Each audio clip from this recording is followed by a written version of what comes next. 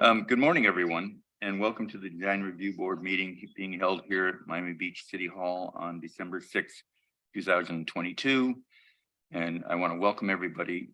We have a relatively short agenda, but the parts of it that will be very full in a way. And before we start, I want to just say a few words. I first want to say how much I've enjoyed this. Sincerely enjoyed being on this board for what is now 6 years, believe it or not. And it's gone very quickly, and I've learned a great deal. There are three parties I have to say thank you to. First is the city planning. You make our job very easy. Michael, you, Tom, your predecessor, produces information and has thoroughly vetted so many projects that I can't even keep count of them. And it makes our job a lot easier just looking at what we want to look at, while you look at all the other things we don't want to look at necessarily. Thank you, Jim. We appreciate that very much. No, we're gonna truly miss you here for sure. Very comprehensive, and it's rewarding to see how hard the people for the city work. The second I want to say thank you to is all of the people who come before us, not only the lawyers and architects and clients, but also the city, the public, who come before us to express their sincere feelings and have a very clear case to make about their intentions and interests, and we get to actually be a judge. We actually, in non-judicial way, but a semi-judicial way, get to decide important matters that I think are important. But third, I want to thank all my people here at the DS, my colleagues who come here every time. We have a full one today, and they are incredibly hardworking, sincere people who come forward with ideas that even I don't even understand sometimes or think about, but are comprehensive in their own way and revealing. So I want to thank all of you for how hard you all work and have been enjoyable to work with. And with that, I want to turn over to Michael to start the meeting. Thanks. Sure. Thanks, Jim. And as I mentioned, again, we are going to miss you. And we do thank you for your service here over 6 years. So with that, I'll turn it over to Mr. Stephen Rothstein, who can let members of the public know how they may participate in today's proceedings virtually. Sure. Good morning, all. Today's meeting of the Design Review Board has been scheduled in a hybrid format with a quorum of the board physically present in the commission chambers at Miami Beach City Hall, and applicants, staff, and members of the public appearing either in person or virtually via the Zoom platform. In order to participate in today's meeting, those wishing to participate via the Zoom platform webinar may dial 888-475-4499, which is a toll-free number, and enter the webinar ID, which is 822-7394-1924, or log into the Zoom app and enter the webinar ID, which again is 822-7394-1924. Any individual wishing to speak on an item must click the raise hand icon if they are using the Zoom app, or dial *9 if they are participating by phone. Before I swear in those testifying, I would like to read the city's notice regarding lobbyist registration. If you are appearing on behalf of a business, a corporation, or another person, you need to register as a lobbyist with the city clerk's office. If you haven't registered yet, you should register before you speak to the board. You do not have to register as a lobbyist if you're speaking only on behalf of yourself and not any other party, or if you are testifying as an expert witness, providing only scientific, technical, or other specialized information or testimony in this public meeting, or if you are appearing as a representative of a neighborhood association without any compensation or reimbursement for your appearance, to express support of or opposition to any item. Expert witnesses and representatives of neighborhood associations shall, prior to appearing, disclose in writing to the city clerk their names, address, and the principal on whose behalf they are communicating. If you are an architect, attorney, or employee representing an applicant or an objector, you must register as a lobbyist. These rules apply whether you're appearing in favor of or against an item, or encouraging or arguing against its passage, defeat, modification, or continuance. For those of you that are testifying here today, if you could please stand and raise your right hand.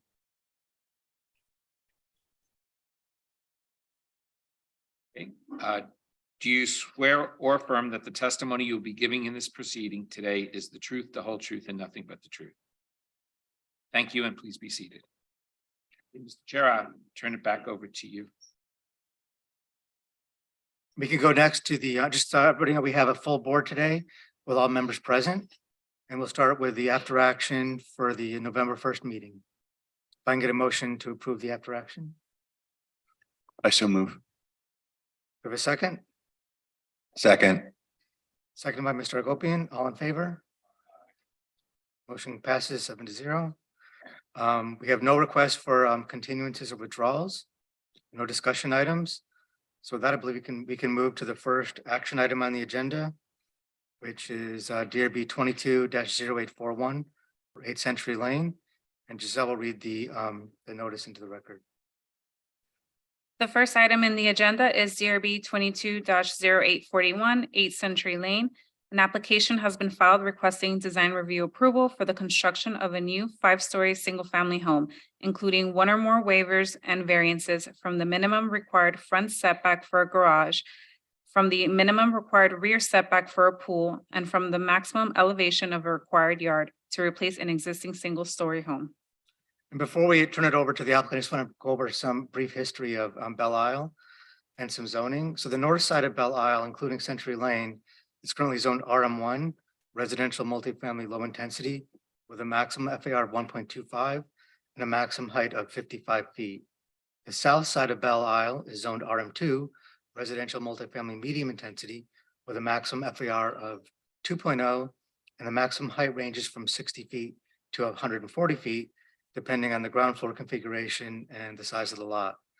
Now, the properties along Century Lane, as well as Ferry Lane, were all developed at the same time in 1941 as single-story bungalows. Now, those bungalows remained largely intact, even on Century Lane, until the mid-90s, when a permit was issued for the construction of the 6 stories Vistas condo, with 48 residential units originally and 71 parking spaces. The building was designed at the time with a higher FAR than what's allowed today, which was 2.0 with bonuses, or approximately 87,000 square feet. 6 homes along Century Lane were previously demolished to accommodate the construction of the Vistas project. And there are 6 remaining properties remain on the northeast side of Century Lane. As Giselle mentioned, this application includes, it's 3 variances. The first is to construct parking garage within the required front yard. The second variance is for the allowable, the maximum elevation of a side yard that's associated with walkways and ramps. And the third variance is for the rear setback of a pool. Staff is supportive of the application and the variances due to the unique configuration of this lot. We did recommend some modification to the design of the garage to bring down the scale, but we are recommending approval of the application in accordance with the conditions outlined in the draft final order, which can be found on page 13 of the board packages. That I'll turn it over to the applicant's attorney, Tracy Slavens. And before Ms. Slavin starts, have any of the board members have had any ex parte disclosures? And if so, if you could please disclose the names of any individuals that you've had those communications with. I've gotten lots of emails, obviously, and had to speak yesterday. I've spoken to some people in the audience right now. I've spoken to Wendy Moth. I've spoken to Kara Glazer. I've previously spoken to Joe Malone. I think that's about it. There's been a lot of emails, though, that many of you have gotten, and some of those people reached out to me personally to make sure that they got the emails. So I just wanted to. And I'll confirm too, we have received dozens and dozens of emails from neighbors around the city and specifically Belle Isle, and those are all part of the record. Thank you. And is 10 minutes sufficient, or do you need more time? I think we can do it in 10 minutes, but I would like to reserve some time for rebuttal because it's my understanding that there are some presentations being made by other parties. Agreed. Thank you. My name is Tracy Slavens. My address is 3800 Northeast First Avenue, Suite 200 in Miami, Florida. I'm joined here today by Michael and Rachel Sager, the owners of the property. Adriana Sturm from Archie Consulting, who is working with our architect Martin Gomez, Adele Valencia, and Lisbeth Bueno from my team. We are here today to present to you a new home at 8 Century Lane on a 4,599 square foot lot, which is a small lot that does not meet the standard RM1 property, but it is platted that way. And it is also irregularly shaped. It's almost a triangle, but it's essentially a trapezoidal lot at the dead end of Century Lane, abutting the standard. Michael Sager has owned this property since 2015. This is his home. And the intent of this new project is for this house to be his primary residence for him and his growing family. We are seeking a couple of variances today, but we think that the variances that we are asking for do make this property a better project. The variance to permit the front setback of 0 feet is to allow us to have a garage for the house that has a door opening at the dead end. So it's not like we are creating some condition that creates a hardship on the street. It's really, there's no way to navigate a driveway on this property otherwise. Given its size and its shape. Second is a variance to waive the maximum grade elevation on the east side of the property to allow us to have a ramp for our walkway. And lastly, a rear setback variance of 3 feet to allow a swimming pool at the rear of the home at the water. I have a presentation that I would like to call up, please. Should we go to the next slide? Next slide, please. Okay, so I think it's important, Michael mentioned it, and we wanted to quickly walk you through the history of Belle Isle. As you've seen in a lot of the letters that you've received, there is some confusion about what's allowed on this property on Century Lane and what Belle Isle's zoning is. Belle Isle in the 1930s was essentially a single family island characterized by estates. J.C. Penney had an estate here, Hubert Hoover once stayed here. But over time, Belle Isle has changed. And on the right side of this slide, you can see the zoning code references overlaid on this island. So in 1971, the property and the island as a whole were zoned RM 100. When the code was amended in 1985 and again in 1989, it was also maintained as RM1 and then transitioned to RM 100 and then transitioned to RM1 on the north half of the island and RM2 on the south of the island. Next slide, please. In the 50s and 60s, the towers began to appear out of where the places where we once saw estates, starting to create this high density environment on Belle Isle. This shows that there's still homes existing on Century Lane and on Ferry Lane, but they're starting to be sandwiched between taller buildings, multifamily uses, and hotels. Next slide, please. And today, Belle Isle is one of the highest density areas in Miami Beach. It's clearly lived up to its RM1 zoning and RM2 zoning. And as you can see from this image, it starts to show you that maintaining the bungalow style houses on these properties on Century and Ferry Lane is not necessarily appropriate anymore. The zoning has always called for these areas to be multifamily or to have a higher intensity. And today, finally, this is starting to change. Recently, you saw applications for 11 Century Lane. That building is currently under construction. And the owner of 11 Century recently came in front of you for a project at 10 Century Lane, which was ultimately withdrawn and is the next application on this agenda, which my client has purchased. This slide shows you today. So there are approximately 1,000 units on Belle Isle, and as staff notes, the Vistas, which is at the northwest corner of Belle Isle next to Century Lane, was built with a 2.0 FAR. It's an 87,000 square foot building and it's 6 stories. That FAR is actually significantly higher than what's allowed by RM1 today, which is 1.25. Next slide, please. Century Lane is a no outlet alley-like street that only serves 6 single-family homes.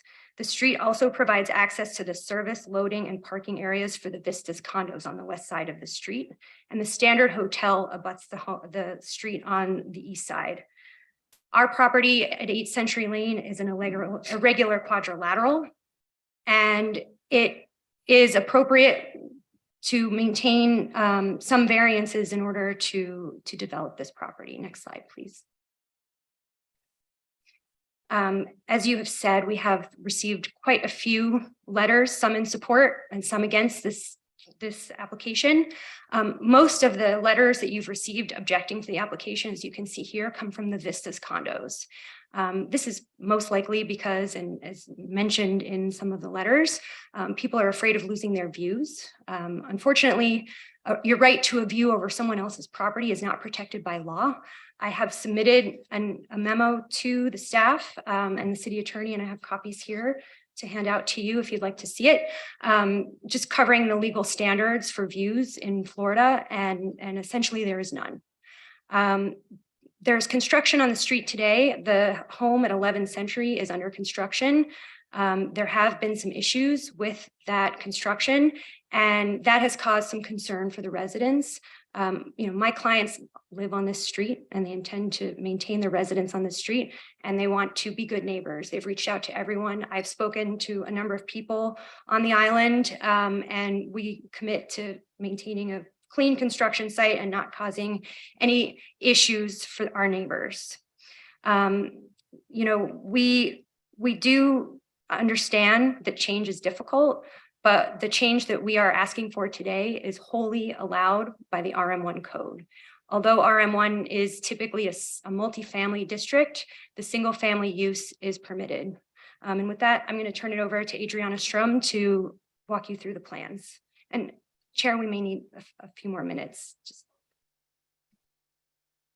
Good morning, Mr. Chairman and board members. My name is Adriana Sturm from RT Consulting. My address 13164 Northwest 18th Street, Pembroke Pines. I'm here today representing the design team formed by the design architect Martín Gómez from MGA Oficina de Arquitectura, the architect of record Pedro Suárez, and landscape architect Harold Hoist. Just a brief, next please. Just a brief introduction to the designer. Martín Gómez is an Argentine architect with over 30 years of experience leading architecture projects that bond with nature and improve people's lives. His philosophy is rooted in working in harmony with environment, finding balance through order, using natural light, and working with noble materials. His sources of inspiration and professional growth include grandmasters such as Albert Alto, Luis Gan, and Mies van der Rohe. Martín Gómez has directed projects worldwide, including projects in South and North America, Asia, and Europe. Here are, in that slide, highlights of similar residential projects that Martín developed in coastal areas. Next, please. Well, already Tracy has described some of the background information about the lot and about the owners. What I would like to add is about the owners. They have a vast journey as jewelry and fashion designers. They were significantly involved in the design process. The team aims to build a 5-story house that reflects the owner personality and sensitivity to delicate aesthetics. The project centers in 2 main ideas: to seek visual continuity with the surroundings on the bay, to seek timeless architecture through the use of noble materials in a contemporary way. Next, please. The following slides shows the architectural syntax. The project consists of a ground floor that conforms to the unique physical characteristics of the land. It includes an open double-height outdoor area designed to smoothly connect with the bay. It also includes the garage, the access ramp to the house entrance, and a mezzanine with a guest room. Next, please. The social level is located at the intermediate height. It features an 80% glazed volume that counterbalances the exposed concrete pedestal, giving lightness to the structure and visually blending into the landscape. The social level is receded more than 20 feet from the front property line, complying with the required setback. A green roof is designed over the garage with abundant landscaping, improving the views from the city. Next, please. The private level is composed of 2 bedroom floors looking out to the bay, designed to strike a balance between privacy and open landscape views. Next. Landscaping is a key element in the composition of the house aesthetic. The lush landscaping design is present on every level to improve air quality within and outside the house. Next, please. Now here are some renderings of the proposed design. The northeast view features copious landscaping and a strategic design to balance privacy and openness. Next, please. The southeast view is composed of unique facades, carefully designed and articulated to create a cohesive and harmonious whole. Next. This is the view from Century Lane. You can appreciate the significant role that landscaping plays in completing the design concept. It also counterbalances the facades by softening and lightening them up. Next, please. The team has placed special attention on the design of the outdoor areas. The outdoor living area is a semi-covered space that serves as an expansion to the house entrance. Next. Here you can appreciate the outdoor area from the house entrance foyer. This space is treated with lush landscape to ensure residents and neighbors' privacy. Next. These are the materials. The team has carefully selected the materials to create balance. These include exposed board form concrete, thermally modified wood, anodized black aluminum, glass, and landscaping. These are all suitable materials for a project near the sea. Also, I want to mention that these are MGA Martin Gomez signature materials. Next, please. This is the site plan. And the variance diagram. Yes. Right. Next, please. Now here I will show in this axonometrics the variances that already Tracy explained. I want to present these variances needed to accomplish this outstanding design. We respectfully require the approval of these variances to make a project feasible in such an irregular lot. We comply with the front setback from the second floor up to the roof and request variance number 1 to waive the required 20 feet front setback at ground level to locate a garage. Next, please. This is the same shown from the other side of from the east side. Next, please. Complying with the plus 10 feet minimum finished flat elevation and transitioning to the current grade elevation of plus 4.07 feet represented another challenge to the design team.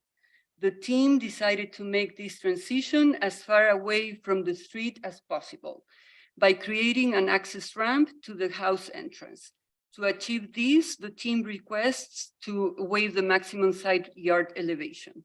The elevation proposed is plus 9.42 feet NGVT.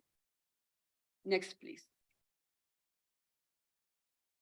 The team requests variance number 3 to waive the required 7.5 foot pool setback. The pool is placed 3 feet from the rear property line. The team designed a strip of lush landscape between the property line and the pool water edge to mitigate the variance requested. Next, please. This is the site plan. Next. This is the updated landscaping plan with the addition of the ghost bamboo at the southwest side of the property to address 7th century neighbors' request. Next, please. Here, Sorry to interrupt. How much more time do you think you need? no, just I'm finishing. 1 minute? Yeah, Okay, less than thank you. that. This is the, here is the landscaping proposed for the upper levels. The landscape architect is available through Zoom to answer any questions. And to close, I would to point out that a multifamily building could be designed on this site and negatively impact the neighbor's life. Instead, the owner chose to develop a single family home with a modern and balanced design that will significantly benefit the area with its sensitive and outstanding architecture. Thank you and for your time and consideration. Thank you. And that completes your presentation? Yes. Okay, thank you. And we'll have a rebuttal if you wish after public comment. So I'm going to open it up now for anyone from the public who wishes to speak. Either raise your hand online or please come forward. Please come forward. Good morning, all, and thank you for having this hearing. My name is Joanna Ferrone. I live at 9 Ferry Lane. I've lived there for about 13 years, I guess. I purchased my home with the understanding that the price was based on the fact of the 5-story zoning that currently exists and is apparently under attack from people who are concerned about their views, and I appreciate that. I appreciate aesthetically the notion that maintaining the the lovely, charming bungalow style on Ferry and Century Lanes is desirable. That said, however, I did object a while back to the building of the Haddad. I'm good friends with the rabbi. I had no animosity toward him or his ambitions, but I thought it would not be aesthetically beneficial to the street. We've been through, a nightmare with the construction site there. That's fine. I'm not a big complainer. I understand that you have to put up with what you have to put up with. But having that project been, the fact that that project has been begun and is underway, and now there's the other project on Century Lane, I feel like the other bungalows are beginning to look like missing teeth. And aesthetically, it no longer makes sense to me to try to maintain a balance when the balance is already completely out of whack by virtue of those two other projects. So for financial reasons, I support my neighbor's request, and for aesthetic reasons, I no longer object. And that's what I wanted to tell you guys today. I got to leave early, so thank you for letting me go first. Thanks. Thank you very much. Anyone else from the public wish to come forward, please?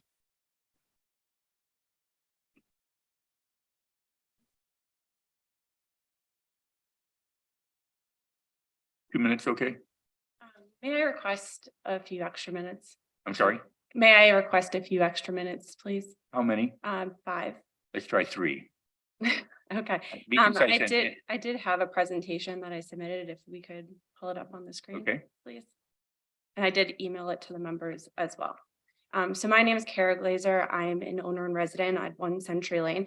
And I'm here today as a concerned and a bit of a frustrated resident, simply trying to protect and preserve our neighborhood. We're not disgruntled. We're not worried about our views. We're really just trying to protect and preserve the neighborhood that we live in and love. Century Lane, as everyone has talked about, falls on RM1 zoning. If you read this zoning, it appears from that language that it never was intended to apply to single family homes. These single family homes on Century Lane do not meet the minimum required lot size, and therefore, they require a variance to even be built on, from our understanding. If you could go to the next slide. And one more, please. So the main messages that, we're trying to say here is that these are non-conforming lots and they need the variance to be approved. Century Lane is not a real street, as many have said. It's non-conforming width, there's no turnaround, there's no drainage, there's no swale, there's no sidewalks, and it is extremely challenging when emergency vehicles need to come down our lane. There's not sufficient parking for the existing homeowners, residents, and guests. While we deeply appreciate the efforts on behalf of the parking department and putting signs up and trying to protect the neighborhood, the enforcement is not there, and therefore on a daily basis, our lanes are blocked, we can't get through, and people are using it as their driveway. We're concerned about density issues with this large construction on these tiny lots on top of each other, and now asking for less setback than is required by the guidance. And this is without proper studies to understand the structural and ground integrity, especially with the horror of what happened at Champlain Towers. And additionally, the environmental impact and flooding that's resulting from the lack of canopy and the lack of permeable ground area, where these lots will almost completely be covered by concrete slabs and a lack of drainage on our lane. Next, please. Next slide, please. We're not opposed to construction. We're just concerned with overdevelopment and overconstruction and preserving this neighborhood. As you know, they've asked for various different setbacks. And while the existing home, we completely agree, is probably needs some level of construction for resiliency and sustainability purposes, what they're asking for just feels excessive and unreasonable to a normal person. As you've read in their legal letters, they're asking, to build this home with the objective of enhancing the waterfront and the property values of the area. And we believe that can be done with, and achieved by a single story or single family 2-story home, like everywhere else in Miami Beach for single families. And then if you could go to the next slide. And so just have you guys been to Century Lane and walked it in person and seen it and felt it? Because there's a difference between the reality. May I have a few more? Thank you. And so I think if you look at some of the pictures that we've shared, the developers are trying to show you that they own this land and they have all this greenery and this space, but from the picture, there is another home that is right there where they're asking for the 0 setback.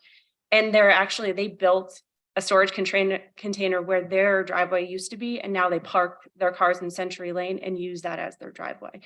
They've also built a fence that's outside of their property lines currently, which is shown in their property survey. And so it's just a concern as a neighbor that how will this continue to occur, in a much larger construction. And then if you could go a couple more slides, one more. And one additional, please. And so you'll see, there are no legal hardships with respect to approving these variances. These homeowners knew they bought a small and irregular sized lot that didn't in fact meet the minimum lot requirement. So we understand these zoning rules are in place to require developers to follow it, and these committees are in place to help and protect and preserve the neighborhoods and communities of interest.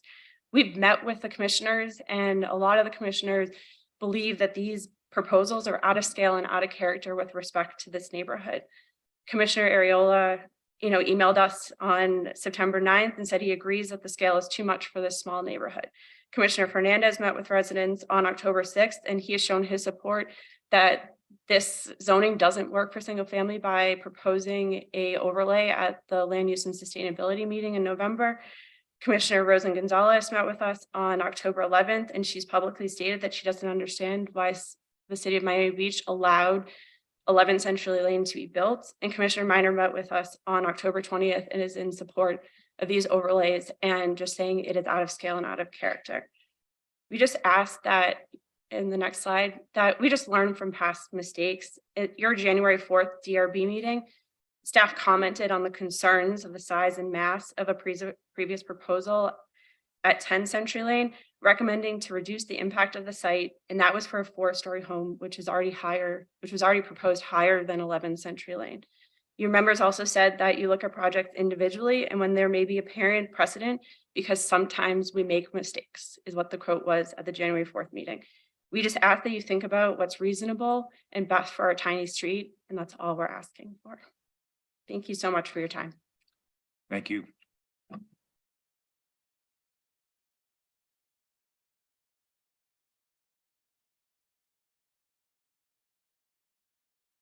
Good morning. My name is Gabriel Valenzuela. I am the owner of 11th Century Lane. So we built that horrible home. That's a nightmare from different people. The idea to be here is to strongly opposing the construction in both sides, 8th Century Lane and 10th Century Lane. Actually, the variances. We had with the Shabbat like almost 2 years and 7 months trying to negotiate with the neighbors. In 2018, 2019, it took like 2 different designs, and finally we built our house in 45 feet high, but the proposed is now 75 feet. So it means I can build another floor, maybe. How they only handle the situation with the neighbors and the community was very rough. I received different letters from their lawyers that we're considering right now the harassment, and with obviously there is no lawsuit because there is no like foundation for that. They just want to intimidate us. Also, our neighbor Maria, she's an elderly woman. She lives with her sister and has like healthy issues. So I'm here. Also, there is a legislation that somebody just commented. So we are here to begging you to please listen to the people. I know this is only design, but it's important to listen to the community, to listen to the residents. We're living in 11th Century Lane, only not the vistas, but the 6 houses, and 3 of us, we are opposing to these variances and this construction. So please, I would like you to listen to us. Thank you. Thank you.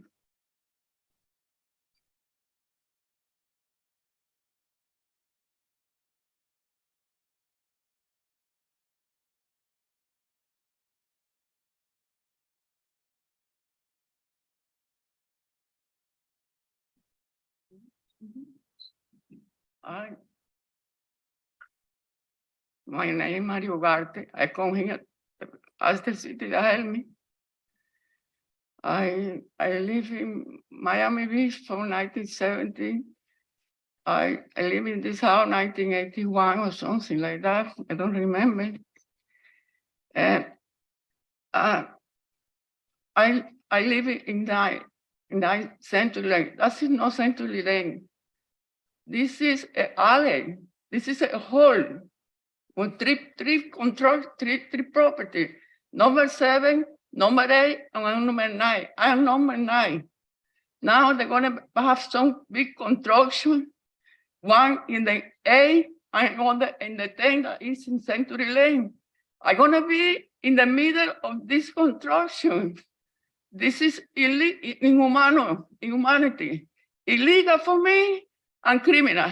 And like this criminal, they're gonna kill me and my sister.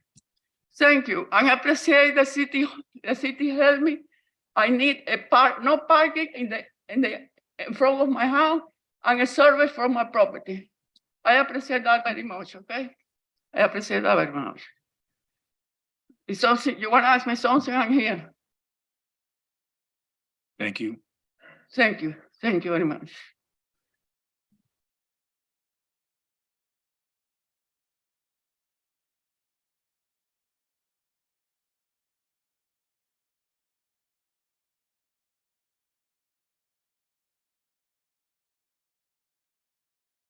Hi, my name is Firuze McLean. I live on 1 Century Lane, number 401. We've been here several times regarding Century Lane. We were here regarding the construction of 11th Century Lane, as our neighbor said. I would like to confirm everything my neighbor said. Cara, Maria, the other gentleman, the owner of 11th Century Lane. The issue on Century Lane is not so much for us a legal issue. It's a matter of quality of life. As the attorney pointed out, most of the opposition letters come from the Vistas condominium. That's because on Century Lane, there is the Vistas condominium and 6 other bungalows, 3 of which are opposing this.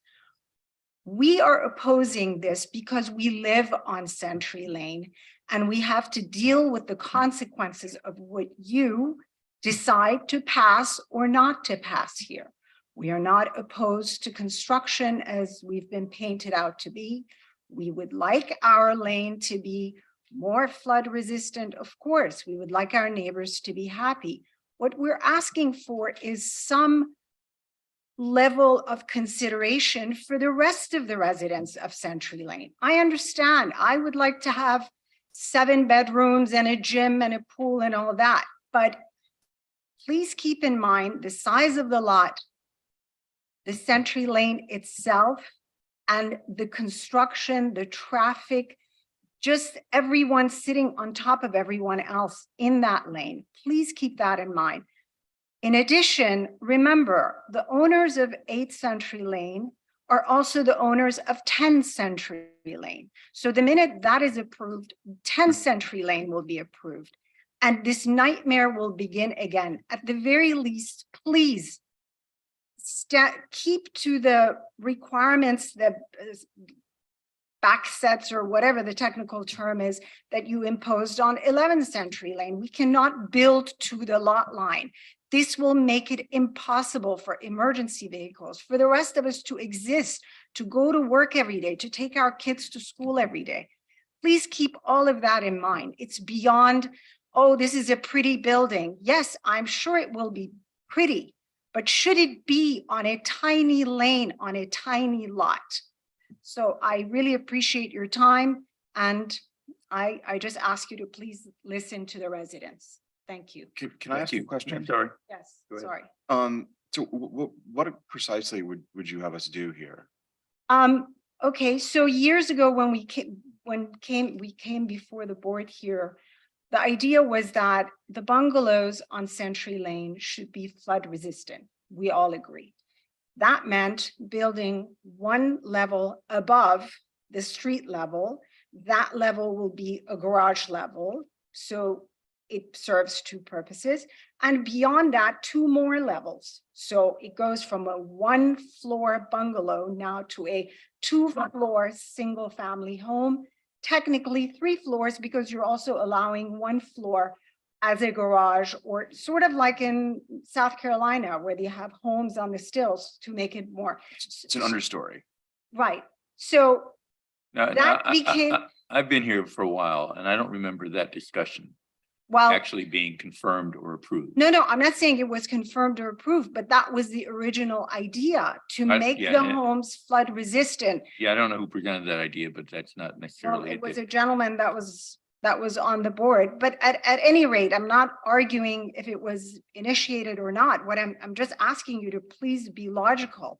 So to go from that to a 5-story high, now a 6-story high, and it just doesn't make sense. I understand. I agree. We all need to be more flood resistant. I totally agree with all that. The answer to your question is a 3-story building would be acceptable, not a 5-story.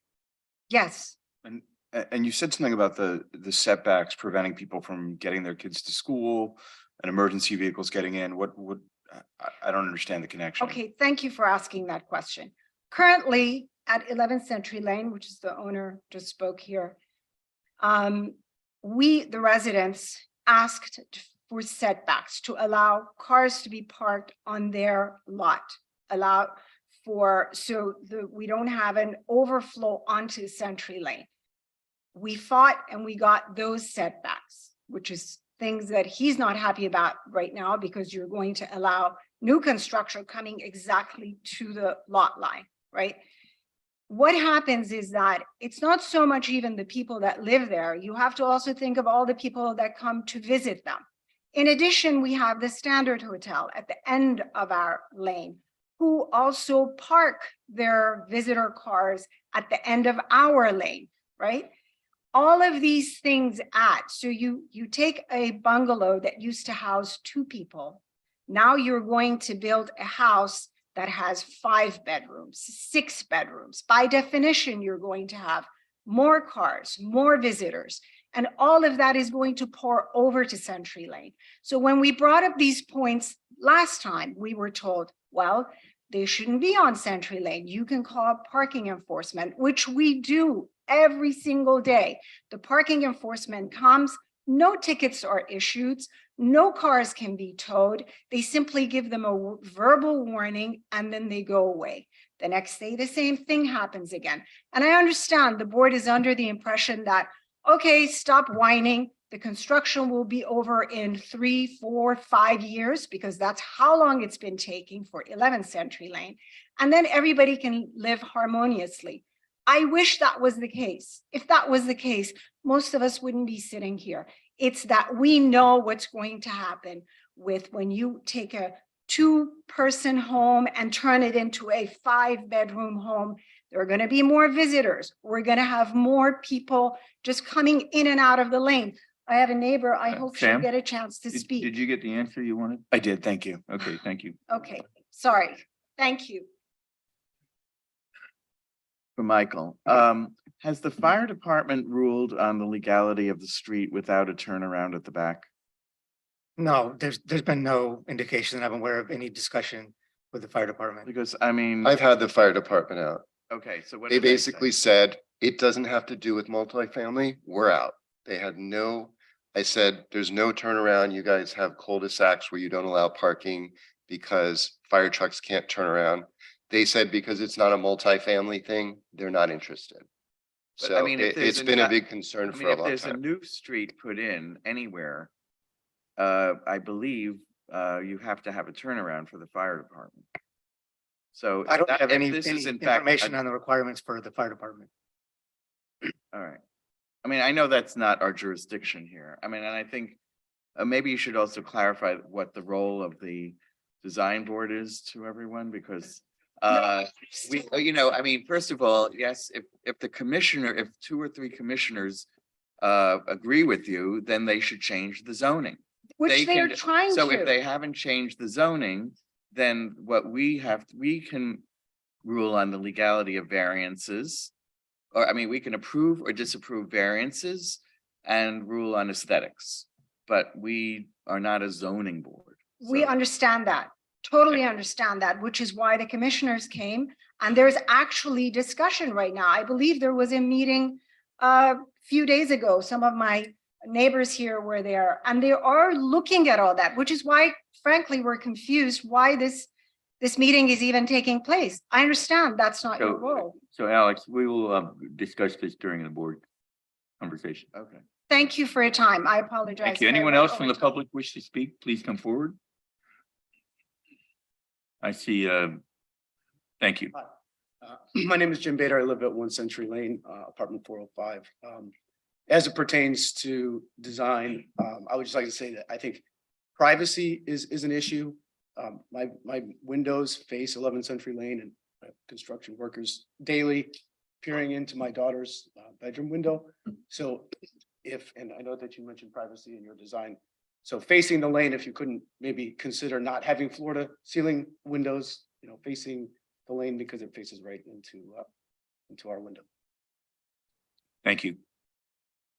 Next. Welcome. Hi, Wendy Moth, 1 Century Lane. I'm not anti-development at all. I'm anti-overdevelopment, and a 3-story house I think would be better. I spoke to the paramedics 2 weeks ago that came to Century Lane when Maria's sister fell over, and they said if they build up on Century Lane, they will not be able to get to Maria's house and turn around properly. That's just an FYI.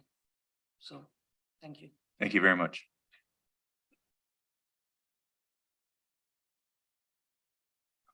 Good morning, everybody. My name is Jeffrey Rodriguez, and I live at 1 Century Lane as well. I'm in a very funny position because a lot of my neighbors are here this morning. I want to say I fully support the project. I think it is a beautiful project, particularly for the location, the street. I'm involved in this community. I love where I live. I happen to love my building, and my building it got approved for this, and I've made my home here. I've made my life here. I've built my relationships here. And I think that because my neighbors are building hopefully 8 Century Lane and then eventually 10 Century Lane, I think it'll make my street so much more beautiful. And I think that's what's important here today.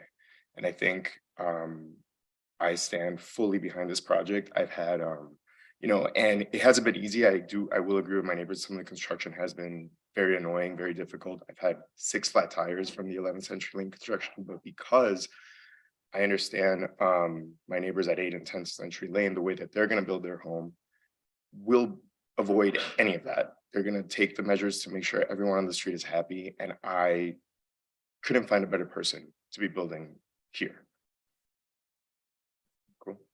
Any questions? Okay, thank you very much. Thank you. So can you, Sorry, sir, you- sir, Sir? can you say again, you live on Century Lane or I on do. Ferry? I live at 1 Okay. Century Lane, apartment 402. Okay, And my thank- parents live in apartment 203.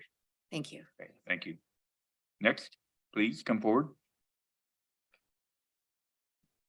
Hi, my name is Michael McLean and I'm in the Vistas 401. And I don't think there's a whole lot more to say. I think a lot has been said, but I want to go back to the most important thing. I think we talk about design, we talk about all the things that have been talked about today. But what's very relevant always goes back to the same thing. And it's this lane. We keep talking about the beauty of it. And maybe it's another commission, we should be talking about rezoning, but we are where we are today. And what's very important is the fact that safety is a major issue, right? And so I know the gentleman over here brought up the fact that, is there turnaround for emergency vehicles? There isn't. It's chaotic. And there has to be, I would imagine there's a tie between the construction, the building of these very oversized homes. And like my wife brought up earlier, is you have 5-story buildings that are no longer going to be inhabited by 3 or 4 or 2 people anymore, or a small family. They're going to be larger families. There's going to be more visitation. There's going to be more chaos in a lane that is really not a lane. Let's be honest about that. If any of you have been there, the reality is it's an alley. It is not a lane. So it's even smaller. So that there's this factor that we don't include in this overall thought process of building. And so when people are talking about building these what are called so-called beautiful homes, that's a matter of interpretation, but safety has to be an important part of it. And the reality is this lane, or alley as I call it, is not going to be safe, and it's going to get worse. Thank you. Okay, thank you. Anyone else, please come forward.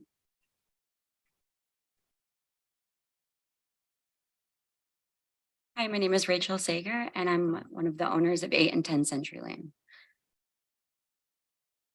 My husband and I, Michael, we have lived at 8 Century Lane since 2015, and together we have grown our family in this house. Our home is a very special place in our heart and is where many of our important moments have occurred. We got married in our backyard, and we have celebrated birthdays, anniversaries, and many special occasions in our home. Our children go to Temple Beth Shalom and the Chabad on Ferry Lane. Although inconvenient, the construction can be at times, I've never had trouble taking my kids to school, getting to work, or bringing my elderly grandmother to any of her medical visits at Mount Sinai or anywhere else.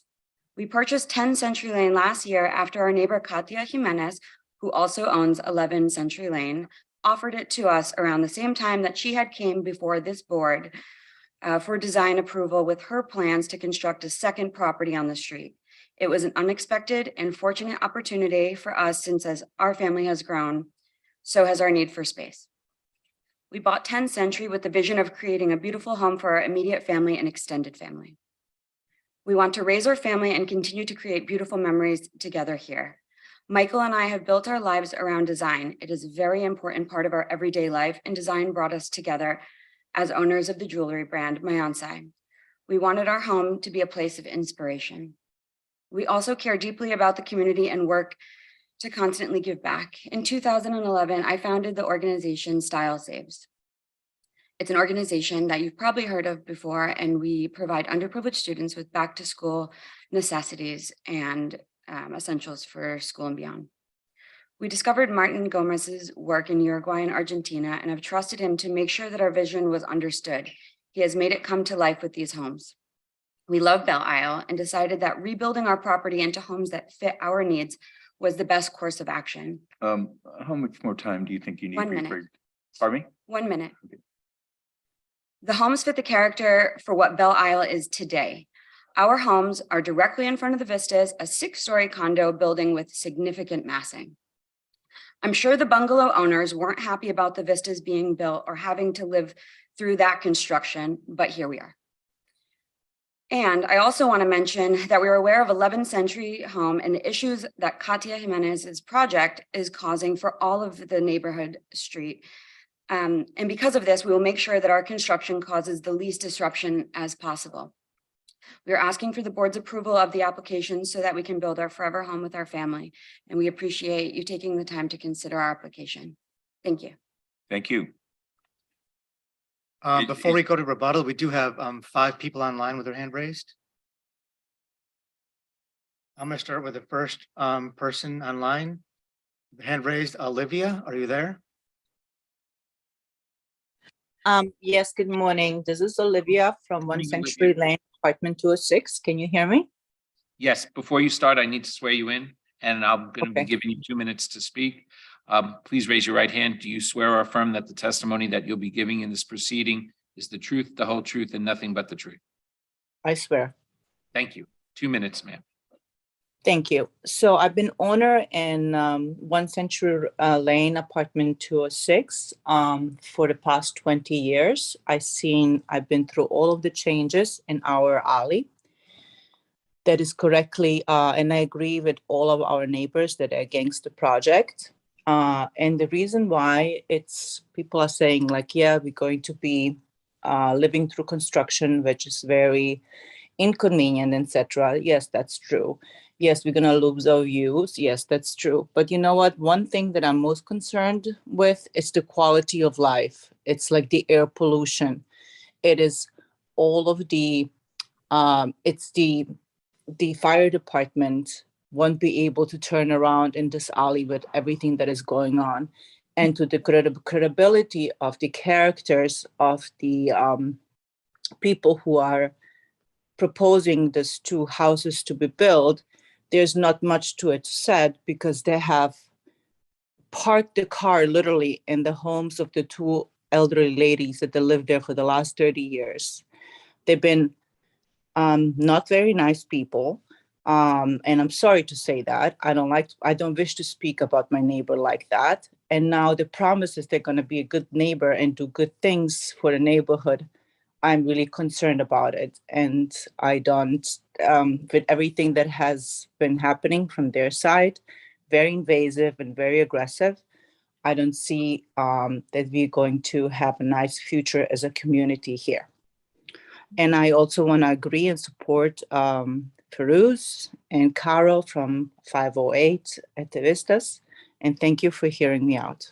And I'm hoping that you're going to see our point of view, not as a building, but as individual unit owners here who have complete lack of privacy already with this once, I don't remember, 5th Century Lane that is built now, Casa Luna. It's already invasive. People are looking inside of my bedroom, inside of my daughter's room. And Olivia? thank you. Thank you very much. Okay, our next speaker is Terrence Ibbs. Hello. Yes, good morning, Mr. Ibbs. Before you address the board, I need you to raise your right hand and swear you in. Do you swear or affirm that the testimony that you'll be giving in this proceeding is the truth, the whole truth, and nothing but the truth? I do. Okay, and you'll have 2 minutes to address the board. Good morning. First I'd like to say I lived in the Vistas for 25 years. The plans that the developer showed are beautiful. It looks like a beautiful house. I'm sure the design board is very impressed. I just question whether such a large structure belongs on such a tiny lot in a small alley, as Michael McLean correctly stated. So I don't think any of us are against development. I just would be in favor if the board would support the overlay ordinance, which is low density land use overlay that supposedly should be in effect for us, and that no single family house in Miami Beach should be over 2 stories. Just a request that the board stick to those guidelines. I'm done. Thank you. Thank you. Our next speaker is Scott Van Hove.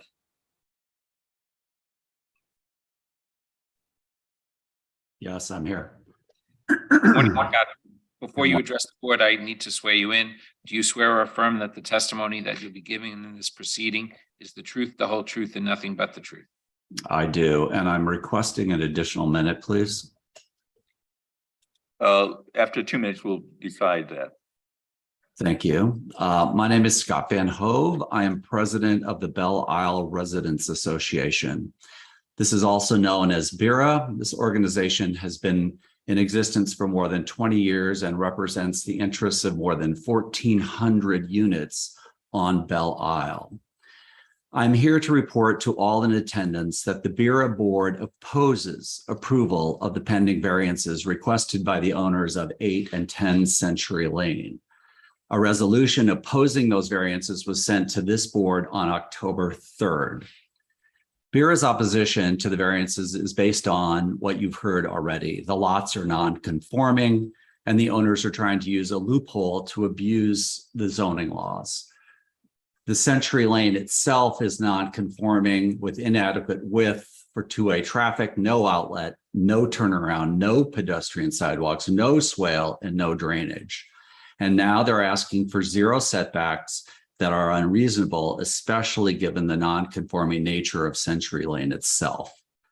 These homes are not consistent with the surrounding neighborhood or single-family homes in Miami Beach. And as the prior speaker noted, elsewhere in Miami Beach, the maximum building height is 2 stories above the base flood elevation.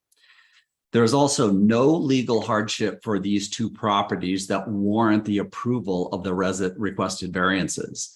The owners purchased these lots knowing they were non-conforming, that they were small, and that they were irregularly shaped.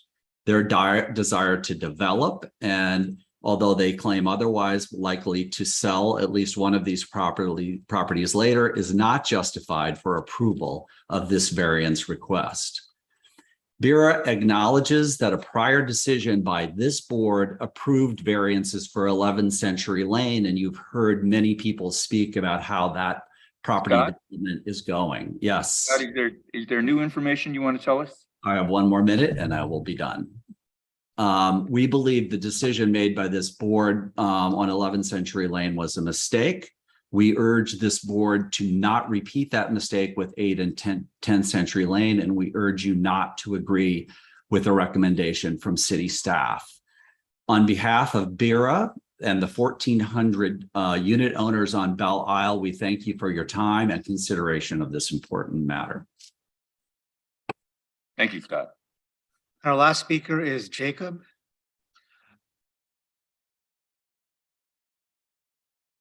Can you hear me? Yes, Jacob, good morning. Yes, good morning.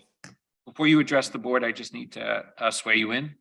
Yes. And please raise your right hand. Do you swear or affirm that the testimony that you'll be giving in this proceeding is the truth, the whole truth, and nothing but the truth? I agree. Okay, and I'll set Yes. the clock for 2 minutes for you to address the board. Yes, my name is Jacob Berkovici.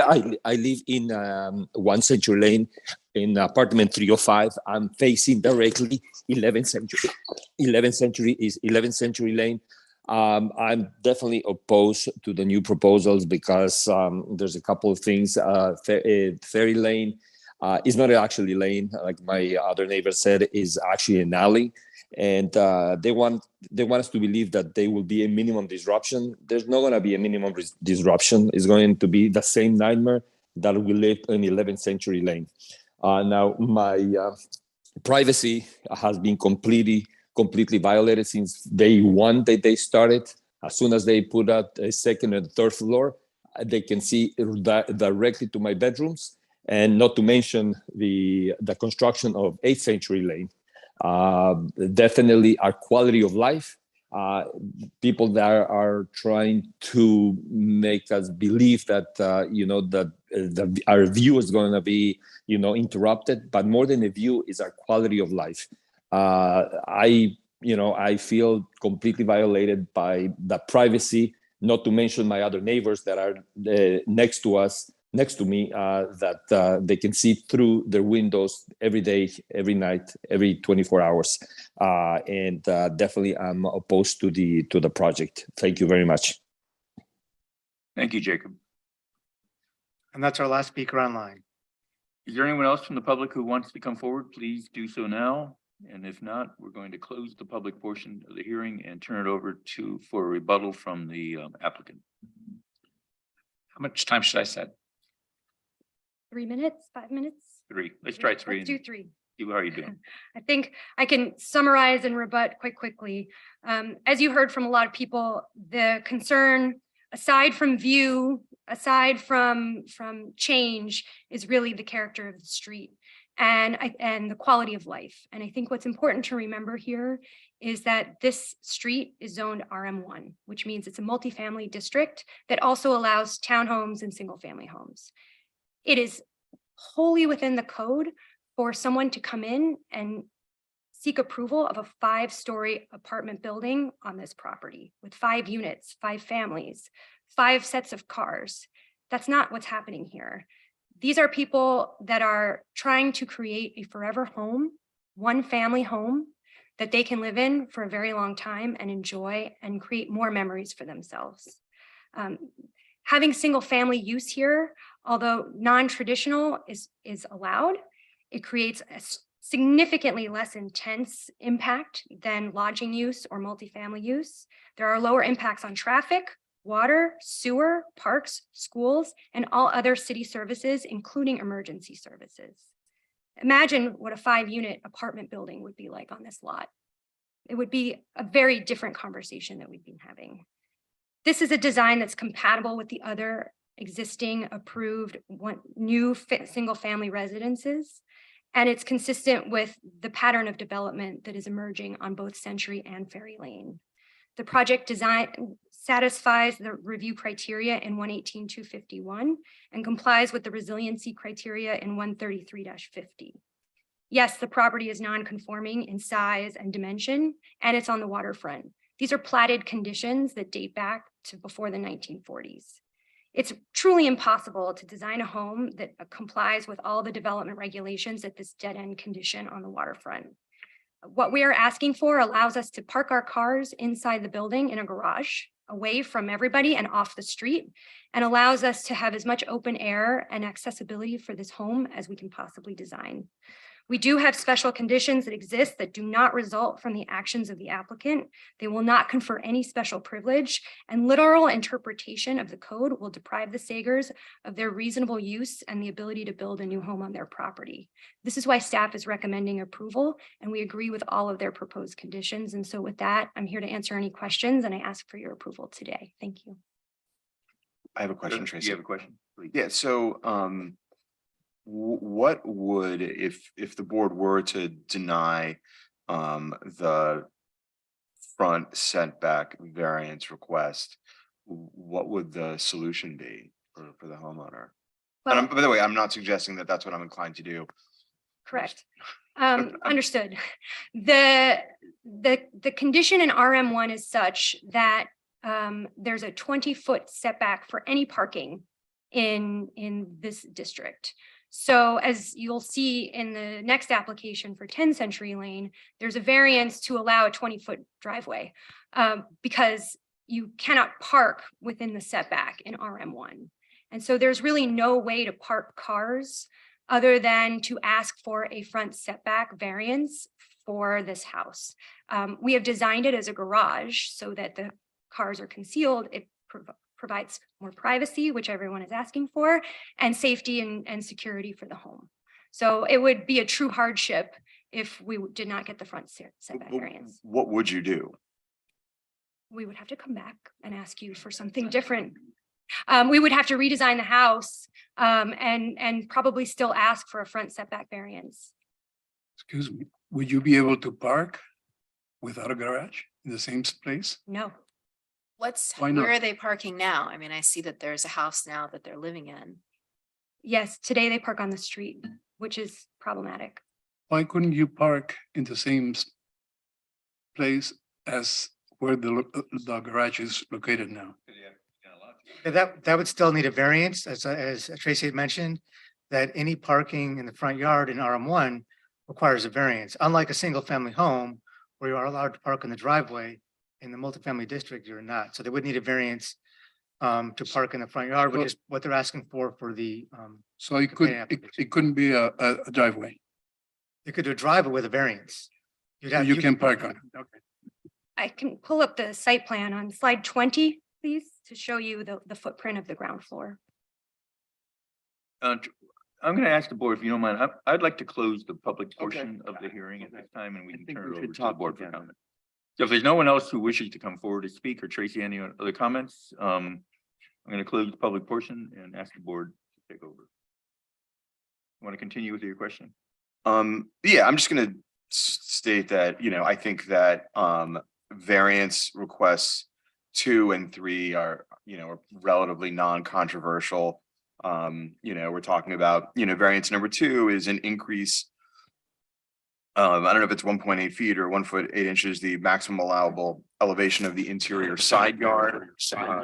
That's that big a deal, and I concur with staff's analysis that it's warranted because of the difference in elevation between the right of way and the minimum required elevation of the back. And variance request number 3 to reduce by 4 feet 6 inches the minimum required setback to construct a pool. Again, I think due to the irregular shape of the lot, that's not a problem.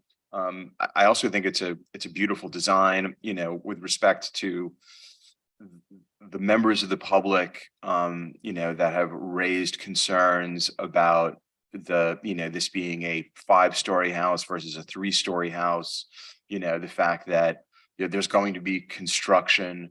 My position is that this board cannot deny this application on those grounds. These homeowners are allowed to construct a new house, and construction is, and unfortunate for the neighbors, but the city cannot be frozen in time. And with respect to 3 stories versus 5 stories, this is consistent with where the neighborhood is going, and it is the right of this homeowner based upon the current code and zoning to build that. And so I am not comfortable telling this homeowner, no, you cannot build a 5-story structure, you have to stick with 3. So for me, the only, and I'd like to hear more from the other board members, but the only issue that I think is in controversy is the first setback request, which I'm inclined to grant, because if it's not granted, people will park on the lawn, or they will park on the street. You don't need a driveway to park cars on grass. So would like to hear what the other members of the board have to say about that. Thank you. Thank you, Sam. How you represented earlier, I'm sorry, the applicant, you represent, Tracy, you represented that the Vista is built out greater than the FAR is allowable. Today's allowable FAR, yes. Today's allowable, but at that time it was built at a 2-point FAR with utilizing bonuses. So and under a different code at a different time. So 2.0 for the Vistas, and now applicable in RM1 is 1.25. And at that time, there was no setback requirements on the property line?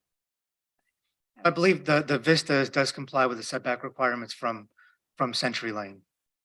The current requirement? Yes, yes. I believe it's set back 20 feet. I don't know if it does. I didn't see, I mean, I don't have all the information regarding that. I did research, and I just want to point out that personally, I don't think it is set back 20 feet, but I don't really know what the property line is. Probably from the front, which would be on the Venetian Causeway. And like I say, Century Lane may be the second. Century Lane is right on the property line, I think. So the side street setback. The code. 7.5 feet. My paper's somewhere. Michael? So when we talk about 20-foot setbacks, wonder how the vista compares. Side street setback is 10 feet. Thank you. Michael, someone brought up the issue that the lot was not large enough to be considered buildable. No, so Can you so the clarify code, that? yeah, so the code was modified probably about 10 years ago to indicate that lots that were legally established at the time of platting, even though they may be substandard in terms of today's codes, in terms of the lot area and lot width, those were legally established and variance is not required to build on those lots. But prior to that code amendment, we did have applications that were required to come before either the Board of Adjustment or the DRB or Historic Preservation Board to get a variance if the lot was substandard. But the code is modified to basically state that if the lot was platted before those requirements were instituted, they could continue to be developed without a variance.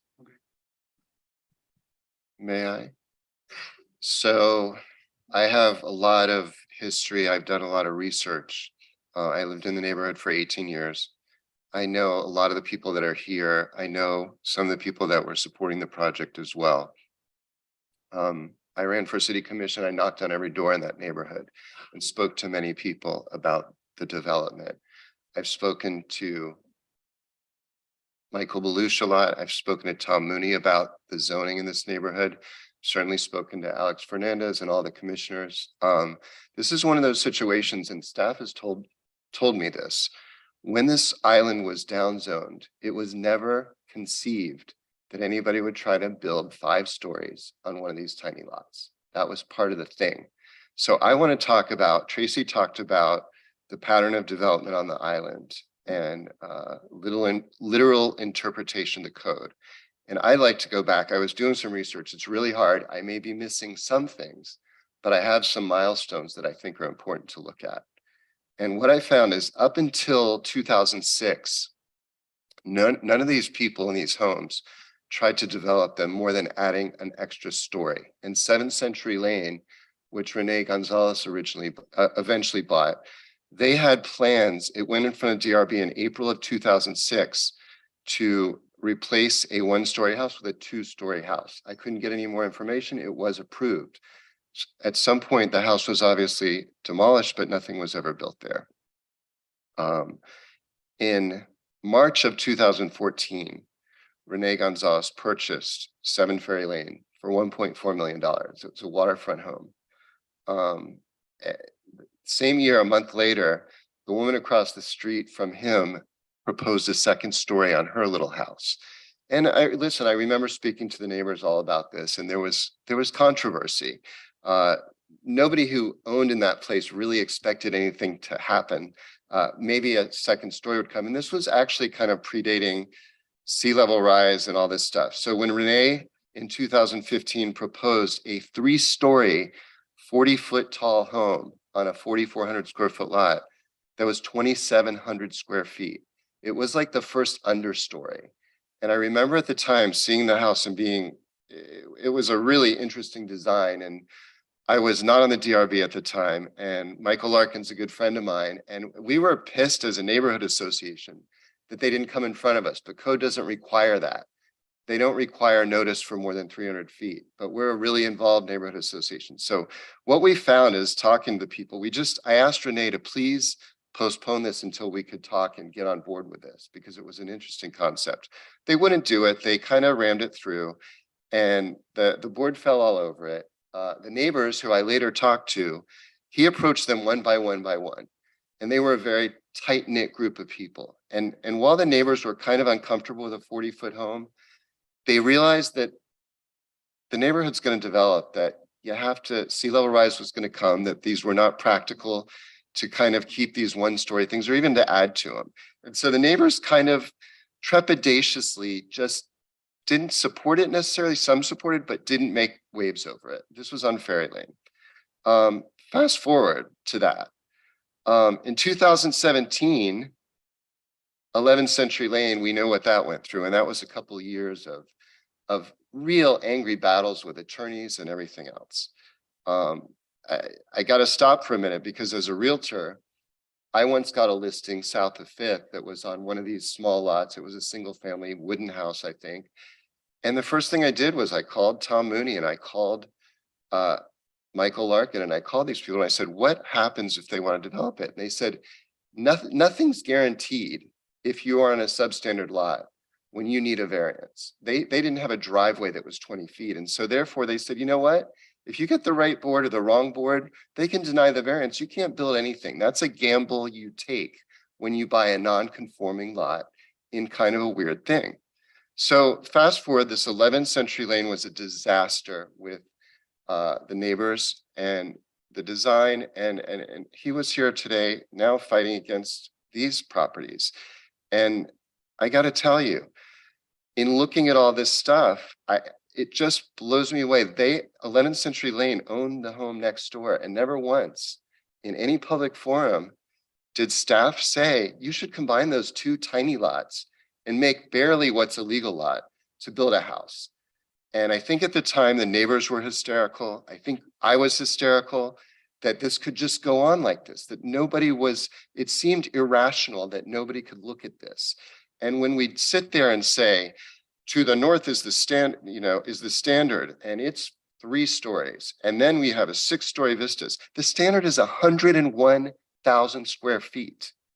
31 Venetian Way is 152,000 square feet. 36 Ferry Lane, even that tiny 5-story building is on 28,000 square feet. And so when we talk about the history of Belle Isle, all the big buildings on the other side have huge setbacks. They have sidewalks and swales. They have water on one side and a park on the other side. So to compare any of that to these surrounding properties it's insane is what is happening. This is what's making people so crazy. And I think now they're not hysterical. They're acting reasonably. Nobody's opposing development. Nobody expects these single family homes to sit like this anymore. So back to the history now. We have stood here on this board and listened to people wax poetic about how much they loved their homes and what they were going to do. My final straw had nothing to do with Belle Isle, but it was on the Venetian somewhere, when one of these people sat in the audience and they asked for a variance to go extra 4 feet because they loved art and they needed walls to hang their art. And they paraded their next door neighbor out and she said, I support this project. Before this meeting was over, that house was on the market. So fast forward to Renee standing here when his neighbors next door at 8th Century Lane proposed a 4-story house with a variance. And he stood in front of us on November of 2021 and said, this variance should be given. I live in the neighborhood. I have a approved design next door, and I care about this neighborhood. When there was enough people to approve the variance, I got a call from those applicants who really didn't want to build a 4-story house. They felt like they had to because they knew that Renee was under contract for over $5 million to sell his house. And they were going to build a 5-story house there because that's become the precedent. So that house, the 3-story house, which started this whole thing of going up, was never built. 11th Century Lane at 5 stories was built and is a disaster. Anybody who goes and looks at it feels that it's out of character, that it's out of space. So here we are. That's the history that I see. So I want to just go back and start with Real Estate 101. When you have a non-conforming lot that needs variances to develop, you don't have a guarantee. You don't have the right to go up. And when you're building a single family home in an RM1 district, and you go back and watch our different meetings and go back to the driveway things, in single family districts, you can park on the front lawn. You can park on a driveway. You don't have to have that. So let's pick that rule from single family and apply it to this and give the variance, because this is what happens in other single family houses. But in other single family houses, you can't go 5 stories and you need setbacks. But let's not apply it to this because this is RM1. And the fact that it doesn't have a proper lane, the fact that these applicants, who I do not know, by the way, and I'm not calling them liars and I'm not calling anybody, plans change, but I have watched over and over and over and over People talk about building their dream house for their families and them hitting the market before they're even built. And so to watch this over and over and to see the applicants who say they're going to be good neighbors that have a shed on their driveway and they park on the street blocking this old woman's house. And you can't even take a picture for your presentation without cars and trucks being stopped in that street. The city is doing nothing about following parking plans for construction. I've told every single opposition that you are not guaranteed a view, and you cannot complain about construction, and you cannot complain about noise or dust, because those are things that they don't count. They're inconvenience. But what you can complain about is the lack of the city enforcing any of the rules we have and making the quality of life on this street miserable for the residents that live there.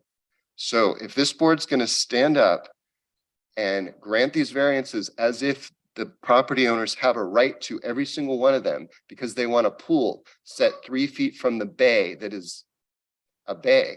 They want no setback for a driveway, and they want it's a parking, which is fine in single family homes. So let's build a driveway and a garage front to it for 2 cars, by the way. So no one's ever going to have a guest because there's nowhere for guests to park. So I'm just going back to, I think it's important that everybody know the history and how this evolved. And I will never understand why the city allowed this to go on without saying to these applicants, you do not have the right to build anything if you need a variance, because it depends on if the board grants that or not. So to call a hardship when you buy a 4,400 square foot house and want to build 5 stories and a pool and a garage without a setback and encroach on the setback from the bay, when you have neighbors that are really upset and who have been very, I think, gracious and calm today. And I understand the supporters too, I really do. I read every single one of those things that came in, and all the opposition had different things to say. They talked about quality of life. Some of them talked about things that don't matter, like view and encroachment and things like that. But guess what? All the supporters, it was a form letter that was distributed by an attorney. It was not a grassroots thing. These are people, many who do not live on the island. And I do know Joe, the woman that was standing here, was very opposed to everything high. And I do understand when you have a lot now that has the potential to build a 5-story house simply because you can get the big bucks, who's going to not do that? Who's going to not do that? So the last thing I'm going to say, because I think it really points out what this is when you go on a plane, when you go on a flight to Europe, you know where they have the row in the middle that's like 5 seats, and it's coach, and nobody likes to even be stuck on coach to Europe. Those 5 seats are the minimum that the law requires. And we know, even those of us that are small, when you sit in those seats, it's really uncomfortable. You can't move around. So when the baseball team or the basketball team from the high school goes on their first trip to Europe and they can't afford to sit in first class and they cram into those coach things, so everybody is overwhelming each other. They can't get their bags. They can't get up. It's not illegal, but is it safe? Is it practical? Is it comfortable? Is it a good quality of life? No, no, and no. And so I'm never going to do this again because we've gotten to this point, but I've lived in this neighborhood for 18 years. I have sold every single building in that neighborhood. I have told every single person in that neighborhood that side of the island is zoned for 5 stories. The standard is non-conforming hotel. We all thought that at some point, somebody would buy all that, knock it down, and build 1 5-story condo. But that 5-story condo would have a proper loading zone, it would have room to breathe, and it would have parking. It would not force neighbor upon neighbor and speculator on speculator to push these numbers to get the biggest thing they can build and then to walk away from them because it's very impractical. So that's where I stand on this. If you want to talk the merits of this exact project, I think it's ridiculous to have a 3-foot setback on Biscayne Bay National Park. I think it's ridiculous to put a garage for 2 cars with 0 setback on a street where you're currently parking in because you have a shed on your lawn. I do not believe that you're going to be a good neighbor during construction. But that's not our purview. Again, that's the city, and I'm screaming at the city. I hope everybody watches this public record and sees that the city is not doing their job. It's not a safe street. It's not a pleasant street.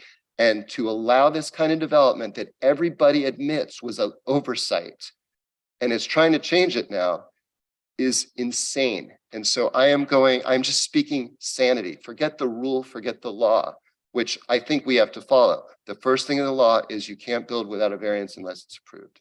So that is my gut with this. This has gone on far too long. It's a precedent that was set, like putting the lobster in the cold water and turning it up. It started with a 3-story house with an understory at 2,700 feet, 40 feet tall, which was pushing the boundaries then. This is 62 feet tall. So that's my. Mr. Chair, if I may make a point of order. Thank you. Thank you very much. Board members, let's respond. Mr. Chair, if I may. No, we're not asking for a I rebuttal. know, but there's some legal issues that I'd like to raise. We'll come back. I think the board wants to have a conversation. Well, I agree, the zone, it's totally overzoned for this location. But again, just in terms of what our role is, I can comment as an architect that you're asking for a variance for the front yard is not required, because if there's plenty of turning radius here to have a garage if you turn the corner and you push the garage into the body of the lot. And the same with the pool, if it's pushed back to the correct setback, you simply have less of already an oversized outdoor loggia. So as an architect, I always like to start with the restrictions of the existing lot and work within that, rather than, as we see repeatedly here, people immediately ask for variances and just go for broke. And the same for the elevation. I don't see any reason for that. So I think in terms of what we can rule on here, I see, and I also don't see any evidence that you couldn't have a turning radius and get the cars in on that location. So Alex, if I'm correct, Michael, if they weren't asking for a variance, they wouldn't be here. That's correct, right? No, they would be here because this is on RM1. So all new construction, the RM1 district does require design review board approval. Okay. If this was a single family district, they didn't need a variance Okay. or waiver, then they wouldn't be before the board. So they're here, but the height isn't the issue. 5 stories isn't the issue. No. The variances are the issue. Guys, with or without the variances, a version of this home is going to happen here. Yes. Okay, so just keep that in mind. I mean, it's not like they're all of a sudden going to be like, no, I'm just going to do a 2-story now. I mean, so if you deny the variances, Grant the variances for no, that's very true. I mean, for me, I feel, the variance provision in the code is specifically there to address issues that happen on non-conforming sites, just like this one. So, I mean, there's a reason why, of all of the variances we've ever approved here on large lots where there's not really that much of a hardship that we approve. I mean, if there's ever a project that becomes better, I think, like having the hidden parking, the garage here, this odd shape, all the other things aside, I feel like, oh, this maybe not the pool, of course, I think they can push the pool back. But I mean, hiding the parking, I think this is a weird entry to the site. It's a very narrow front. I mean, the variance code is made for sites that are like this, non-conforming sites. So, I mean, I think we just have to be really careful about why we're not approving, do the variances make the project better? Yes or no? That's a discussion, I think. But and I have a lot of other notes, but I think in this context of this street that has no turnaround, which is not legal anywhere, if you were starting this from scratch, you have to have a turnaround for a fire truck. All right. So if you have, yes, for this specific site, it would make it a nice, you'd have a garage, but not where this is not an isolated site in the middle of farmland that's being developed. So in this context, I think packing it, to the edge doesn't make any sense whatsoever. I mean, it's already overbuilt. So to make it more overbuilt, it doesn't mean that's not a hardship. Well, I would argue that it's providing more parking, this design, than the house is there right now, because there is no parking at the existing No, home. but all I'm saying is that a good architect could fit the parking with a two-car garage within the existing site if they would, just try to figure it out. This is not an architect who is thinking. And the same with the pool in the back. Every dimension here can be adjusted, can be adjusted to the site. It's not like this is, there's nothing ideal here, or there's nothing that cannot be shifted or moved on this design. Nothing, right?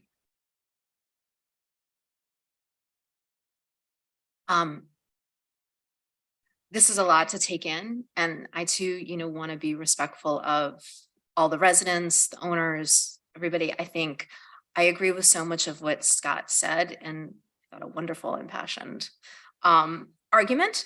As I'm studying here the design itself and the variances, and it seems like you hit the nail on the head when you say that this is a literal interpretation of the code.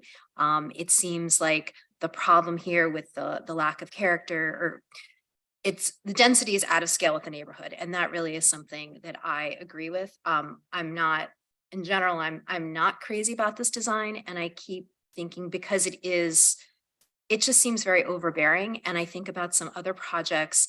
That there was a project that we approved a few months ago on, I don't remember exact street, it was between West Ave and Bay Road, where it was also maybe a 4-story single family home in a multifamily district. And I keep asking myself, what are the differences here? And then I'm also thinking about when the Ferry Lane projects and the Century Lane projects have come before us, and the differences. And I keep going back to the fact that this lot size is so small. And that's what it seems like that is, for me, the heart of the problem here, that you're asking to build this large structure. In those other circumstances, and with the other one that we approved, it was, the lots were larger, and it just seems like you're just trying to fit too much on this one small space, and that's what's causing it. And so for that reason, I'm not supportive of this project. Let me ask a question then. I should also say too, maybe that I think that if this was, I really like Sam's question, where we then started talking about a 2-story house with an understory, because that would be much more. I do think that this lot is buildable. A beautiful new sustainable house that will comfortably house a growing modern family. I just think that this design as proposed is much bigger than it could be. I tell my children all the time, just because you can doesn't mean you should. And that seems to be what's happening here. So what I was going to ask, and it's, playing devil's advocate, is they're allowed to build a 5-story building. And they're allowed to build that square feet according to zoning. Do you feel you have the right to take away value? That is, deny them the opportunity to build what they have a right to build? Well, they could, but you can, they're making a choice to max it out. I'm not denying them the ability to build on this property. They can build a very, very lovely home. But you'll take away their right to build what they're allowed to build, because you feel you have that right. And do you have that right as part of the design review? Well, this also is actually part of a question that I wanted to talk, Mike, because we've all mentioned about how the zoning in general is in discussion with the commission. So how does that affect what we rule, how we work today? Because I do think that this and every discussion that we've had about every property that's come before us on Century Lane and Ferry Lane, and the controversies are because of a problem with zoning and with the system. And this is what it's dialing down to. This is what the result of it is. So my problem is that I think that the zoning is inappropriate, and that once the zoning is fixed, that this was an oversight. And once that oversight is corrected, then discussions like this aren't necessarily going to happen. And I know that this seems to be in process of being revised. So is it even appropriate for us, because this is, how far along are the discussions? Where does that leave us? So I can comment just on that. So first of all, regardless of any process, there is no zoning in progress. Typically, when a code amendment does come forward, anybody who's in the process and relied on the current code to do their design, they're not subject to the new requirements. So, and just for some additional background, yes, there was a discussion at the November Land Use and Sustainability meeting to talk about an overlay for Century and Ferry Lane, which would modify the zoning regulations, including reduction in height and reduction in setbacks as well. But there was a lot of comment on that, and the commissioner who sponsored it continued it till January because he wanted to it was very contentious as you see today. So I think the commissioner wanted to get more feedback and come back with some sort of modified amendments. Right now, there's no zoning in progress, but we are in discussion where the commissioner with his proposal to propose an overlay for both Century and Ferry Lane. But it would not apply to this project. So Michael, to that point, because this has already been applied, this application has already been submitted, any changes in the zoning going forward would have no impact on this project. Correct. To answer your question too, I also think that it is part of our purview and our responsibility to have the designs within the community be compatible with the community and not to negatively affect the quality of life. And I do think that that is our purview. And I think this is the most, I don't know, egregious example of how the code is not necessarily, if the code is incompatible with those goals. Is And we're caught in the middle. Is the compatibility backward looking or forward looking?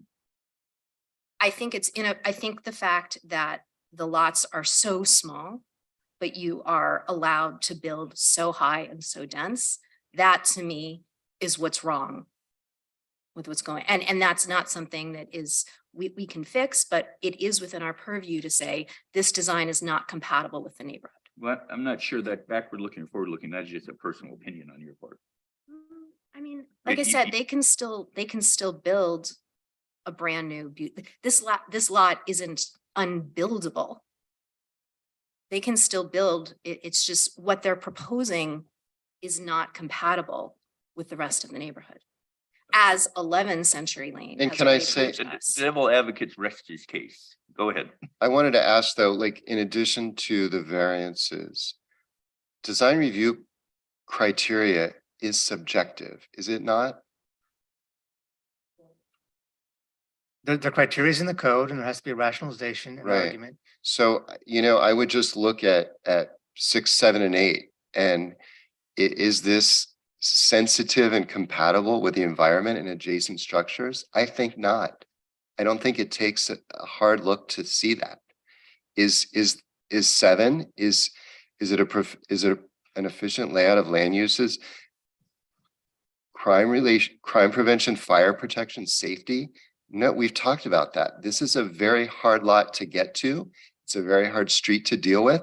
And that's not the applicant's fault, but that's the city's fault. We're sitting here approving stuff that already does not hit our criteria, and we're going to go and build more and bigger.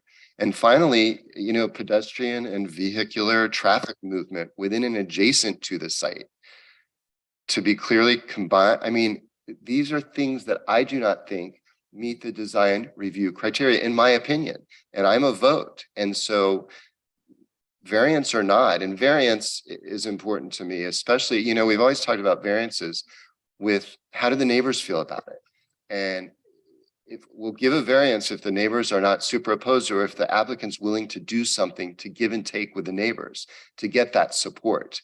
And this is we're building 5 stories and we want, 60 feet, and we want these setbacks and these variances. And, it's basically like, this is what our right is, not we'll work with you to figure out what works for the neighborhood. I think, if I could just interject for a second. I think if, the board mentioned height here in mass, I'm looking at the design, are there directions you could give? Like, I think it'd be appropriate for the board to say, the trellis is too big on the roof. Maybe you can reduce, the elements of the rooftop, increase the setbacks of the roof deck. I think there's things that the board could give in terms of appropriate or constructive feedback to the applicant. Or if the direction is going to be, we're not going to approve the variances, they may talk about what that would result in. So, for example, if the board was to deny the variance for the front setback, they could they would have to redesign it so that the parking, there's no parking in the front. They could have the driveway, but then you'd have a, an exposed paved area to the sky that they would drive through to enter the garage. We had recommended in favor of the garage variance because of the green roof, so it increased the landscaping on the site. If the board wanted to deny the variance for the pool, then they would just have to put the pool back. So I think just to move forward, if we could give the board could give some, comments if they're not going to approve it or.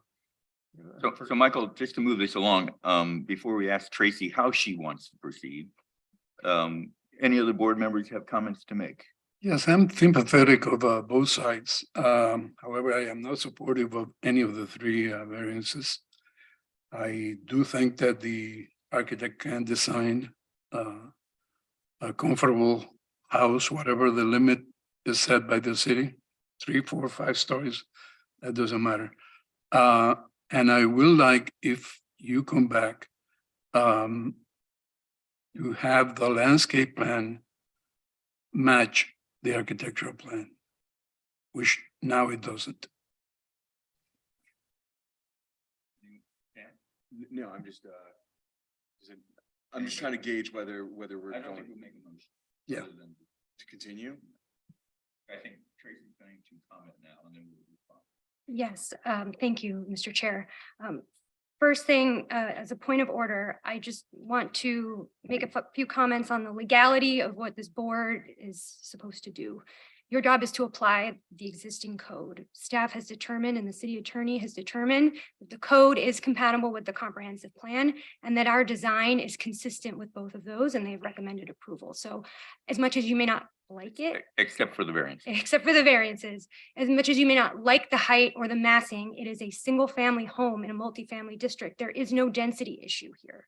And Scott, as your neighbor, I live in Sunset Harbor, and as somebody that considers you a friend, I do take issue with, please, with all due respect, I take issue with some of the comments that you've made. Your role here is to be a fair judge for an application that is in front of you, and you are not supposed to bring your personal biases to the table in judging whether an application is justifiably approved or disapproved based on staff recommendations and in the application of the law. The Florida statutes have spoken on this, the Miami-Dade County Code and the city code all address this. And just to quote the Florida statutes, in a quasi-judicial proceeding, a member may abstain from voting on such a matter if the abstention is to assure the fair proceeding from potential bias or prejudice. And based on some of the things you said, I interpret that to mean that you have significant bias and prejudices against my client and this applicant based on other things that have happened that you don't like somebody selling their house. In no way is whether Rene Gonzalez selling his house after it got approved applicable to this situation. And what happens on Belle Isle is very important to you. You serve on the Bureau and you are on the board of directors, and clearly that organization has taken a position and it's against this application. But this application appropriately proposes a structure that complies with the code to the greatest extent that is possible. To address the parking and front setback issue, if I could pull up slide 20 to show you, first of all, based on staff's interpretation, even if we were to have a driveway to a parking area under the house, we would still need a front setback variance because the driveway in and of itself, according to staff, requires a 0 setback variance. So this hardship is impossible to overcome other than to eliminate parking from the home, which then feeds into the issues that the neighbors have had. And so I'm looking to you as a board for guidance to tell me how to instruct our architectural team that spans continents and has put a lot of thought into this on how to make this design better and better fit the needs of this client, this applicant, this homeowner, this property owner, and satisfy the constructs of the code as best we can, given the fact that we're such a small lot and it's oddly shaped and we have very, very limited frontage. Recall that if we were to eliminate the garage, then the house has no frontage, right? you're just going to have a blank space. And if we are not approved for a variance, we can't even have a driveway there. It's grass and there's no access to the house. So, with that, I know I've gone on for a bit long, but, we have some serious issues here. And in order to approve something, because as Michael has said, in RM1, we do need an approval from this board in order to build anything. Please guide us as to what you would like to see if we were to come back. Thank you, Tracy. Go ahead, please comment. Okay. I think it will be much easier to approve variance for a driveway than it would be for a garage. So if you move the garage to the setback, it'll be much easier to approve a driveway than a garage.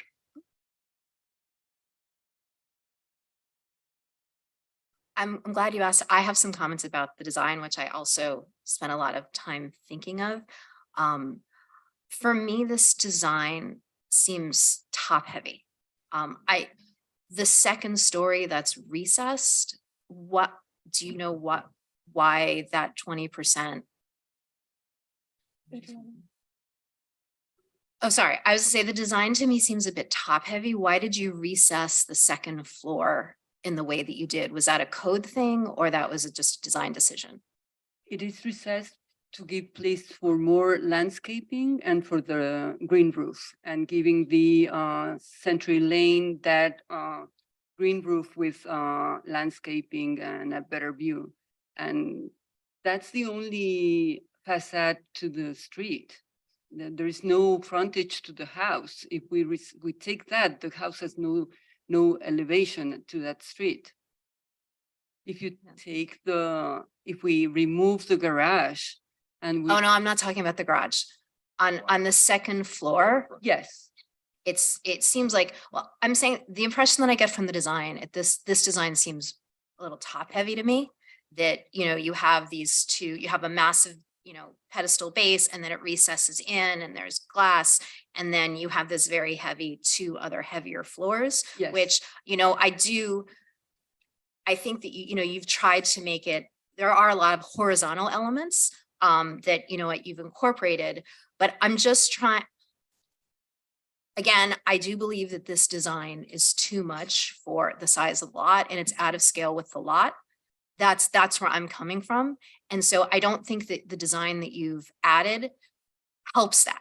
It reinforces just how it's a massive structure on a tiny lot, and the design reinforces how big the structure is. And I'm just thinking of ways of how in what situation would I approve this design. And so I think for me, that's a bit problematic. It seems like it's very top heavy because you have this recessed second floor and then these two heavy floors above it. I also think in the back view with the dock, like, I think that what's trying to happen is every inch is trying to be maximized, and you're trying to take a small lot and make it feel bigger by extending the dock the full length of the property. Like, it's like, oh, and moving the pool. It's like you're trying to, make the dock part of the backyard. Like you're doing all of these design things that might work on a larger property, but because that this is a smaller property, it's feeling very tight. So those are some of the things that, you might want to look at. I have a question about, and I'm also really concerned too, again, with the scale, with the first, I guess it's like a story and a half. For me, there's a lot of scale issues here. The first floor, the back area that has all the landscaping, was that part of the resiliency? If it floods, that's the area that's going to flood. Was that the concept behind that? And though all the plants are in planters. Yes. And you were saying that they didn't submit a landscape. I mean, can trees grow in, underneath, and the landscaping that they've chose, is that appropriate for such a shady location? I have asked for a landscape plan that matches architecture, and I would like to see sections of the planters where they're going to be planting on the upper floors. Okay. So that we know the depth of the planting area, Yes. and how you're going to handle the runoff. Mhm. That's what I was Okay. wondering about. Because right now, like I looked in the architectural and the landscape plan, and we don't have an elevation at the seawall. Okay. I We cannot dump water Onto the neighborhood. runoff into the bay. Okay. And all that needs to be shown. That was also a concern of mine, and maybe this is with the setback with the pool of, there's a heavy rain, the pool overflows, and then it just spills into the bay. That was also, a concern. Is that why there's a certain setback? So this is unique here in terms of the setbacks. Typically, within a rear yard, the deck has to be set back 6 feet and the pool is 7.5. But for waterfront property, the deck could actually go all the way out to the dock. So there is no minimum setback required for a deck. But of course, as part of the civil plans, they have to maintain Yes. all the water runoff on their site. I mean, that was also one of the neighbors was talking about that too, there's no, this is all going to be paved over. And I think, you're trying by incorporating landscape, plantings into the upper Yes. floors, but it's still, on a street that all the other houses are low, it's low lying, it's right there. I think that planning for some sort of, I don't know if this is the best solution for the resilience. I do have those concerns as well, and I think they're valid concerns. That's right, Sarah, you're right. When lot 7 is built up, all these windows facing south are going to be looking into your neighbor. So I'm not really sure what this architect is thinking about. Because they're thinking about, well, actually, I know what happened. Then these people will support changing the zoning or down zoning it so that the rest of the place will be 2-story houses, and then they'll have the tallest house. That's how it's done in New York. No. Excel does that all the time. You have the tower, they support the neighborhood rezone. No, we have not supported that legislation. We have been working with the attorney for 7th Century. They have no objections to our design. We also have letter of approval from the standard that is part of the record. We have worked with both of our direct neighbors. All I'm saying is. And we do not approve the down zoning of Century and Ferry Lane. The design as it is now, the windows facing south will be looking into a house of equal height. So I'm not sure. I think that's something that should be looked at, like Sarah said. And also, I know there's been a lot of talk about like this driveway garage structure. I do agree with staff that, again, the scale, like how you have it designed now, and I'm looking at this Century Lane view, I think it's slide number 16 from the presentation. That is a very high wall garage door. I know you're trying to break it up with the hanging green, but again, like that's this huge mess. It's very tall. I mean, it's taller than the garage door is. It looks like, at least from this view, that it's taller than the houses next door to it. And that's just the garage door. So that would be something to look at. So if I had to summarize real quickly, it sounds like the variances could be reconsidered. You may eliminate the garage and move the garage, and you have to get another variance, but it seems to be an easier variance to achieve according to at least one person's comments. Are there any other comments of advice to give here before we do a vote on a continuance? No. Do you have enough guidance? And if we have questions, if it's okay, we may reach out to you. I'm sorry, say it again. If we need more, it's okay, we will reach out to you Okay, and staff. and staff as well. If I could also say too, and I speak for myself here, but I'm more likely to approve a design that doesn't max out the limits of the code. I think it would be better for the neighborhood. I think it would be better for the city. I think it would be better for the residents. I think it would be better for everybody involved. And that's where I'm standing, So, and I would reconsider the height, but that's just, and this is true for the next one that we're going to hear from you as well. Okay. Yeah. I make a motion to continue this application to January, February. I would suggest February because otherwise for January, we need to have plans by Monday. So We need one more time. I would suggest to continue this to the February 7th meeting. Okay. I move to continue this application to the February 7th meeting. I second. Seconded by Mr. Comas. All in favor? Aye. Any opposed? Items continued to February 7th. Thank you, Steve.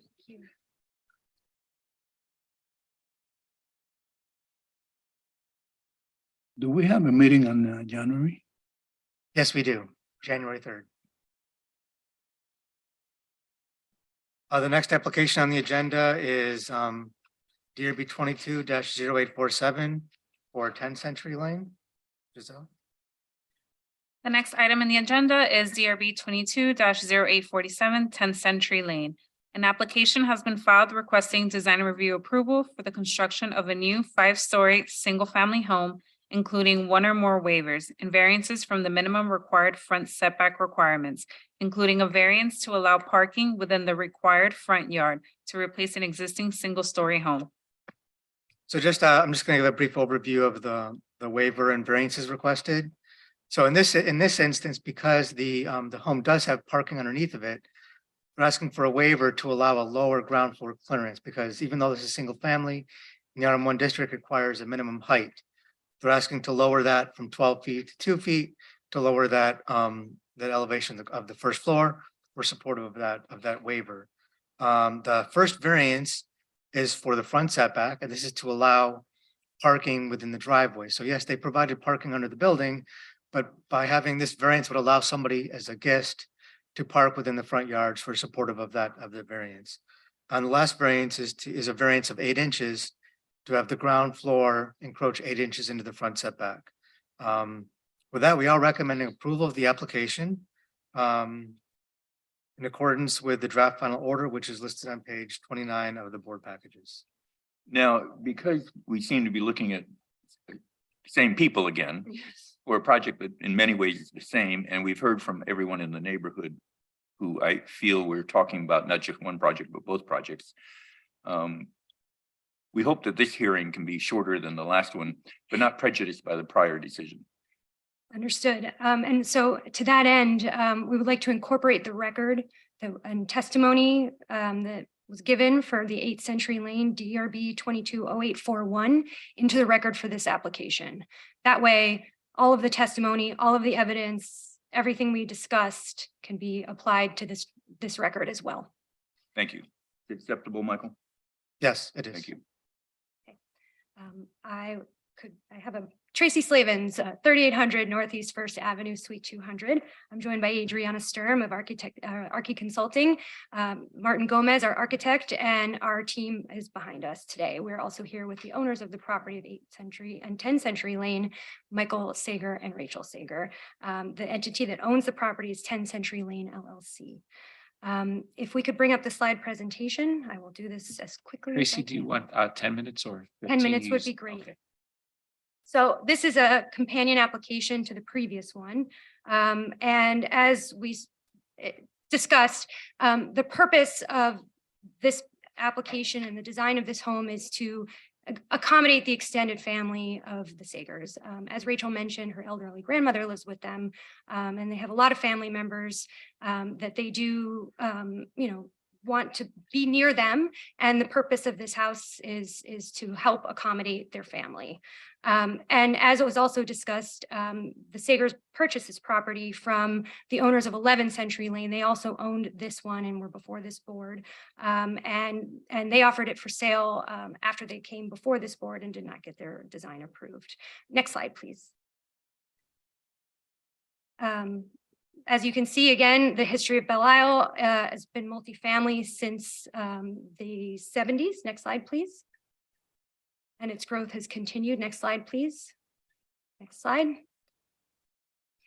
10 Century Lane is mid-block on Century Lane. It is directly in front of the midpoint of the Vistas building. It looks essentially to the understory of the Vistas, and it is directly to the north of the 11th Century Lane home that is under construction as a 4-story home. Next slide, please. This is the street view of the property.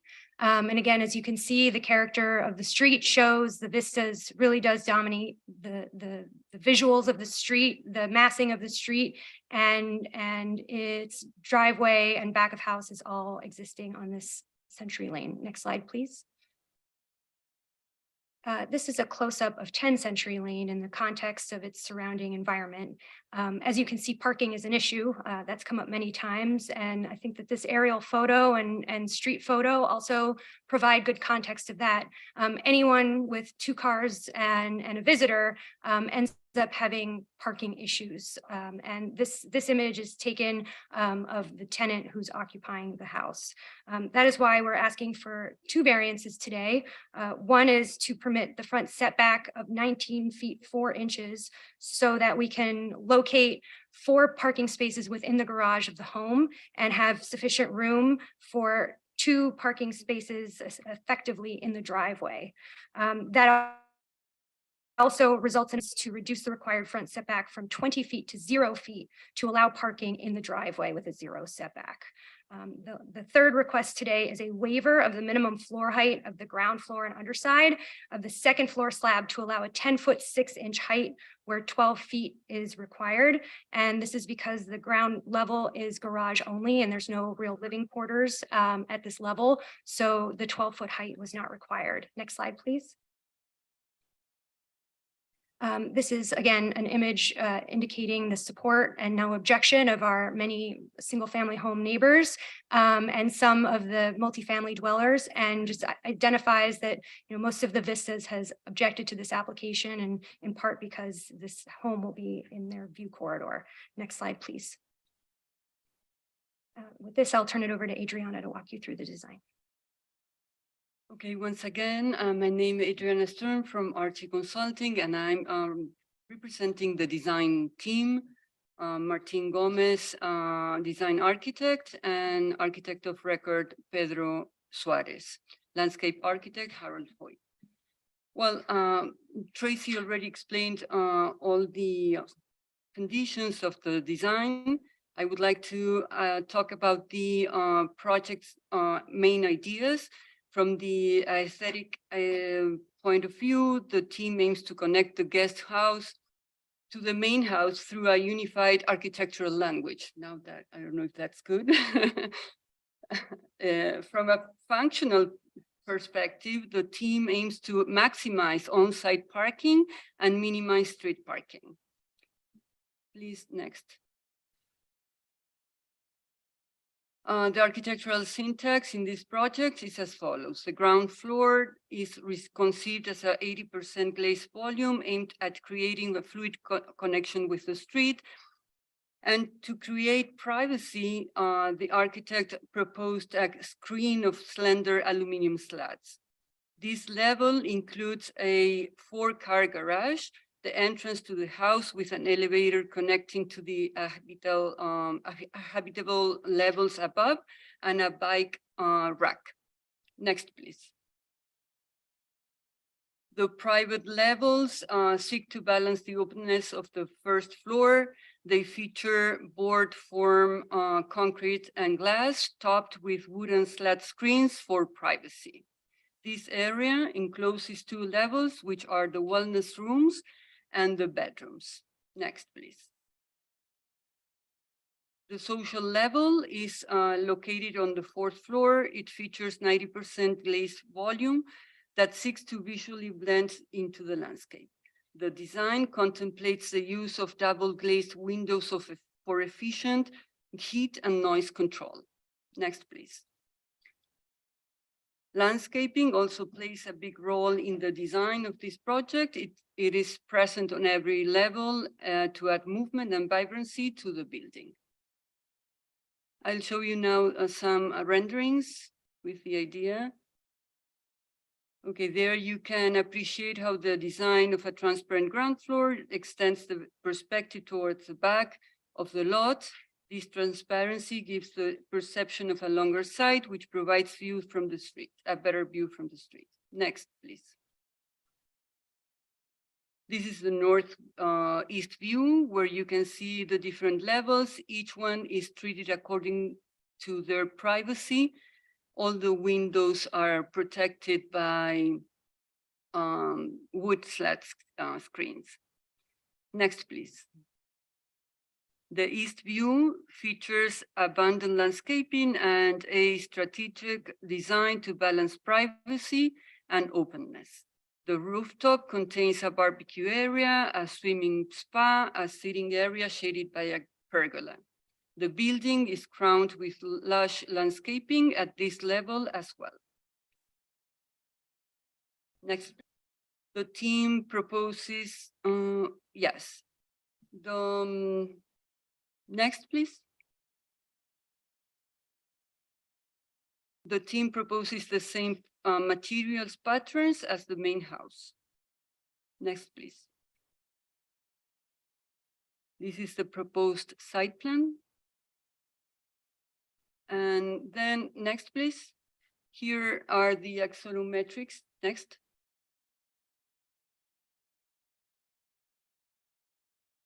On these axonometrics, the variances asked are shown, already shown, mentioned by and explained by Tracy. Next, please.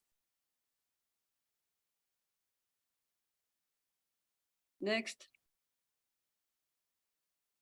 This is a waiver that is being asked for the clearance in the garage. Next, please. Same waivers shown from the back of the house. And if you can go to slide number 37, please.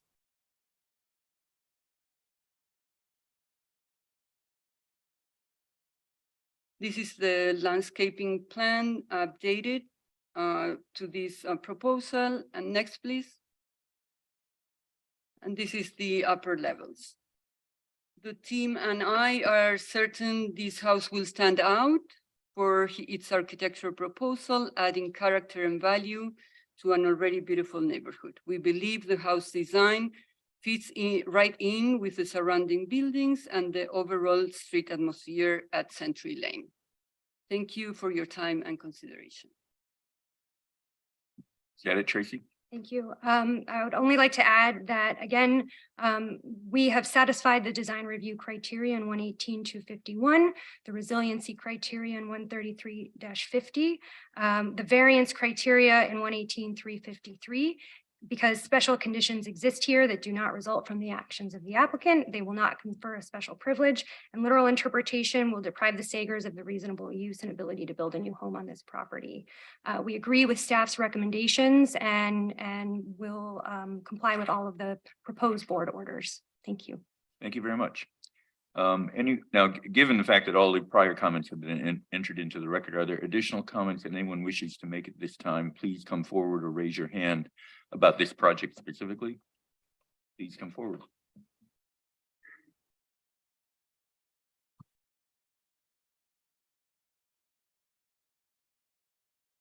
Hi, Kara Glazer, 1 Century Lane. 2 minutes, okay. Yep, that's fine. I just wanted to comment that, they mentioned that, or the lawyer mentioned that they bought this property after it had been in front of the design review board, and the design review board denied the request by the previous owner. On January 4th, at that design review board meeting, the staff communicated concerns with the size and mass on this property. And that was for a 4-story house that did not request variances. And they recommended, coming out of that meeting, to reduce the impact on the site. And so the concern we have is now they have purchased the property and they have come in front of you with a much larger structure and also asking for variances. So we're just confused and a little frustrated at how less than 1 year later, staff, where they recommended to reduce the mass, is now moving forward and recommending this. And so we just ask that you take this into consideration. And as well, with respect to the plans, as we spoke before, drainage and flooding is a large concern. And recently, Belle Isle, Century Lane in front of the standard has had some significant flooding, which other areas of Miami Beach have. If you look at the way their driveway slopes, we are concerned that that will slope right back into Century Lane and continue to add to the flooding issues we already have. And then the variance that they're asking for with the parking in the front setback, that is for an additional 2 cars to make it 6 cars of parking on their lot. We understand we don't want the parking on the street, But for their second home on the same street, if we add up all the cars, they're just asking for it to be reasonable. Thank you so much for your time. Okay, thank you. Michael, could you confirm that staff actually made that ruling? Is it recorded anywhere? So the prior application was actually, I believe was withdrawn. And our comments were also based upon the design. This is not the same design. So we believe that the scales have been broken down visually, the design compared to the one that was previously submitted. So that's the reason for the change in our recommendation. Thank you. I'm again Gabriel Valenzuela from 11 Central Lane, the owner. Yeah, we doesn't have denied any design. We apply without variances because we learn without variances. We don't have like neighbors bothering.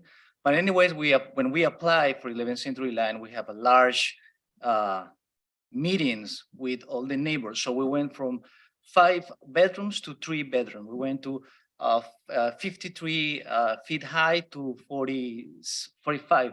Now what they're applying is even like 1 floor higher than us. So again, we are here to oppose into that. And also we own both 10 Century Lane, 11 Century Lane. You know, it's not an issue for me to build because I'm building right now a multifamily home in North Miami. But we desist last year. I sent to Mr. Michael a letter that I, desist to build. Then my wife like keep going, but she understood the reason we can't do that in that street is challenging. We did one, so it's easy to do this the second one, but we desist because you need to park. You need to park to put it concrete. So we use 12 Century Line, which is our dear friend. We use the front property line of 11 Century Line, which we own, and 10 Century Line that we own. Right now to build 10 Century Line, there is no place. So our driveway is going to be blocked because we are 7 feet away from the property line, and you need more than 56 feet to put the pump concrete, the draw concrete, and everything. So thank you. Okay, thank you very much.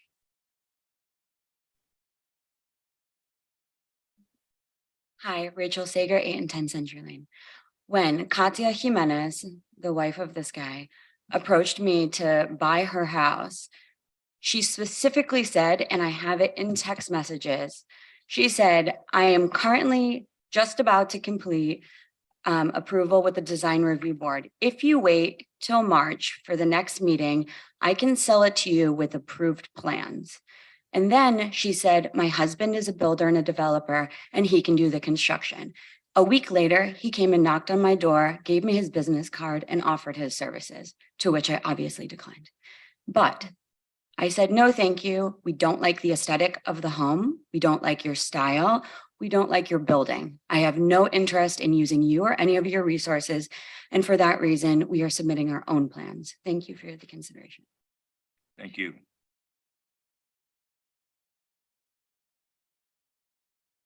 Hi, Roseanne McLean, 1 Century Lane, Unit 401. I wanted to bring your attention to one point. This project versus, in other words, 10 Century Lane versus 8 Century Lane. 10 Century Lane, the one before you right now, is actually on Century Lane. It is not around in the tucked away. It's actually on Century Lane. It is in the belly of the beast because right now 11 Century Lane is being built. And I know the pictures you saw show this beautiful house in a quiet neighborhood, suburb, wide areas for trees and shrubbery. That is not the case. Thank God 11 Century Lane is built now. So you all have an example of what disastrous decisions can lead to. 10 Century Lane will be right up next to it. There is no room for these beautiful trees and all that. And as Kara said, the driveway coming back to the street will cause problems. And we're going to end up looking like a parking garage there. 6 cars parked there on a tiny, tiny lane. So please keep that in mind. My second request is if you are going to approve all of these projects, because the owners own 2 projects at the same time, They're going to clearly want to develop them at the same time. It's cheaper for them. Please keep in mind the pressure you put on the neighbors. Please set deadlines, start and end date lines. Again, 11th Century Lane has been dragging on forever, and I really don't know when it's going to end. I don't know if it's that within your preview, but please do keep all of that in mind, which is why Maria was here in tears, because then she will have 2 huge projects right around her house and whatever. Okay, thank you. Thank you for your time. Thank you very much. Anyone else?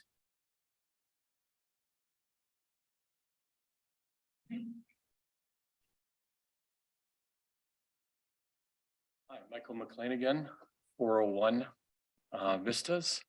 I just want to reiterate, there was mention earlier, and there continues to be mention about the fact that it's change that the residents, I guess, of the Vistas are not happy about. It's the view.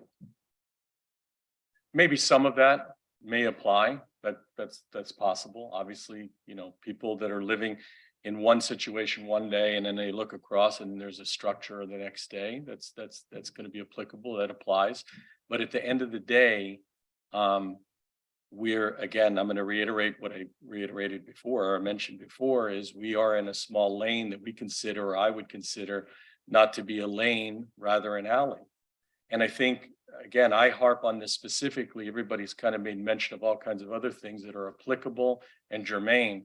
But at the end of the day, we are trying to build in an area that's not sustainable, it's not practical, and it doesn't.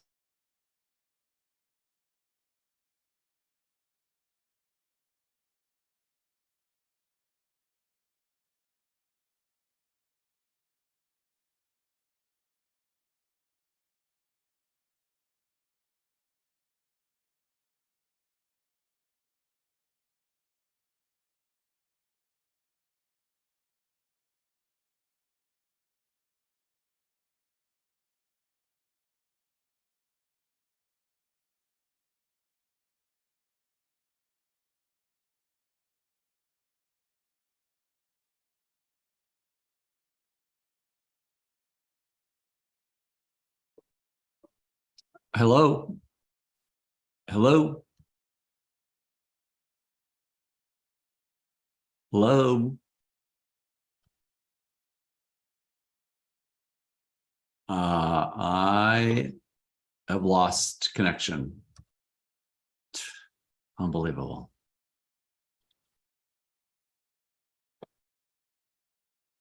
Hello?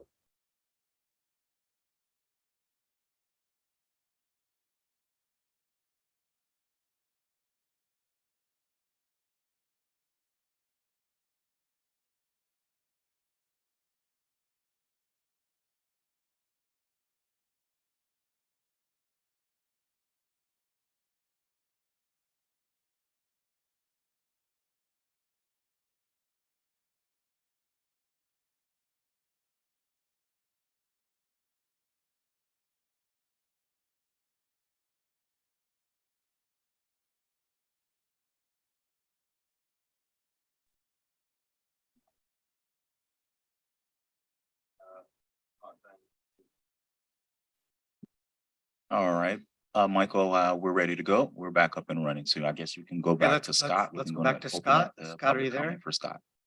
Yeah, I just logged back in. Can you hear me? Yes. Okay, thank you. Do I need to be sworn in again? No, not if you were already sworn in earlier. All right, Go thank ahead. you. I will make this brief, reminding you, I'm the president of the Belle Isle Residents Association. We have been in existence for more than 20 years, and we represent more than 1,400 units on the island. I'm making that point because council for both properties keep saying and referencing just a few people objecting or supporting, but in fact, the entire Belle Isle Residents Association is opposed to approving these variances.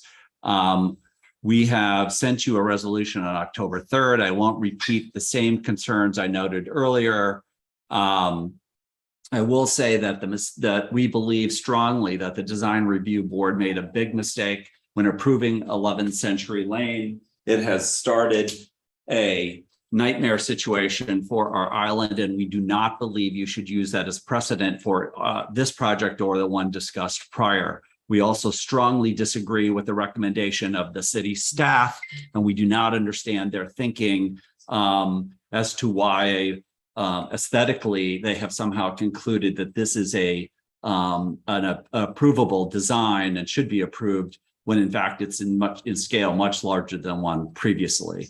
We thank you for your consideration, and we hope you deny these requests.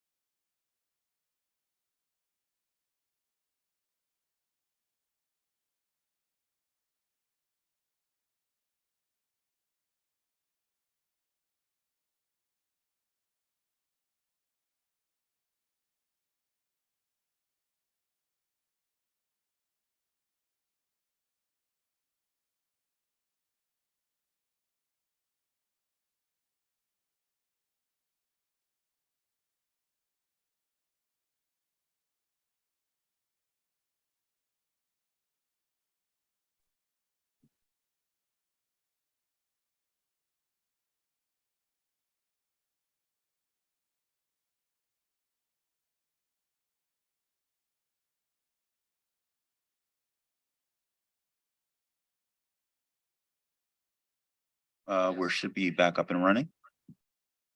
Okay, thanks, PJ. Let's start again. David Moth, are you there?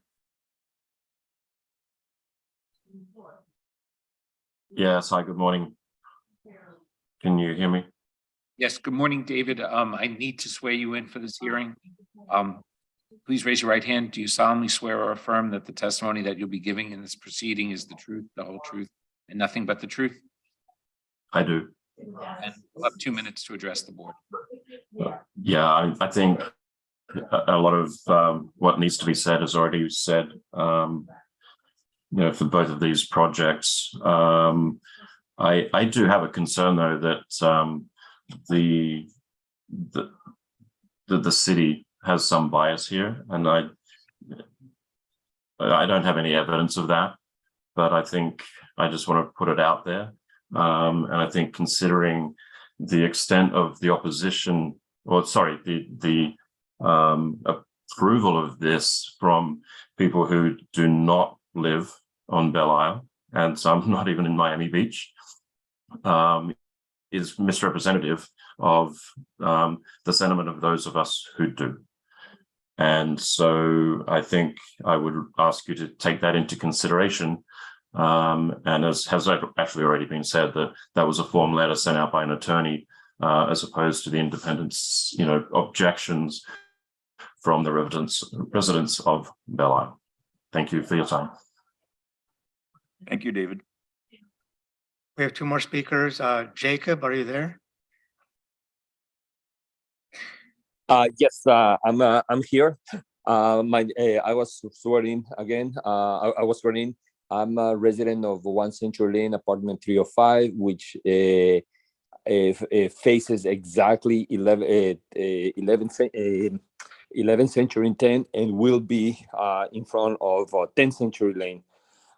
Definitely, like everybody said, I'm not opposed of having to something in the lots. However, it has to go along with with a neighborhood.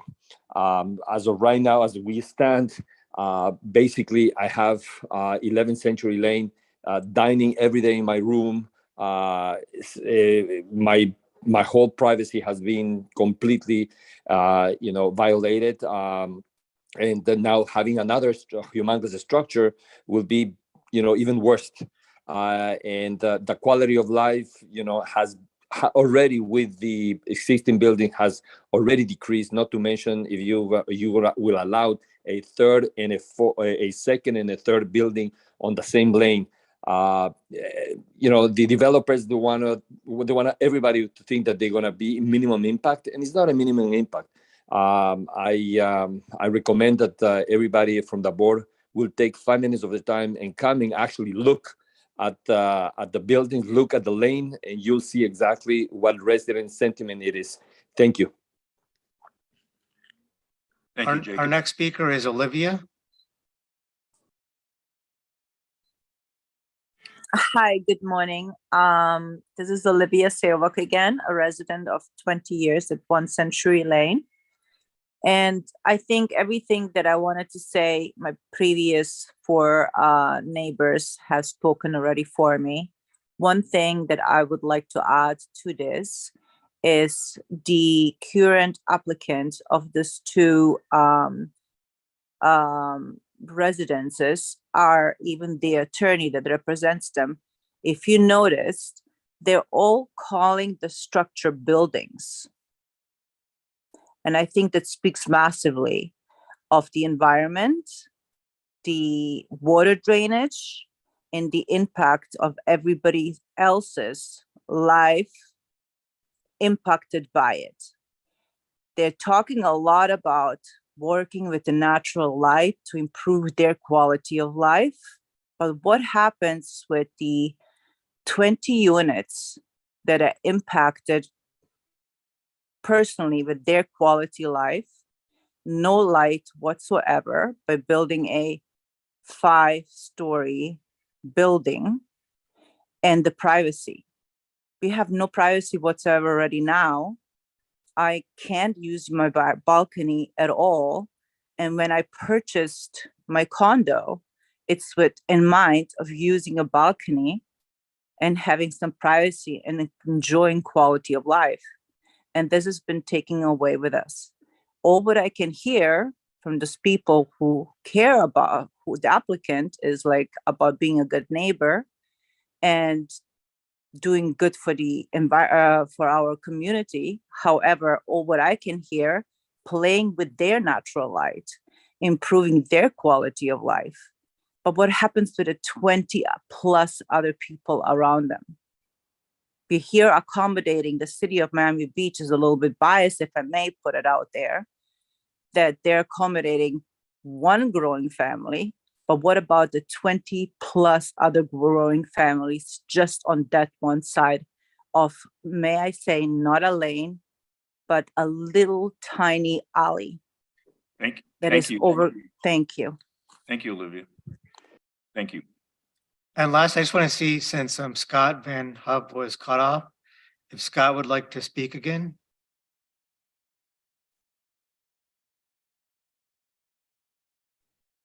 Hi, I have no idea when I was cut off. That's the second time. I hope it's not a reflection of my comments against this proposal, but I'll just reiterate that the Belle Isle resident. The board made a bad decision prior to the previous approval. That part I remember. Okay, let me repeat that again, because that is actually the most important point. We respectfully, but very strongly disagree with the prior decision of the design review board for 11 Century Lane. And we do not believe you should rely on that for precedent. We also disagree strongly with the recommendation of the city staff.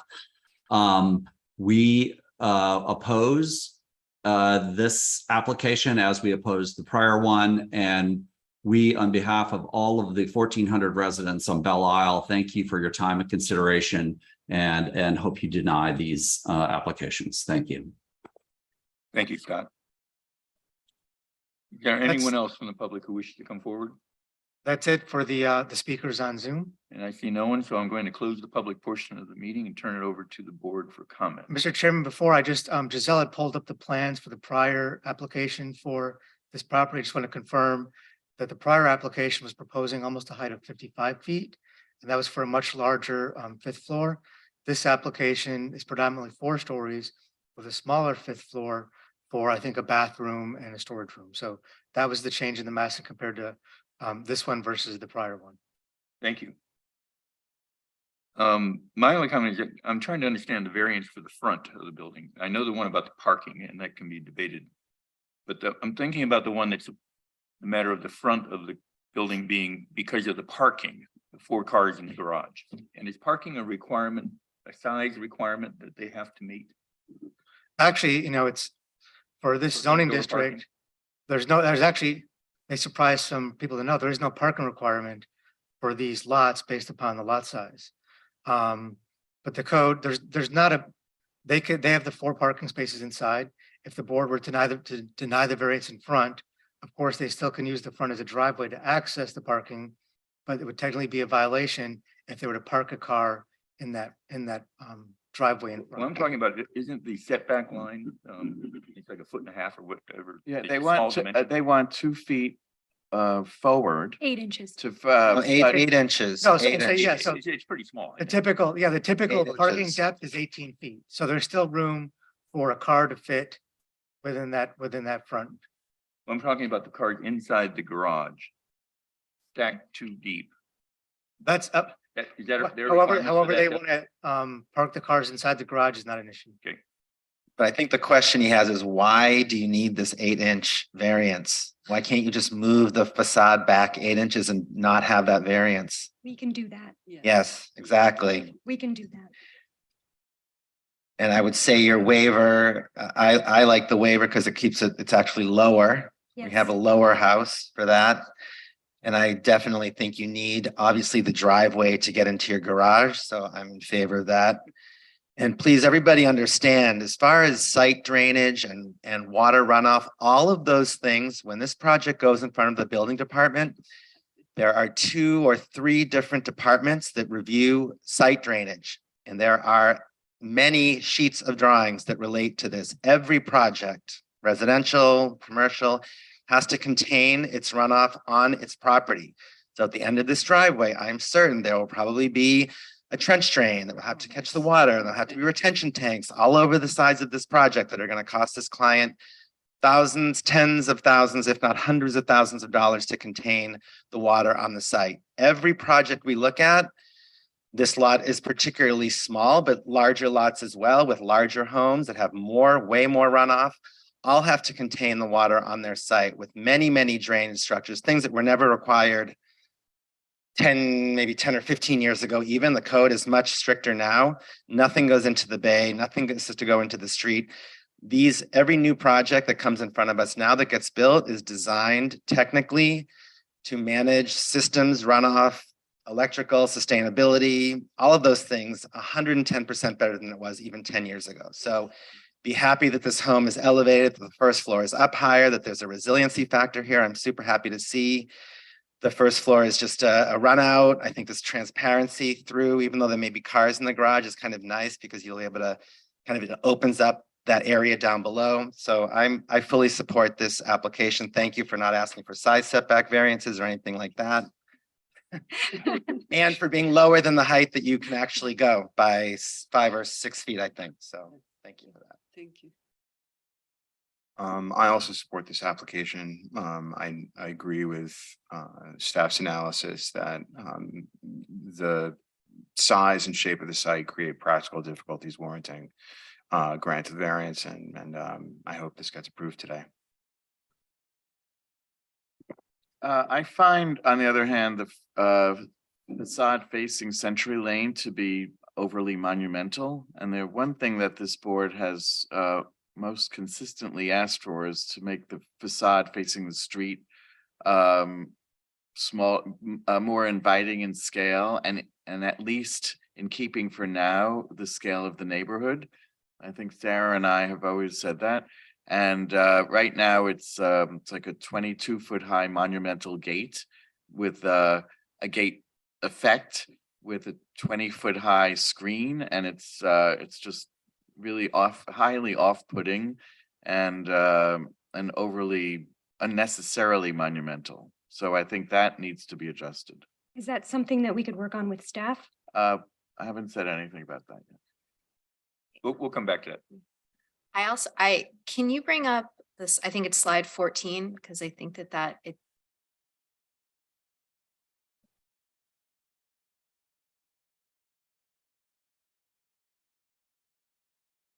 attached in the presentation. Yes, that one. I feel like this, to me, says it all. I mean, it's this, we're here, you know, various parties are complaining about this proposed building next door that already that proves that it's out of scale with the neighborhood. And here right next to it, you're building one that not only is taller, but has an appearance that's so much more massive. So I can't get behind this design. I echo, you know, what Alex was saying. It's just a lot of building on a small plot of land. So at least with the one next door to it, there is a sense of lightness and airiness to it, where it's you're putting a monumental design, a very solid looking design on a very slim property. And I don't think the design is successful. I don't think it's just successful in general. I don't think it's successful specifically for this context. Those are my thoughts. And for me, I think that this, you know, needs to be reworked significantly beyond a staff level review. I agree with you, and I feel it's a little bit commercial in looks. It doesn't have the residential quality to it. I will, regarding the landscape plans, this property has a CVS wall all the way around, right? Yes. Okay. Most of the trees and palms, is it on piles? Say it again. Is it on piles, the foundations? Okay, most of the trees and palms are inches away from the grade beam. I don't know how they're going to manage that. They're going to have to revise the landscape plan, and they're missing the triangular visibility, one of the trees and a couple of shrubs.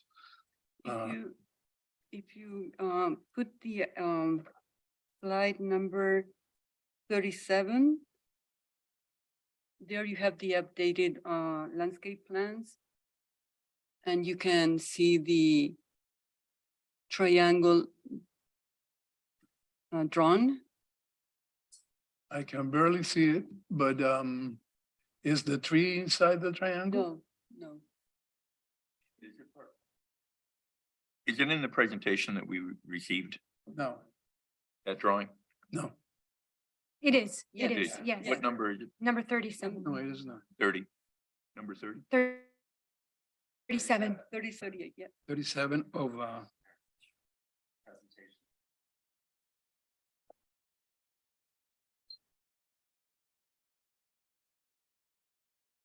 presentation files like 7 up from the bottom of the list.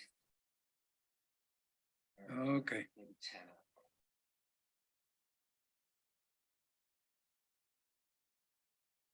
Seven.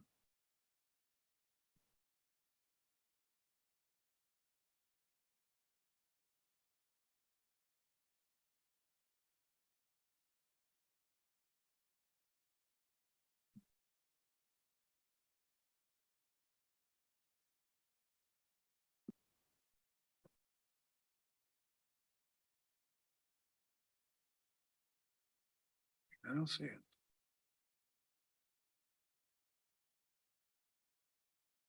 37 of architecture. It's page 37 of the slide presentation. And the landscape plans were also submitted to staff for review previously. There's a file called presentation 12-06-22. Right. It's 1, 2, 3. And if you open that, It's the last 2 slides. Yeah. it's the last 2. Okay. 37.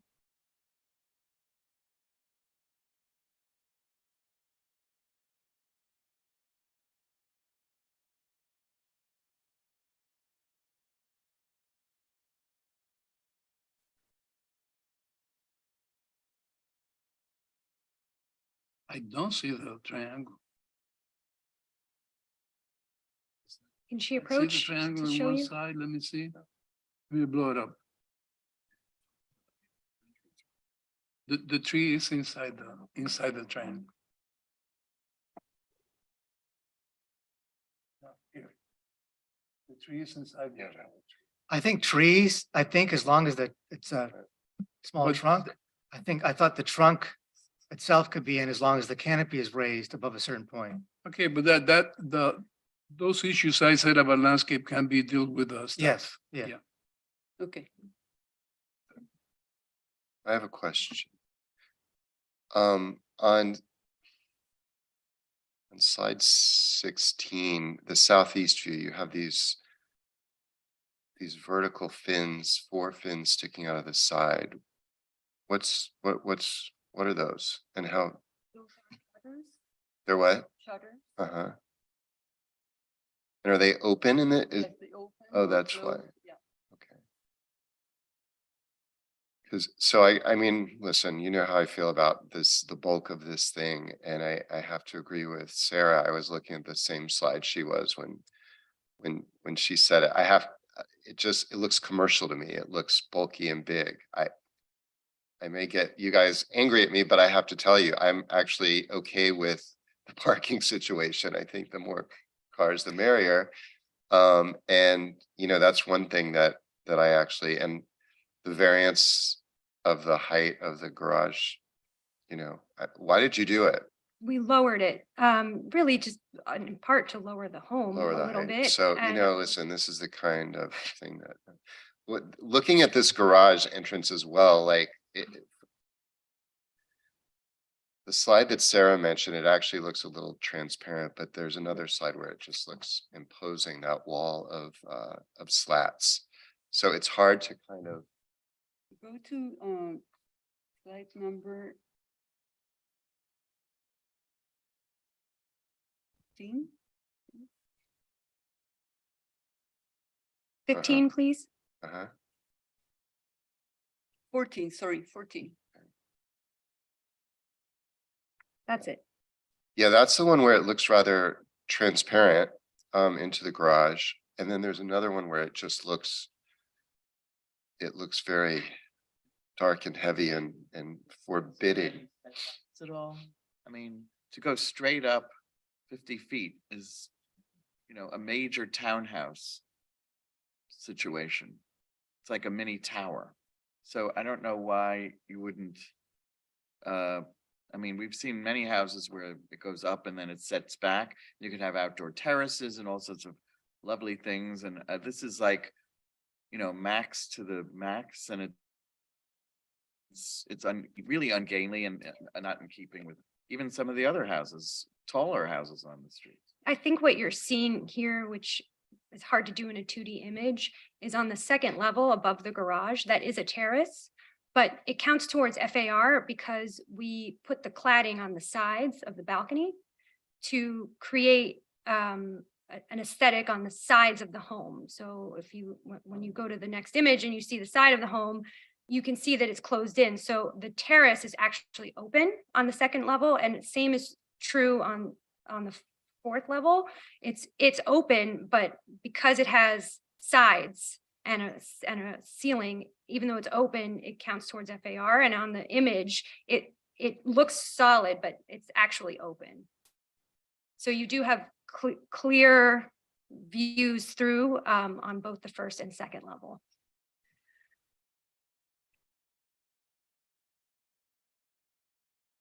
I mean, actually, the oddest thing about all these houses really is, yes, they're single family homes, but the architect has designed them as multifamily. I'm saying the image, the look, the proportions, the massing, everything about it by the architect in Argentina is looks and is a multifamily townhouse. Right. And It it's is not, there's nothing about this that says to me or anyone, it's a single family home, other than a townhouse waiting for its neighbors to be immediately next door. Well- So it's the scale, totally with Sarah, it's ungainly, it's massive, I mean, you couldn't make it look more massive, actually. So I think in that respect, in terms of our charge to make things that relate to the neighborhood, and, you know, we've had massive homes on North Bay Road where there's a long discussion over a little wall in the front. And this comes up, all of these come up and they're like you know, and it could not be more in your face. Well, remember, So- this is directly across a 10-foot right of way from a 6-story building.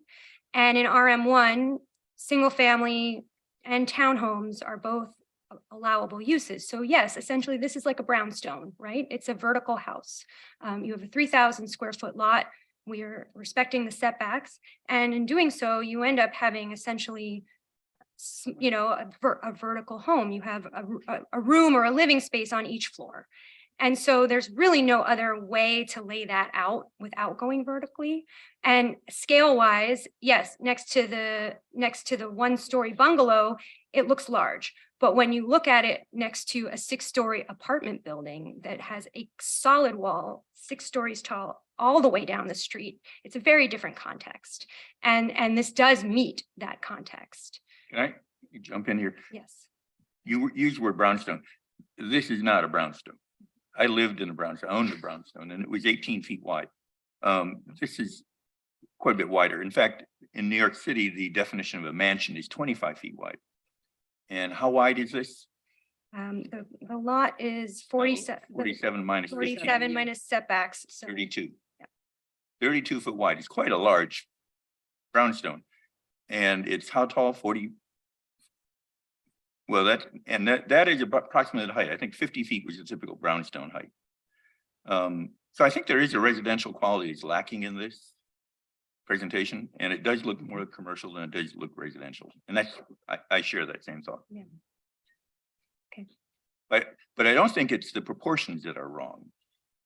I think it's pretty much of a golden rectangle when you think about it, but it could be, I think, divided up in such a way that it looks like there's actually room inside the building as opposed to open office space or something. And the proportions of the horizontals could be reduced. And maybe it wants to be a more vertical divided up scheme. So I think it's purely a facade issue. And I have no problem with the height personally, and I have no problem with the width. I think you're within the proper zoning. And the issue of the parking the cars in the front, you know, it could go one way or the other. People are going to park there anyway. And I think you got rid of the 8-inch setback variance. And the waiver is a very minor thing, which actually contributes to the height reduction. Yes. So I don't know if we want to do a straw poll here, but I have a feeling that you may be coming back to us just for the facade issue primarily. Unless I'm wrong.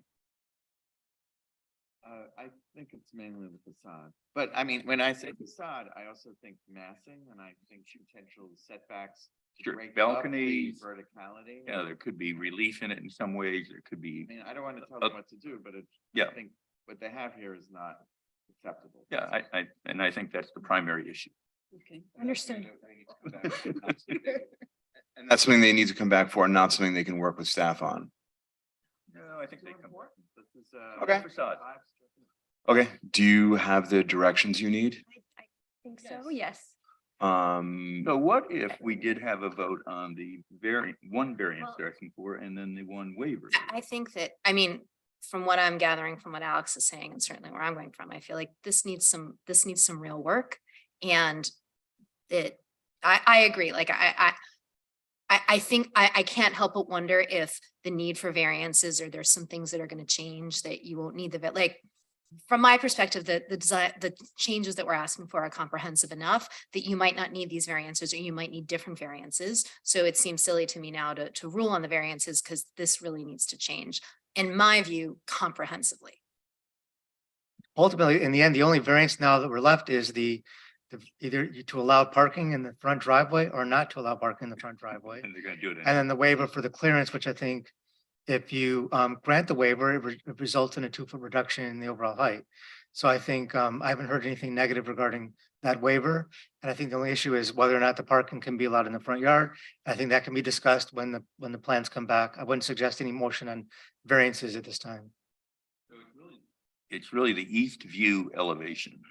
I mean, I think the whole shape, the fact that it's this great big chunk of a rectangle, you know, that's the massiveness. I don't think it's just the facade. I think that, you know, I would just reconsider the shape of the building. because I think that you have opportunities for cutouts and places to create a bit of lightness and airiness. You know, you do have a cutout on, I guess, the 2.5 floor there, but it doesn't take away from the massiveness of the building. Like, it was the same with the other design. Like, I don't understand why those cutouts are where they are in terms of what it looks like from the outside and the design. So that's something that, you know. Has this architect been to the site? Yeah, I mean, that's what, as I was listening to your really comments, it's wonder like, bring him to Miami, have him walk around. I mean, we've had He needs to architects- absorb we've the had city. Yes, he has been here. We have architects from South Africa online, and we have a lawyer presenting all this. So I don't, you know, No, I mean, I think this is he's very been- important. It's yeah. not like, He doesn't speak English, so that is part of the challenge, right? I mean, we could bring him here, but he would need an interpreter, and Adriana is dealing with the plans here and staff, and so, you know, she is his authorized representative for the technical side of things. So maybe on the east elevation and the massing, they should get a second opinion from a local architect. Yeah. Renee or somebody who lives in the neighborhood, Okay. you know, and I think it would turn out really well in the end. I'm sitting here looking at these, trying to think what city this would work in, because it's not working in this context. And that's so much of our charge. You know, again, it goes back to the compatibility of the neighborhood. Understood. Okay, do we have a February? motion? Motion to continue this application to the February meeting. I second that. Thank you. Motion made by Mr. Sheldon, seconded by Mr. Gorlin. All in favor? Aye. Aye. Items continued to the February 7th meeting. Thank you. Thank you. Well, that was All morning. as expected. We'll move on to the next application, which is for 1311 15th Terrace. Giselle? The next item on the agenda is DRB 22-0825, 1311 15 Terrace. An application has been filed requesting design review approval for the construction of a new 4-story multifamily residential building, including one or more waivers and variances related to the required dimensions for parking to replace an existing 2-story building to be demolished. First, let me make sure we have the applicant here. Okay, yes. So this application was reviewed by the board last on October 4th. There was a concern staff mentioned regarding the design of the railings and the overall design of the stucco portions of the upper floors. Since that time, the applicant has revised the elevations, including to revise the railing types, which are the dominant design feature for the building. The applicant is proposing a dark bronze finish. We're recommending that the finish be lightened up and that a more anodized aluminum or stainless steel finish be utilized for the railing, which is now more of a mesh system. They are asking for a waiver for the ground floor clearance, which we are supportive of, as mentioned previously. Since the last application, the applicant has withdrawn the variance regarding the interior drive aisle and now revised the plan to comply with that requirement. And the only other variance being requested is for the depth of the parking spaces. 18 feet is required. They're proposing a depth of 16 feet. With the latest changes, staff has supported the application. As I mentioned, we are recommending some refinement in terms of the finishes, and are recommending that some further development of the side elevations to incorporate some additional non-stucco materials be incorporated into plans. With that, we are recommending that the application be approved. Go ahead. Hi, my name is Matteo Cornali. I'm one of the owner of the project. The architect should be online, Tony Leon. Yes, Tony, are you there? Yes, I am. Go ahead, Tony. Did you submit a presentation? Yes, I did. And actually, you mentioned about the railings that we had submitted was a mesh. We also are presenting a couple of other options just to show that, you know, we're pretty flexible and we can, you know, work with staff if, you know, for whatever reason, the ones that we present today, someone has any issue with. But so we also Another big thing that we spent some time doing was there was some concern just about a couple of parking spots that looked like they would be difficult to get into. So we did a little parking study, and I have a couple of videos that I think are pretty fun and interesting for us to at least have played with it. It's a great little program. Boy, I recommend anybody getting this. Anyway, I can show you these little videos.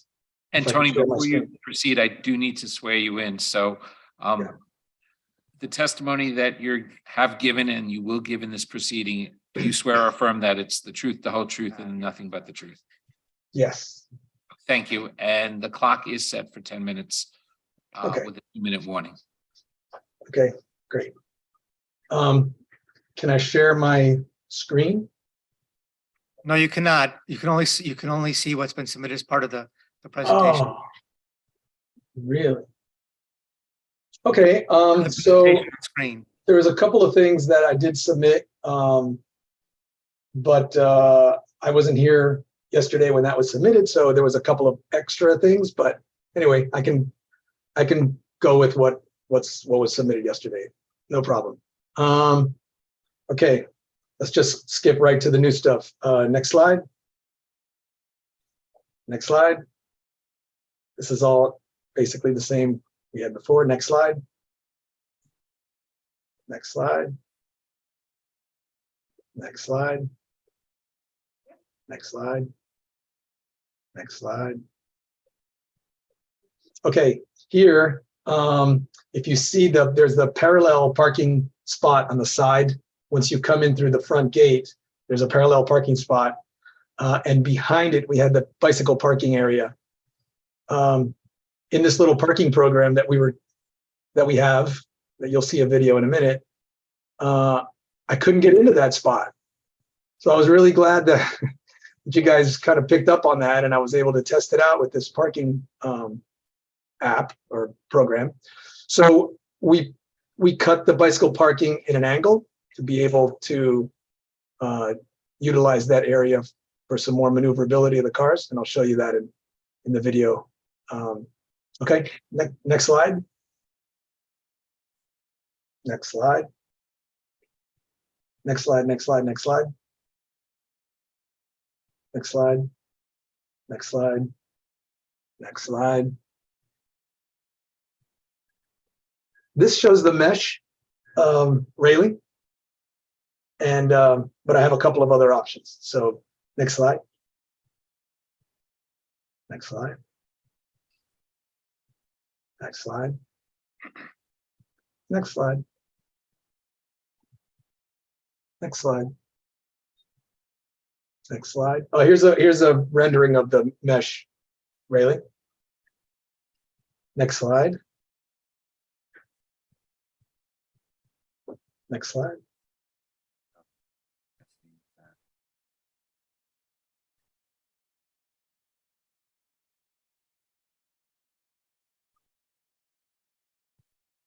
It's the end of the presentation. That's the last slide.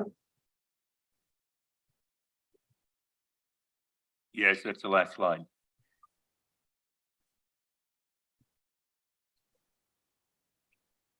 Hold on one second.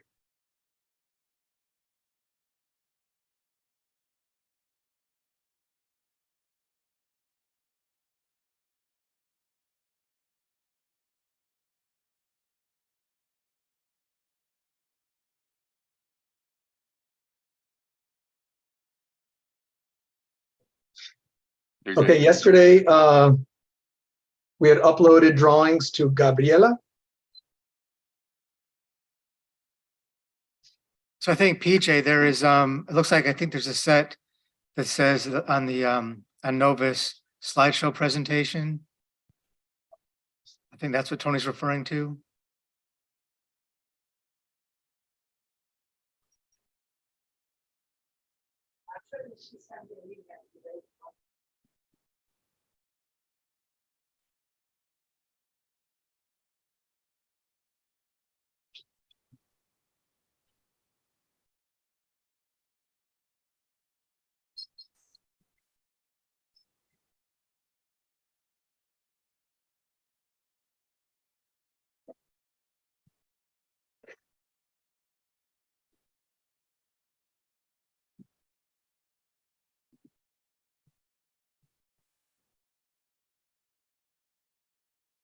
So this is the another option where we created this wave pattern using different thicknesses in the vertical railings.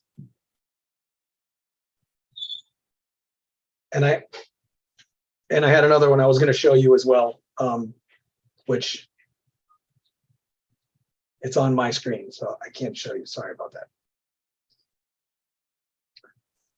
But this broke up the kind of straight lines, still working with the straight lines though. So I kind of like this one. I think I prefer this one to the mesh, but they're both acceptable. The client has reviewed the options and he's happy to kind of pick whichever gets selected. And then there's a little parking video.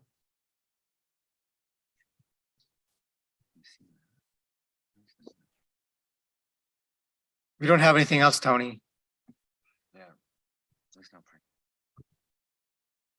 Stand by.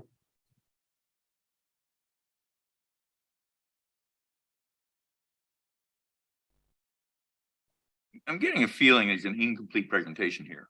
And perhaps another return would allow him to complete the presentation and make. Well, I don't think we need the parking presentation, Tony. No, okay, all right. It was such a cool thing. Yeah. But anyway, so let me explain what you see here. I was using an SUV, a Land Cruiser.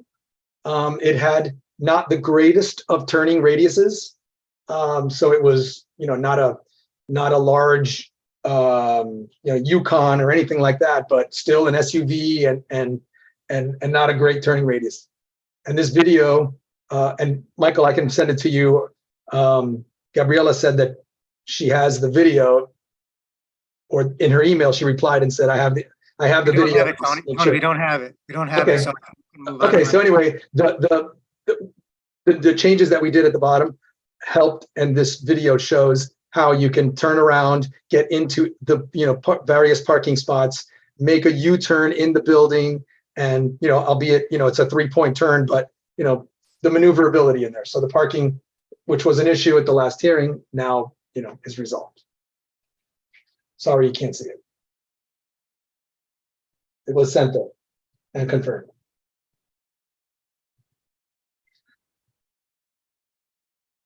That's the end of my presentation. Thank you. Anyone from the public wish to speak concerning this project, come forward or raise your hand online. And Mr. Chairman, there is nobody online with their hand raised. And I see no one in the audience who wants to speak, so I'm going to close this public portion of the meeting and turn it over to this board for comment. Did you do anything to the back, like the back stairwell railings, or is those the same? The railings changed. The railings changed. The railing changed on the whole project. So do you have a rendering of the back? That was my comment before. I just felt like those that it just looked neglected at the back of the building because of those railings. Can maybe you bring up slide 19 on the presentation? It shows it.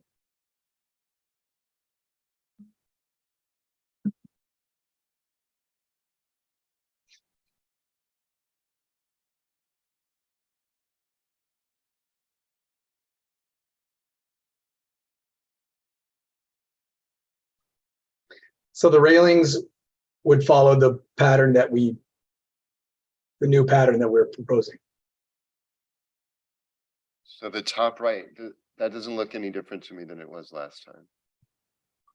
With the exception of the railings, right? But this drawing, this rendering was not revised.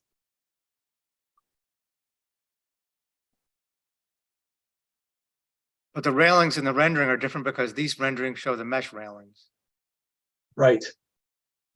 The previous railings were just standard vertical pickets. Correct. Right. Oh, I'm sorry. Yes, I just can't see it. But yes, the railings are revised to be the mesh. The other version of the railings, I don't show a view from the rear. So if we go with the other version, I mean, it would be throughout. The design would be of the railings would be throughout the whole building.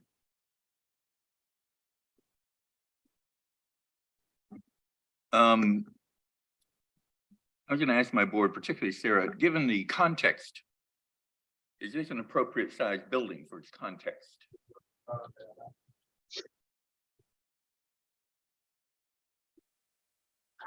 There's a 5-story building. I'm sorry, we're not, we're this is a discussion amongst the board.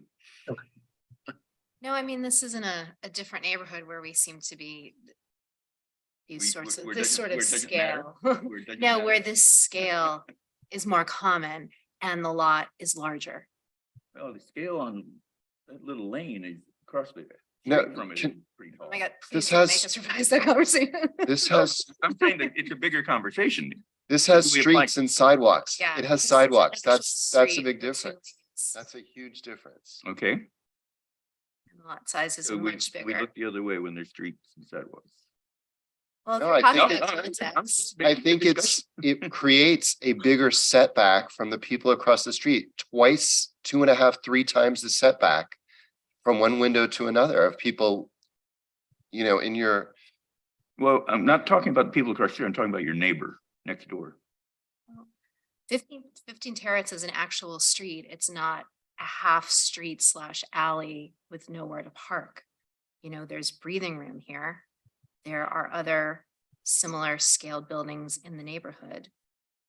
My concerns with this building are more that I think one of the successful parts of the design are the deep wraparound balconies. And I'm concerned, especially, and it shows it in that slide 19, that the front of the building and the back of the building, it seems to be 2 different structures. I also find in the front of the building, you have this like checkerboard sort of pattern that to me is a little it takes away from the interesting balconies. I mean, I would love to see, you know, maybe the screening on one column, but not on both. There's just a lot of design choices that have been made here. And I think maybe you need to dial it down and create a better relationship between the front of the structure and the back of the structure. I also had a question with the balconies on the rear, the plantings there. Is that something that's going to be incorporated, or that's just proposed what you hope the residents are going to add? No, that would be part of the building. It's you know, behind the building is it's kind of a large also building similar to this one. So the landscaping in that window would just kind of mask the view towards the larger building behind. That's the master bedroom. Granted, there's a wall of glass right next to it, but directly north, that would act as a screen, but still allow light. It would have an irrigation system, et cetera.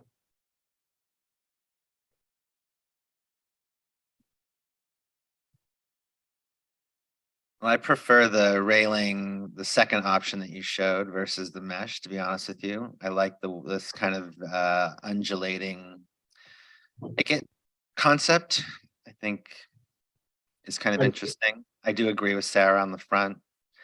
Maybe you could work with staff on simplifying that central spine a little bit, just so it maybe relates somehow to what you're doing with maybe the railings a little bit more. I don't know. And then as Sarah wasn't here at the last meeting, but that exact same issue about kind of the front seat, the front seat, back seat thing, like it was sort of like the tale of 2 different buildings that did come up last time. And I think it still needs a little work, creating the back of the building that ties in a little bit more with the size in the front. They do, it looks like a completely different building. Why didn't you just bring the deep balconies all the way around? Or make them eyebrows at the end or something along those lines? Sure. It can wrap around to the stair. There's 2 vertical thin walls on the sides of the stairs. Wrap it around to that. Sure.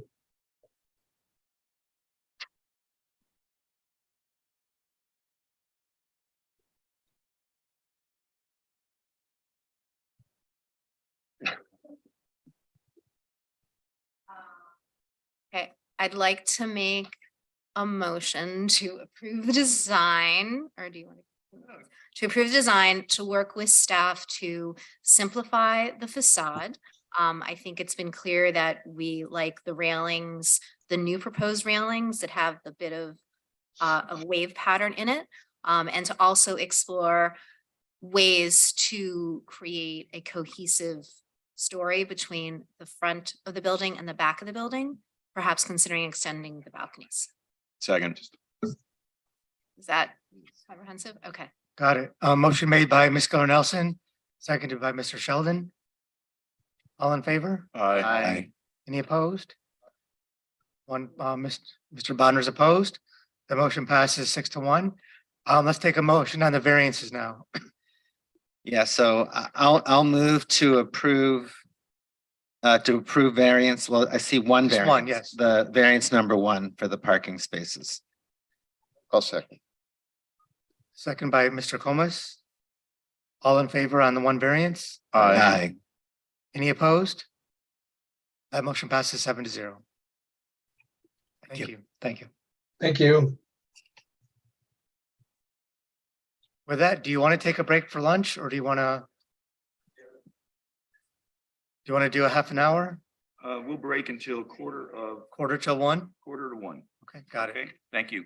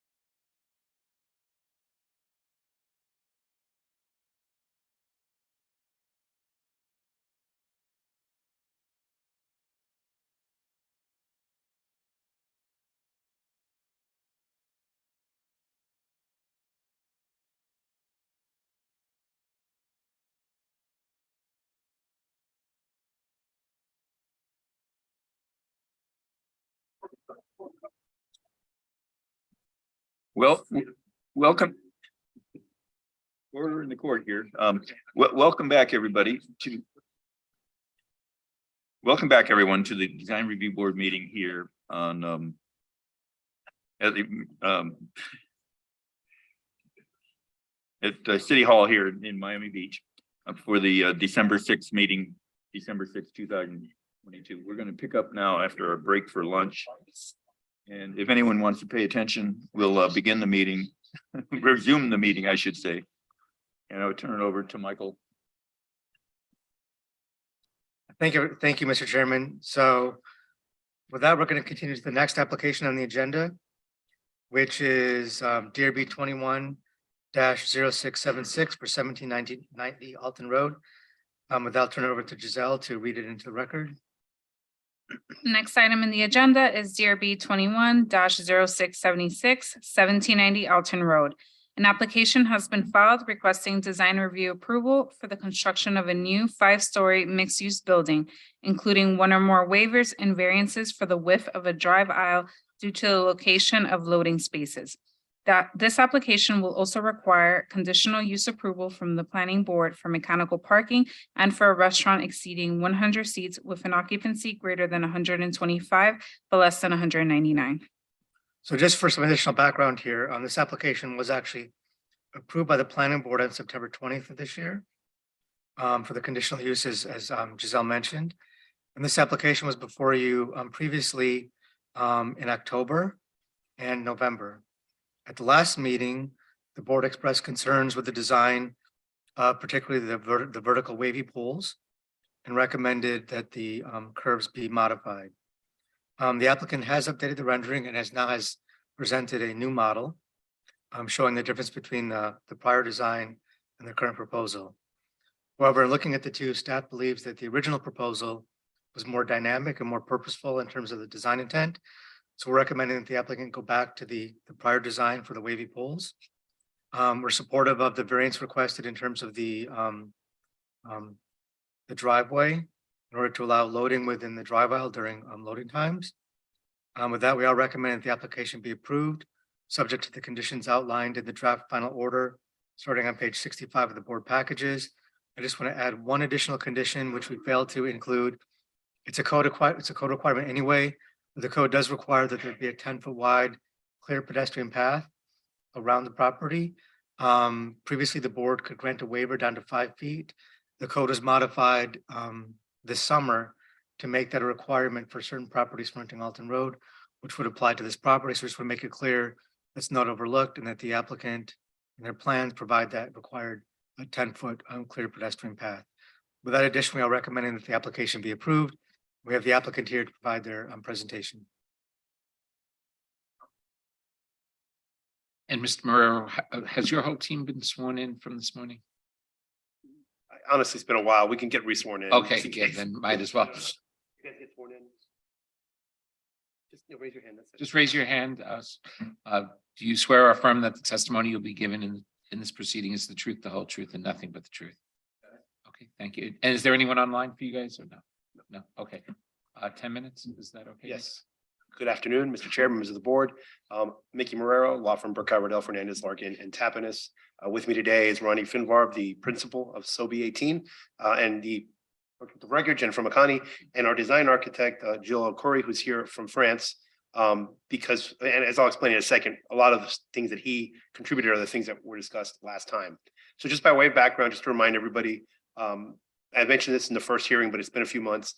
Ronnie and his team went hard on this property after meeting with Tom Mooney and, for the idea that they were going to put a sort of addition to the Palomar that exists across the street, the Palomar Suites. Shortly after he went hard on the deal, there was an ordinance that prohibited hotels in Sunset Harbor. And, after some debate, ultimately he had to reimagine what to do with this site. He does love the site. So we've changed this project, and what we have before you is 2 levels of a restaurant and a gourmet market and 3 levels of apartment units. That's the new version, and that bundle of uses was approved in September by the planning board. We were here a couple times before you and have been trying to work to keep the the intent of what we want to do here, but also address some of the concerns and comments of the board. With that, I don't want to waste too much more time because you've heard about me enough, you've heard from me enough the last two meetings. Gil came here from France specifically to speak to you all because it was his design that got us to what you see today. And we've worked with him the last several weeks to bring this back and address some of those comments. Without further ado, I'd like him to present to you all. And if we can get the presentation that we've submitted up on the screen. Hello, everybody. I would like first to thank Mr. Finbar and the City of Miami Beach for allowing me to present this project. I couldn't be there the previous time, and I apologize also for my poor quality of English. Can you have a look at the front cover? We didn't put it on the slideshow, and because I want to speak about it. First of all, I'd like to talk about the site where our mixed-use building is to be located. In this aerial picture, we can see that the buildings neighboring ours are very imposing. Our land is smaller and take at the same time one of the most difficult roles, the role of the corner building in a very busy crossroad. Starting from the beginning, we tried to solve the equation and to make our building exist without imposing itself. To make in this site with significant constraint, a remarkable architectural element, a strong signal in a space where urban planning brings the human eye at a loss of bearing. We can put the slideshow, okay. I was very pleased to know that during the last session, the parallel was established between our project and Victor Vasarely. Indeed, the site naturally led us to the work of Vasarely, but more generally to the op art. The op art or optical art is an expression used to describe certain artistic practices and research carried from the 60s that exploit the fallibility of the eye through illusion or optical games. Can we change the slide, please? This is Victor Vasarely work. Another one, please. This is called Le Zebra. Next one. This is a work of Bridget Riley. Op art work are essentially abstract. The pieces give the impression of movement, burst of light and vibration, or alternating movements. Some transcription of the op art have been made in architecture. Next slide, please. Next. The most famous is the Vasarely Foundation in Aix-en-Provence, in front of which I had the chance to build a concert hall. Next. This is a sculpture, again, of Vasarely in front of the museum, the foundation, sorry. Next slide, please. Okay.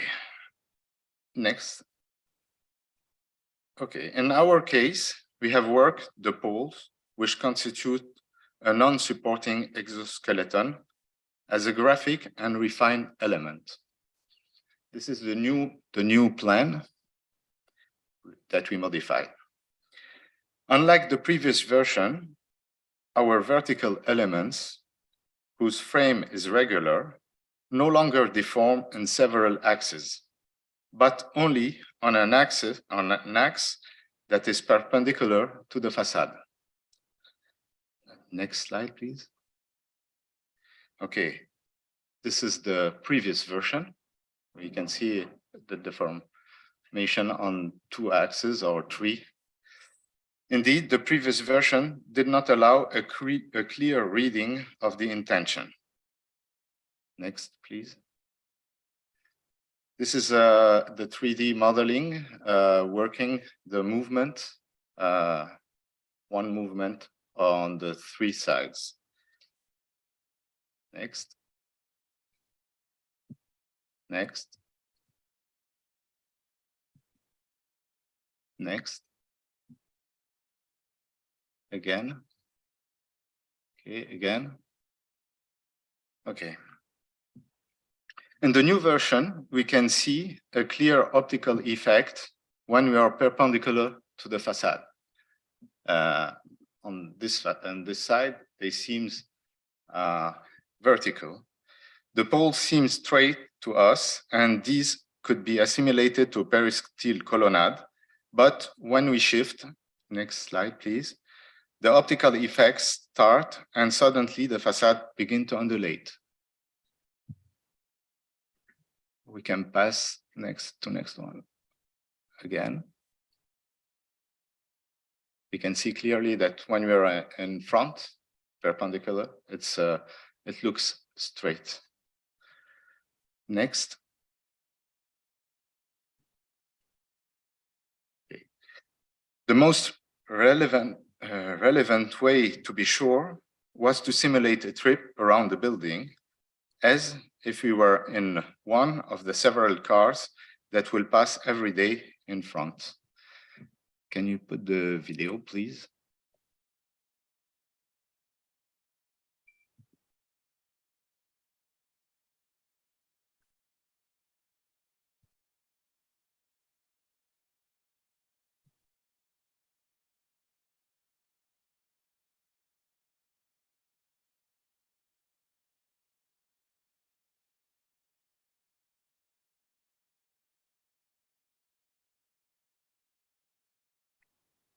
The trick works.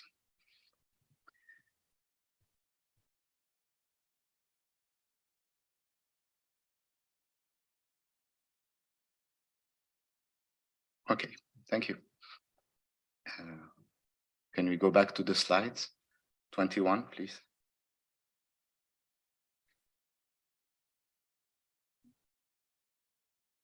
The composition of this building reflects its mixed use and ultimately correspond to an almost classical facade composition. Indeed, we clearly distinguish the 3 uses and 3 parts of the building. First of all, the base is dedicated to commercial. Then the body of building, which is mainly residential and which serve, in our case, the artistic expression. We have created a framework, like a painting, which also serve to delimit the 3 parts of our building. Finally, we have the rooftop, on which we have a swimming pool and a large number of essential technical spaces. Like a Aikido grip, we try to make of this negative point a strong point of our project. We refuse to make an ordinary square box and try to sculpt this construction, or at least make it into a more pleasing shape. Nearly finished. We are here are some of our inspiration sources. Next slide, please. The 25.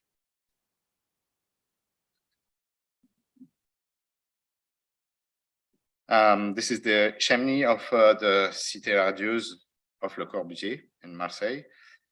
Or next one. Or more recently, the Dior flagship of in Seoul by the architect Christian de Porzenparc. Next. Despite the assumed differentiation of the 3 parts, the base, the body of the building, and the rooftop, a link exists between them, the curves. We find them on the staircase, we find them on the poles, and on the technical pedicles, but also the materials and the colors, namely dark background to reveal the shapes on the fourth ground, which are painted with a stainless steel color paint. I finished. Thank you. Does that complete your presentation? Yes. Thank you. Does anyone from the public wish to speak on this matter? Raise your hand online or come forward at this time. Please come forward.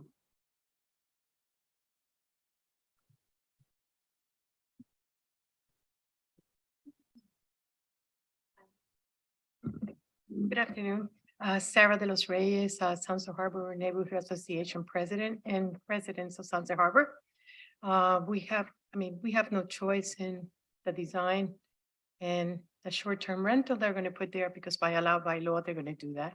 I just want to make sure that the height stays as the height and no speakers outdoors on the top or no bars outdoors on the top, nor in the restaurant. It's very important for us because of noise reduction. That's all I can say. There's nothing else I can change in the design or anything. It's not something I love, but it's there. Okay, thank you very much.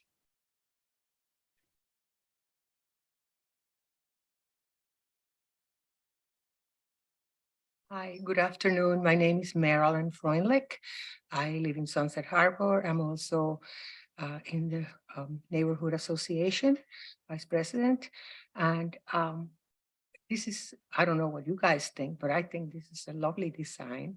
They've done a very good job. And now that they came back with, I'm a fan of Vasarely, so it's great.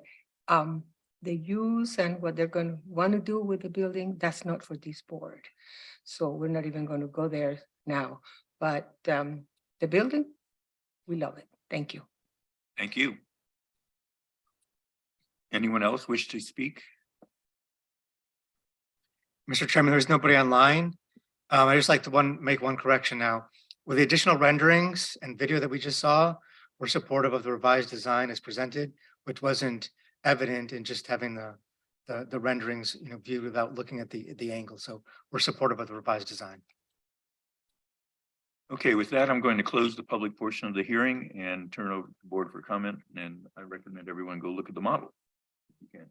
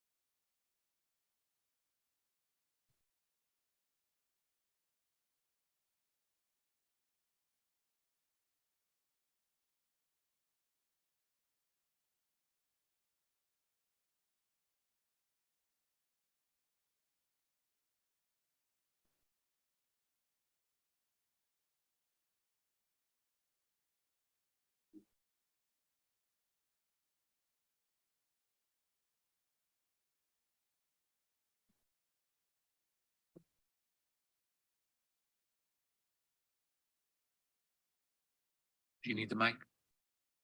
Do you want the mic?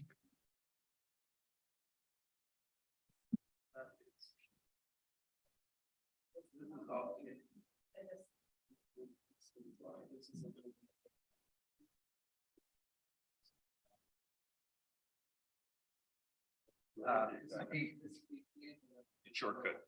Right, and then this is all. Did you get that? So Alton is Right, here. right. So Alton is like this way. This is a little landscape. Oh, here. Okay. Right. Right here. This landscape island is this. You see? So it's kind of, yeah, it's here. This facade is parallel Yeah. to what? Alton. So this This one. side is facing. Right, because you're looking at the B versus 2D. So this is the road that 18 curves around. Yeah. And Yeah, exactly. Anjali, yeah. Right. No,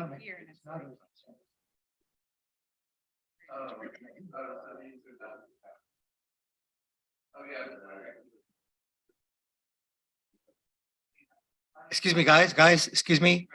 For the Yeah. record, we need a microphone. My comment from the beginning was just that it should have more of a sense of a flow through.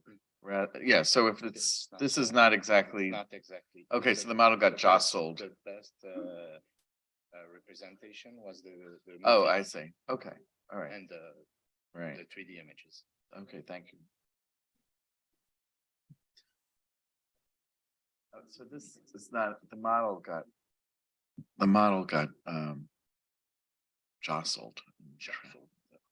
That's. Oh, one fell out.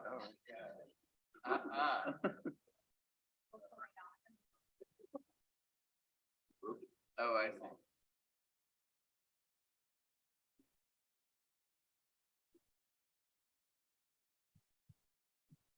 Yeah. Thank you.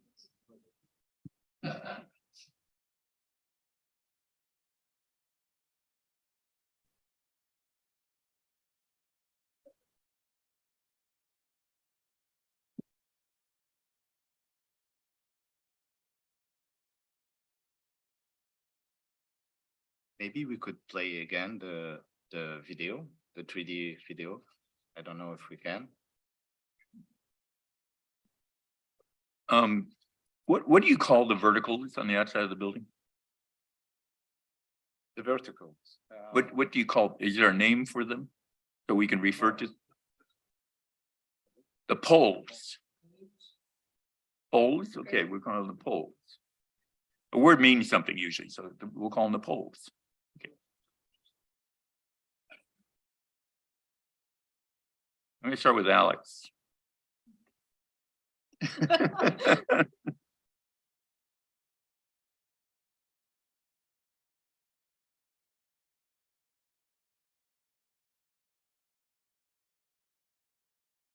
The poles were jostled around in transport. I mean, I do have to say, I think it's more subtle than the first one. But I think it's probably most effective when you're on the street looking in where the perspective compresses all of the lines together.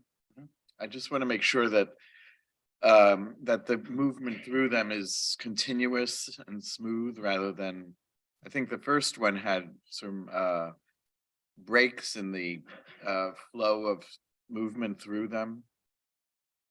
Yeah, we did it on multiple axes and it was too complicated to read by the eye and by the rhythm of the pulse. So by working on one axis, it's more clear. And really, if we can replay the movie, you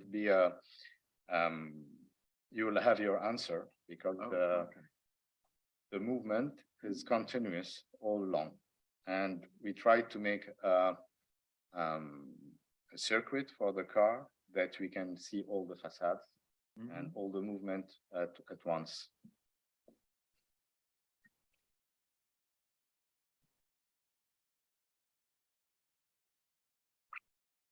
We maybe have a problem with the movie. Okay. Thank you for the presentation. As I was reviewing this, I wrote my notes really, what is your concept? So I'm so appreciative that you were here today to explain it because I could tell there was something. And I really, really like the concept, especially as almost a lifelong resident of Miami Beach. The main way that people interact with this property is by driving by. So I love that the concept, it really embraces that.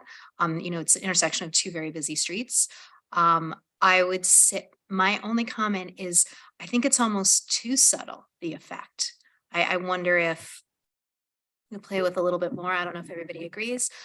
Also in previous reviewing, it's interesting that you said that you have these three distinct parts because that was really something that I read the first time and it felt a little disjoint for me.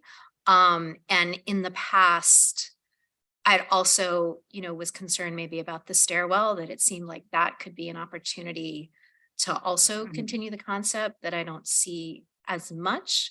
The The question that I have between the last version that we saw versus this version, in addition to the poles, has anything else changed, or is it just the orientation of the poles? We worked also the technical edicles. We lowered them and worked a little bit the shape. The shapes on the roof? Yeah. Yeah, which I think that is very successful. I think that is very successful. It's just, yeah, that would be my, I'm curious if anybody else agrees that it should be a little bit less subtle. And the solidity of the stairwell has always, for me, it seems a little bit too heavy. That's my read.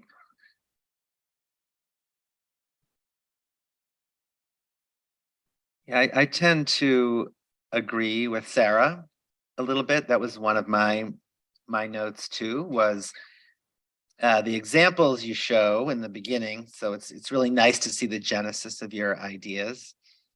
They're actually there's nothing really subtle about any of these examples. They're fairly dramatic, even though they are just lines and playing with the color. And then I too know that at this scale, so we're taking kind of something originally that started maybe as a painting or a sculpture, and then kind of transforming it into an actual building facade that's 4 stories high. And again, maybe it's just something where, I mean, I want it to work the way it looks in the model, and I know the models are pretty much 3D representations, artificial intelligent version of the actual building. But I too hope that it's not too subtle, that actually it is perceived when you drive by, or, maybe, people will walk by there too. I know it's going to be kind of up in the air, but you will be across the street. Maybe you might be at some of the retail or something across the street, and that's all going to get some redevelopment eventually too over there. So, I want to see this effect when I'm kind of going around. Even in the video, could it be a little bit more? I don't want to block the view. Obviously, there's sort of like this fine line between how many poles do you have, and I know sometimes when it's too subtle, then we lose the whole point. So maybe I would just ask that you really, really look into that, because I do think you took Alex's comments from last meeting, and I like that there's a real deliberateness to the pattern that's there in 3 dimensions now, that there's much more clarity. So that I think it definitely reads much more deliberate, but I also wanted that effect to work, because I think it's really cool. I think the idea of driving around this and kind of having this facade, which is going to be still, it's not a moving facade. We do have some screens we have in other buildings where the wind does something to it, and it makes it's like sequins that makes the pattern go from light to dark. This is all going to be based on like the motion of people around this fixed thing. So I would love it to really work the way you want it to work. Kind of this, oh, it's flat. Oh no, it's not. It's not flat. It's curvy. I mean, I think that's really, really interesting, especially at this location, because you have a 3, whatever, is it 280 or something, Can we replay the movie, please? Because I think maybe the first time. Okay, look at the facade. Look how it will deform.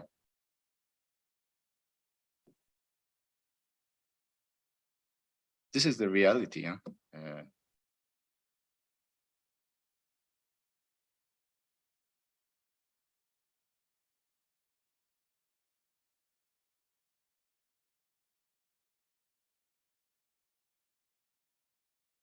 The image is a bit dark, but I also think that, we like this concept so much that we want to make sure that everybody gets it. And I'm a little concerned that here we are, architecture and design professionals, and it took a little bit of explanation from you for us to get it. And so that's why I think it's a little bit too subtle. And I would also argue in general, Miami is not a subtle place.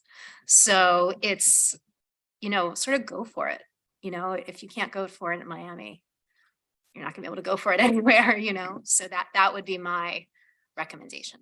I don't know if you have any other I don't know if anybody has any, for some reason, I keep also focusing on this stairwell, and maybe it's also that, you know, you have this really thick band also, but I don't know if anybody feels, it seems a little, I don't have any thoughts. Actually, although I usually don't say this, I think I trust him and I would, I think the staff, you could work. I think the idea would be, we love this. And if you choose, and maybe you should make it a little bit bolder now, you could work with staff. And we're comfortable with that, especially knowing the direction now. If they had to, change the spacing or increase the deflection or deformity, that's all something they can look at, and we can work with them on that. Right. And I can imagine at different times of the day. So I know you kind of picked a lighting scheme here just for this, and it's a little bit dark, but I could see like the light and the sunset effect. I mean, this could be very, very cool. I think it's really nice that this is kind of happening here, this sort of dynamic piece of architecture. Yeah, That you have the access to be able to go pretty much all around the whole building. is the stairwell shiny? It's stainless steel color. Yeah, I paint. mean, that's cool to me, like the dark, flat wall that we had, problems with. It really does accentuate, like, I thought that it was solid white, so at least knowing it's a different material. yeah, Yeah. that'll be very cool with That'll be sunlight different. and Yeah, except is it gonna like get in people's eyes? the as they morning drive sun. It by? won't be in the afternoon. It's treated like a sculpture, right? Yeah. I like it very much, and I think it's going to be very interesting to when you're driving or walking by it. There's just one little comment I'd like to make on the second floor, level 2. There's a long planter parallel to the bar. Would you think of incorporating that to the poles? Like it has been incorporated on the perimeter? The poles. Instead of the poles just being by themselves and the planter reading by itself, incorporating both? And maybe even letting some of that planting grow into the poles. It actually goes in the planters, the poles. On the perimeter, but I'm talking about the lineal planter The one, below the bar. yeah. We have to work the design with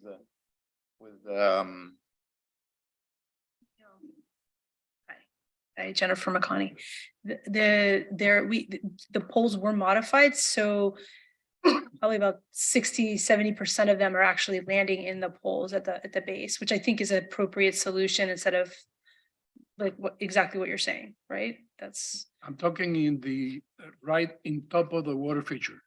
because there is a bar, and actually we have we have it straight, and you want it to go with Instead the of poles. reading the We can do it. lineal planter, incorporating it Yeah. to the. Yeah, they can land within you're saying land within, the planter moves with the poles. That's what you're saying. The planter moves, yeah, that's a great idea. Oh, yeah. Yeah, that's a great idea. Also, Thank you. I also have a question. At one point when we were reviewing this in certain iterations, there was maybe like a living wall or something behind. Like I remember that was a concern, that it seemed like there was a big expanse of wall. But then has that been taken out? No? we have openings in the wall. Do you remember? I guess it was the area, maybe it was underneath the stairwell or behind the stairwell. Oh, by the kitchen, under the stair. There was an issue at the ground floor Yes. with a solid wall facing south. Now they have a window there, so they've addressed that concern. Okay, Yeah. that was what, okay. And there's a planter under the stair, so that wall has windows, Right. planter, and stair. Okay, just,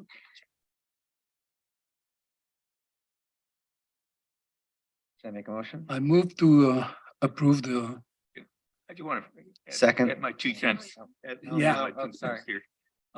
Is the stair public? So anyone can walk up that stair? Normally, yes. I'm sorry. Normally, yes. Yes, the stair is public. So it will be, we can write that in the order that it remains open for anyone to use it. Yeah. If the restaurant's closed, it will probably be closed off. I'm sorry? If the restaurant is closed, the stair will Sure. probably be closed off. Sure. But it will be an entrance. Sure. Right. Yeah. It's not gonna be a velvet rope. It's your classic monumental exterior stair Yeah. that should be used Exactly. by Yep. anybody from the public. Okay, so that should be included. Yeah. In the Vasile analogy, the figure void is relatively equal, and it's only by changing the light or the dark that changes the figure that he's trying to express, whether it's a wave or a tiger or something like that. Problem is that in this case, the voids are always the same and the figure is always the same. So I don't think it's going to work personally, and I think they may actually look like a mistake. Some will be looking like they're not in quite the right alignment, and I personally attribute this to the fact that they're so small, and that the void is so big that they'll look incidental in front of the balconies, which if they are painted black, both the soffit and the facade of the balcony will be more dominant. And that's just my opinion. I think everyone distance else is in here always loves the the idea, same. but I have a feeling it may fail. The distance is still the same. It's Well, that's the point I'm making is that is not the Vasile vocabulary. He changes that yeah, we're not darkness and the lightness we're constantly working, moving. we're just working on the same we're not making a Vasarely. I don't have the pretensions to do the Vasarely, but we're working on the optical art or this movement that we can get from something and something also. This looks like a peristyle, a classical peristyle, but it have something of today's architecture. This movement and this sorry, I cannot find my words very easy. The eye effect, the effect that it gives you when you look at it. That's it. We're in a crossroad where there's a lot of movement, car movement, and it's interesting to respond to the site where we are to build in. We just really want it to work. I think that's the thing. So I think we're probably okay with you working with staff, but we trust that you will really triple check, I think. And I don't know if there's other modeling to do where it's more the actual speed of a car and you really get into how it will be viewed and really, because once it gets built, it's going to be there. And if it didn't work, it didn't work. The same for me. Also, I think Jim has a good point. You should experiment with different colors of glass and balcony and make sure you pick the one where the color of the poles is more prominent somehow. Yes. The most important is to try to make a lot of walking around 3D walking around with different lights and different moment of the day, and to get sure that we have the perfect effect. It's the same for me. I wanted this effect. If it doesn't work, it doesn't have any sense. Are you at all, to that point, are you at all concerned once the restaurant is populated and these become living spaces, it's going to take away from that effect? I guess it's just maybe the second floor restaurant or. No, I don't think it will take.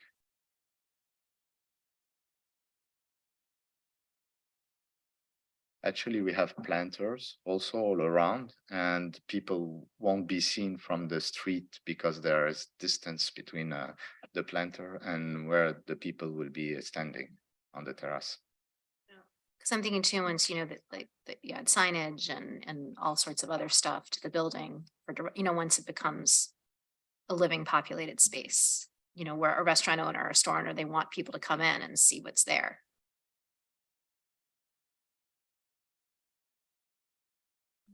I believe we had a motion. We do have a motion from Mr. Comas, seconded by Mr. Agopian, to approve the design. Do you want to take a vote on that motion? All in favor of the design? Aye. Aye. Any opposed?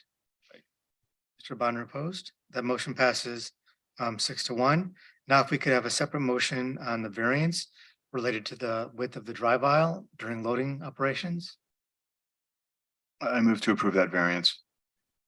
Motion made by Mr. Sheldon, Second. seconded by Mr. Agopian. All in favor? Aye. Aye. Aye. Any opposed? None opposed. That passes 7-0 for the variance. Thank you. Thank you very much. Enjoy the That'll rest of your that'll day. include, I'm sorry, the conditions referenced regarding working with staff on the density of the poles and maximizing the effect of the design, the access for the stair during times that the restaurant's in operation, the 10-foot wide clear pedestrian path, and the final color of the glass and poles subject to review and approval of staff. Okay, thank you. Okay, thank you. Have a great afternoon. Congratulations. And the next application is for DRB 22-0885, 6020 Alton Road. Giselle? The next item in the agenda is ZRB 22-0885, 6020 Alton Road. An application has been filed requesting design review approval for the construction of a new two-story single-family home in a vacant lot. Note this lot was created as a result of a lot split application to split the parcel at 6030 Alton Road into two individual buildable lots. So this application is before you, not because they're asking for any waivers or variances, but because this home is a result of a lot split. The code requires when a new home is constructed as part of a lot split, regardless of whether any variances or waivers are proposed, the new design has to come before the DRB for review and approval. So that's the case with this home. Staff is recommending approval. We are recommending some modification to the design of the front elevation, as noted on page 78 of the board packages and included on the final order, which starts on page 79 of the board packages. With that, I believe we have the architect here online, Luis Leon.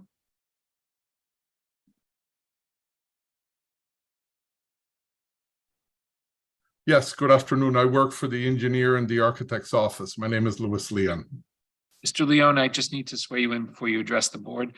Sure. Please raise your right hand. Do you swear or affirm that the testimony you'll be giving in this proceeding is the truth, the whole truth, and nothing but the truth?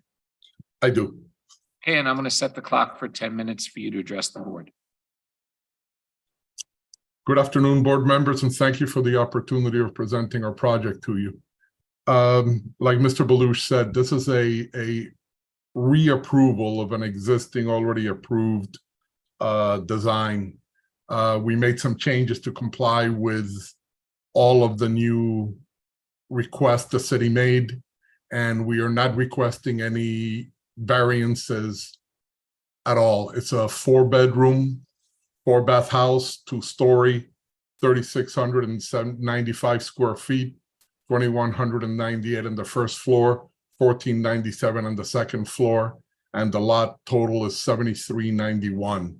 And again, we're not requesting any variances. And that's it. It's a pretty simple design, and it meets as much as possible with the one previously approved by the board. Excuse me, Luis, excuse me just a second. Would you like us to bring up the presentation? Please, thank you. Please walk through the board with the presentation. Thank you. As you can see, we had to set the house back 30 feet as it's required now by code. And if you could move the slide forward.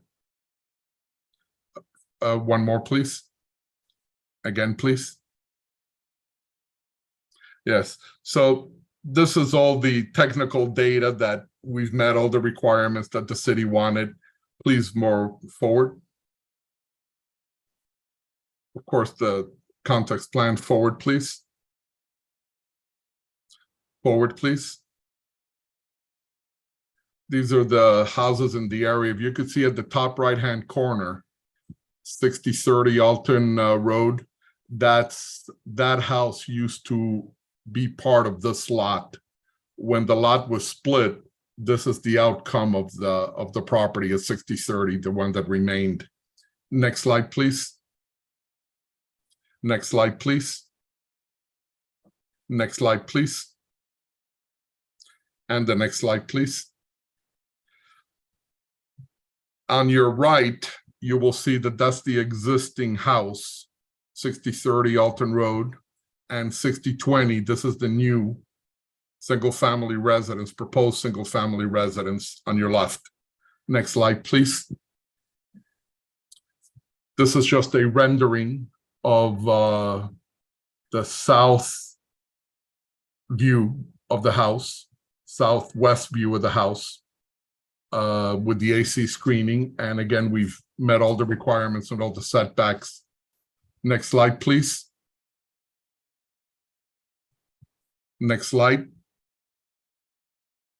Next slide. Next slide. And this kind of concludes what we want to do for the house. Again, the changes that were made were requested by the city, pushing the house back and removing some tremendous amount of wood that was on the facade of the house. That concludes our presentation, board members. Okay, thank you. Thank you. Anyone from the public wish to speak, please come forward now or raise your hand online. Mr. Chairman, there is nobody online with their hand raised. Okay, so I'm closing the public portion and turning over board for comment. I just want to make sure you've had a chance to read the analysis by the staff. Yes, sir. And do you agree with all the conditions that they mentioned in the second paragraph of their analysis of the design review? Please, would you put it up on the screen? I want to make sure that this is the comment. I can go through, Luis, I'll go through the changes we're recommending. First, the design of the eyebrow in the front elevation shall be revised to have a slimmer girth. Yes. Pretty thick right now. The second floor wall planes along the front elevation shall be further set back, provide more movement and relief along the subject elevation. Yes. We're asking for incorporation of landscape planters along the second floor of the front elevation, and that the window tinting not be a mirror finish, and that gray or clear windows be utilized. Absolutely. Please, the renderings kind of show the reflective mirror, but it's not really the case. If you look at the rendering from the back of the pool, you could see inside the house. They're just totally clear. And yes, we are in agreement with the recommendations from the city. Okay, thank you. Board, more comments? I only have one comment for the landscape architect to remove all the shrubs inside the triangle of visibility. Could we please bring up that landscape plan, which is at the end of the presentation? Please, the last 3 pages. L2.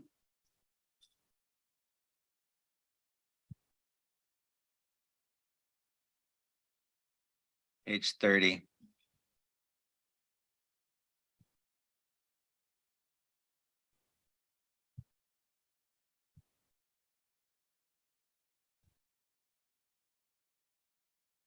Okay, we will do.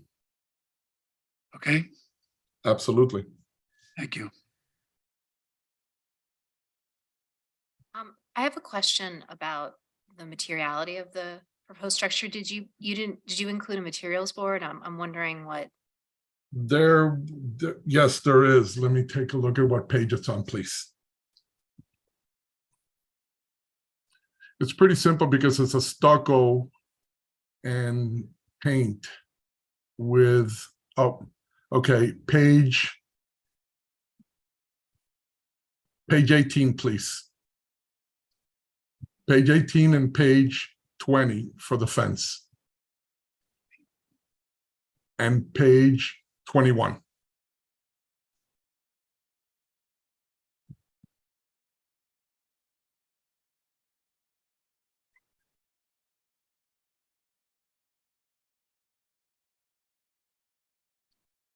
We want to do the frameless glass railing, as you can see by the renderings. The pergola, we wanted to do it like that, but we will reduce whatever size the way the city wanted it. And the Impact resistant windows are full view. And what about the materials of the front door, the garage door, and in the rear? And I guess even on the front facade, the eyebrow, is that? What is that? It looks gray. It was, yes, it was going to be wood, and we wanted to see if we could put wood there. We had removed a tremendous amount of wood that was previously there as per the city's request. We wanted And so what are you replacing it with? we wanted to keep that wood at the very top. And is it going to be the same color as the door in the garage? Right now, it's 3 different tones. Yes, it will. The Yeah, garage because you have door, a the wood front- finish on the back. You have a wood finish shown for the second floor at the rear, so I would suggest using the same wood finish throughout. Okay, then that's what we will do. On the garage door, the front door, and the overhang, front overhang. Same as the rear overhang. Overall, I think it's a nice design. My only thought that I think might help, I'm thinking a little bit about the livability, and I couldn't help it. I noticed that there was really no shade or anything in the back. I don't know if that's something that you could explore somehow, but it doesn't seem like it would be a very comfortable space. You would like to have an overhang, Something. some type yes. of overhang. At Maybe, least- I mean, like I like, on the one hand, I like how clean it is back there. But on the other hand, the sun is very strong. right. We will do whatever the board wants us to do.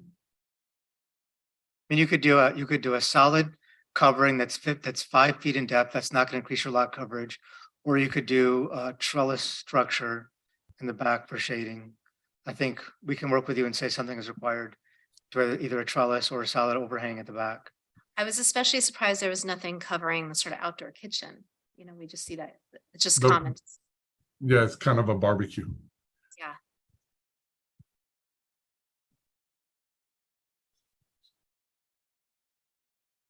Yeah.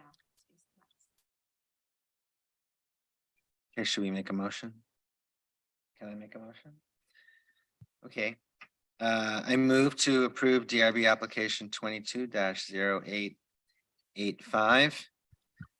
with the provision that the applicant will work with staff on some shading elements in the rear yard. The applicant will remove all shrubbery within the access triangles at the front yard, and the applicant will work with staff on using one wood tone for the front door, the garage door, and the second floor Overhang. eyebrows, canopies, for consistency. I move. Second. All in favor? Aye. Any opposed? Motion passes 7-0. Thank you. Good afternoon and thank you, board members. Thank you. You're welcome. So we have 2 applications remaining. The next application is DRB 22-0873 for 1920 Alton Road. Giselle? The next item in the agenda is DRB 22-0873, 1920 Alton Road. An application has been filed requesting design and review approval for the construction of a new 5-story mixed-use building, including a height variance, a variance from the minimum height of the ground level, and a variance from the minimum required off-street loading spaces. So just to briefly go over the variances being requested. So in this district, the code, the maximum height is generally 50 feet. However, if you provide a greater clearance on the ground floor, the board can grant up to 55 feet in height. The applicant's requesting a variance, I just want to make a correction, to reduce that ground floor by 1 foot in order to get the additional 55 feet in height. And on top of that, they're asking for a 3-foot height variance. Those are 2 separate variance requests. And the last variance request is for a loading zone. We're recommending denial of that last variance request. They provide a loading space on the second floor of the parking to eliminate that requested variance. We are recommending that the application be approved, including approval of both variances. Now, just also to speak on this issue, there is an FPL substation to the west. So they are orienting their massing away from that substation. If they were to distribute the entire floor across, 2 levels versus 3 levels of office space, they could probably avoid the height variance, but because they are pushing away the construction from the FPL substation, which was also used for the neighboring, an argument for the neighboring property to the south and granting of their height variance. That's what's being used as well here for their granting of their variance. So for that reason, we are supportive of both variances for the height and opposed to the variance for the loading space. And then just one last correction in the report. The final order, we had a note stating that the circulation zone, the clear pedestrian path, the requirement here is 10 feet. This is in a location where the code was modified to require 10 feet. The board, generally outside of this area in Alton Road can approve a clear pedestrian path down to 5 feet. But when this ordinance was updated this past summer, that provision for a waiver for properties fronting this portion of Alton Road could not be waived. So we just added that as a condition to correct it, that the clear pedestrian path has to be 10 feet. With that, we're recommending approval in accordance with the conditions outlined in the draft final order, which could be found on starting on page 97 of the board packages. Now I'll turn it over to Mr. McDowell. And Mr. McDowell. Michael, I have a question about what you said. So the building that is in the process of being built next door, it's the same height that they're proposing, or this building, what they're proposing is going to be taller than that building? It should be similar. They received the same variance from the ground floor space in order to get the 55 feet in height. I don't know if they also asked for a 3-foot height variance. This building is also asking for the 3-foot height variance. And before we start, let me just swear in your team, because I'm not sure everyone was here in the morning. So those testifying in this case, please raise your right hand. Do you solemnly swear or affirm that testimony you'll be given in this proceeding is the truth, the whole truth, and nothing but the truth? I do. Thank you. And I'll set the clock at 10 minutes, Mr. McDowell. And we might need a couple extra minutes, but you can set it for 10 and hopefully you'll give us a couple extra minutes if we need it. Thank you. Good afternoon. My name is Carter McDowell, Bills in Sunburg, 1450 Brickell Avenue. I have our project architect, in the project architect is Gensler. Shamim is here, and I'll let him tell you his last name for the record because I can't.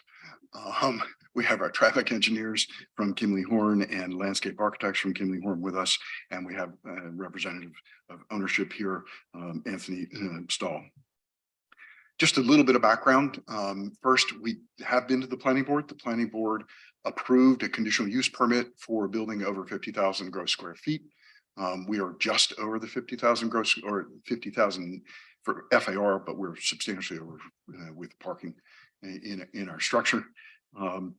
They also approved conditional use permits for 2 restaurants on the ground level that you see in the plans that we submitted to you. We were happy that they recommended approval. We went through some fairly detailed discussions with them about operations and entrances and other things. So we're not going to repeat that. 2 other things that you should know before I let Shamim present the building to you. First, there are 2 restaurant spaces on site today. They are actually virtually identical in size to what we are proposing. The existing condition, one of which is vacant, but you've got Provita and what was Due Bache. Together, they are 8,072 square feet. Our 2 restaurant spaces as approximately 8,100 square feet. So we're replacing what's there. The neighborhood, I think, supports actually our activating that corner in particular, and we intend to try to bring Provita back as part of the project. The other existing use on site is a 12,500 square foot gym that generates an enormous amount of traffic and activity on the property.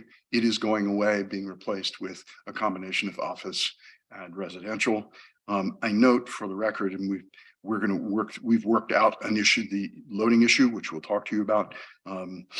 The existing condition has no loading spaces and only 17 parking spaces and no queuing space anywhere.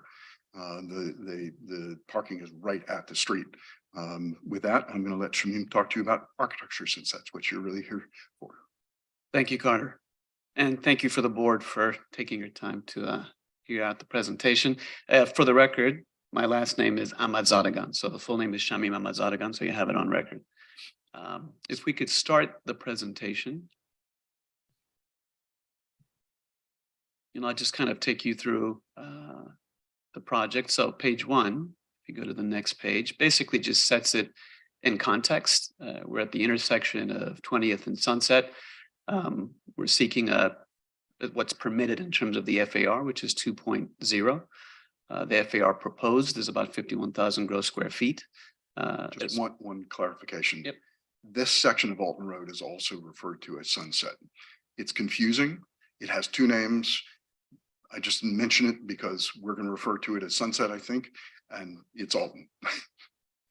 Got it. Some of the numbers that we already went through, the total for the F&B is about 8,300. The office total is about 25,000 gross square feet. And then we also have a residential total of about 13,000 square feet. So just putting everything into the context. And what you're seeing highlighted in yellow is the building you were referring to, 1910, which is under construction and almost complete. We'll be directly adjacent to that building. Next. Obviously, as we start a project, we try to understand the view corridors, especially in these types of sites where they're close to the waterfront. So you can see where the red square is and kind of an overall view analysis. The red is kind of the views that you're able to capture. And so you can see we have some views to the north, a little bit to the south, and obviously to the west. Next. This basically describes the strategy or the massing diagram that we went into. Obviously, as we start the project on the top left, what you're seeing is the overall extrusion of the FAR. As was mentioned earlier, because of the FP&L vault that's right next to us, all of the overall basic massing of the project is pushed towards the street, which leaves basically a plaza or a courtyard where the parking structure is to the back, facing the FP&L site. You can see as you go to the right, the overall programming, mixed-use programming of the project has a retail on the ground floor, as we talked about, parking on the second floor, and then 3 levels of office and also residential. What I will say is that you can see that we purposefully put that residential directly off of 20th Street so that it's facing the Palau building, which is also residential, to create that synergy between the uses. So that is something that we did very specifically. As we go into diagram 3, which is really about the scale, we wanted to make sure that this building fits within the context specifically of the Palau building next to us, which is residential. We understand that. And so we wanted to create a building that responds to that scale. And so you can see the idea of the notches that we introduced, even though not ideal for the efficiency of an office building, certainly does create the scale that we were seeking to ensure that it actually works well within the neighborhood and certainly respects the Palau building. And so we did that with great intention.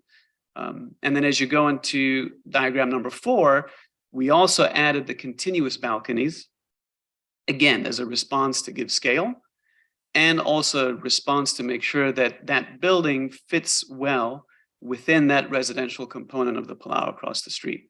Again, we wanted to just make sure that we were respectful of all of that. So those are kind of some of the guiding principles that inform the overall design. Okay, next.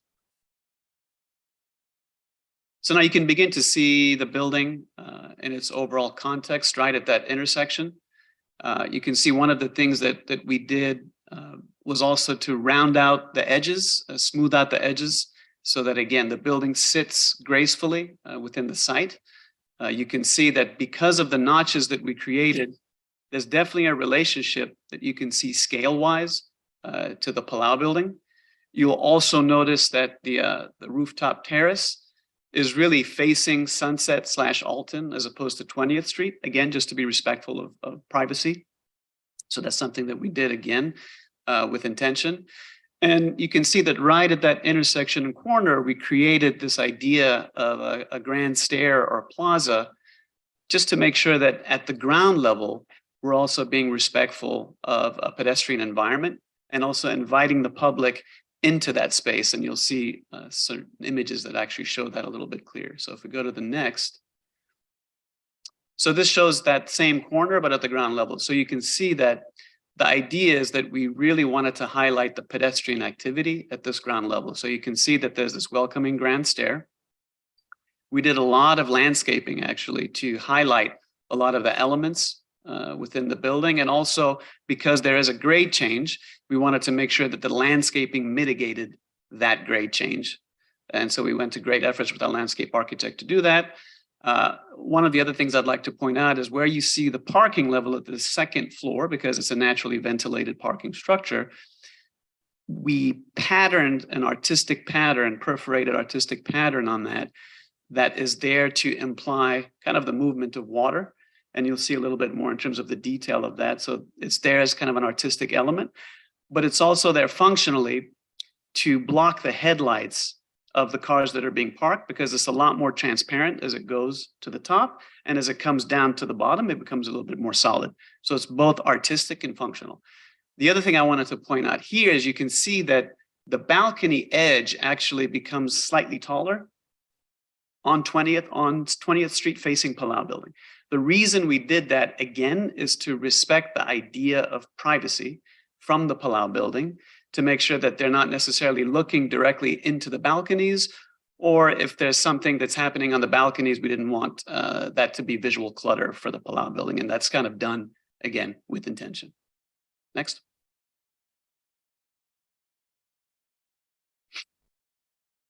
Next.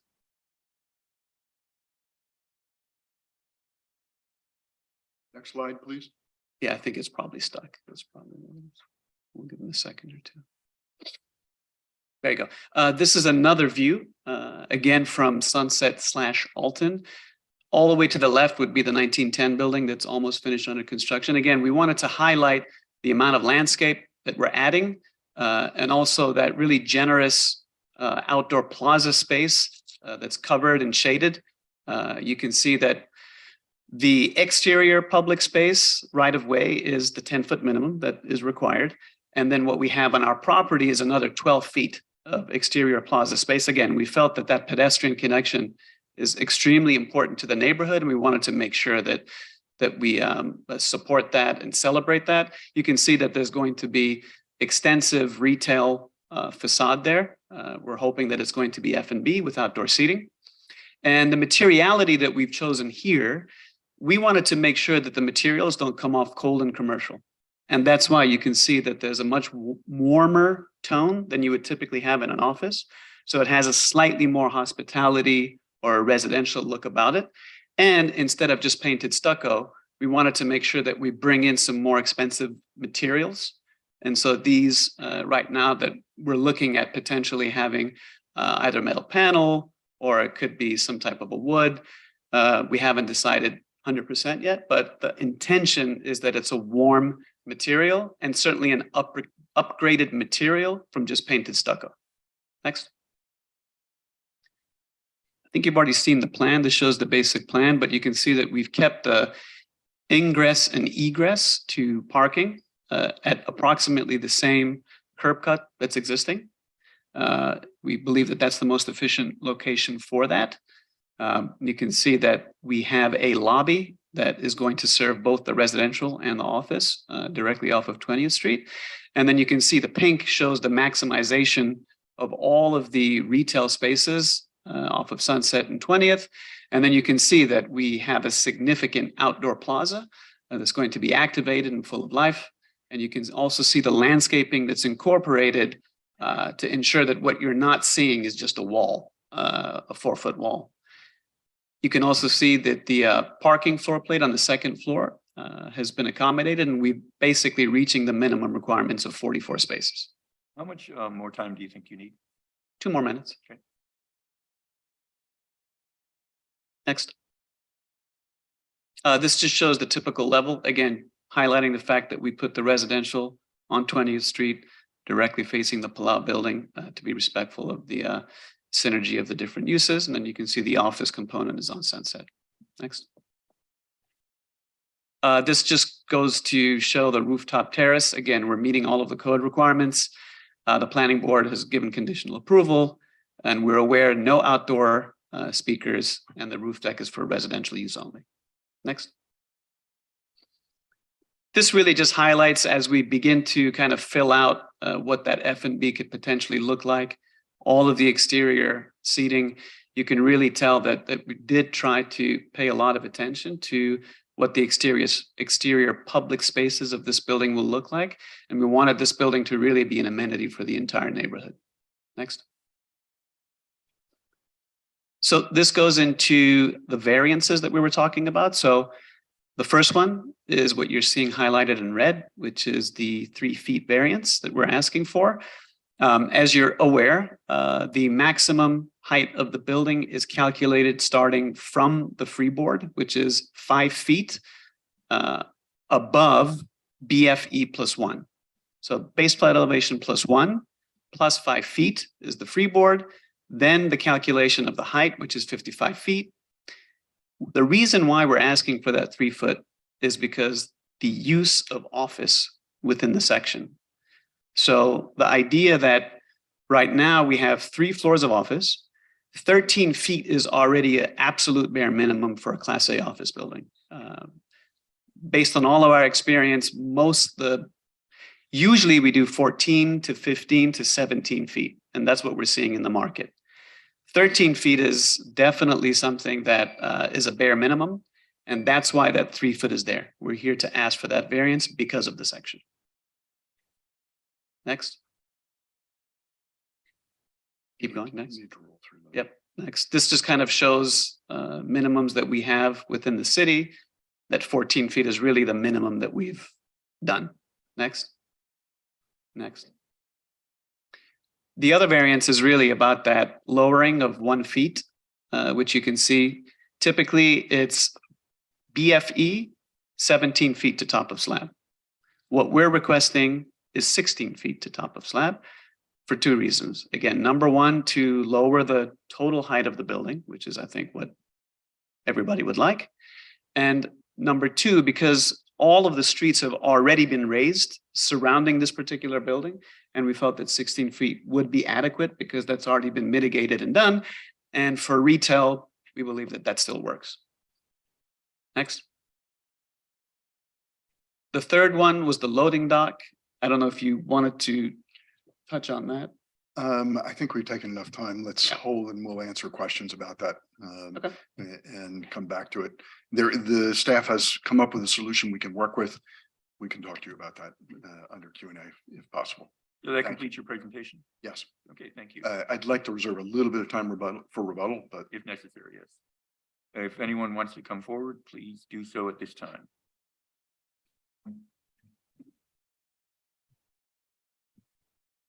Good afternoon, Sarah de los Reyes, Sunset Harbor Neighborhood Association President. We had a meeting with the developer. We looked at the building. It's massive. It's 88 feet high. Palau is 49 feet. I just want to give you a little background. When we started in Sunset Harbor, we made changes about 3 years ago.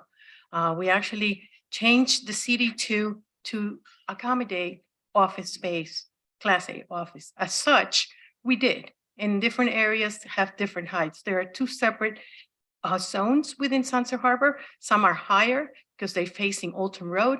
The ones that we kept lower was anything that faces any of the residential buildings that are there today. We created a vision plan and we have an architect, an urban architect in my team. I have 10 board members, a lot of input into that. So we actually changed that area from 50 feet high to 55. Did not know about this 5 feet freeboarding, did not know that was going to be so high when it comes to the flood. So as such, Sunset Harbor, like you said, that area has been raised. But if you go look at Palau, which is about 4 feet down or 3 feet down, Pura Vida and them are a lot higher than what they are today.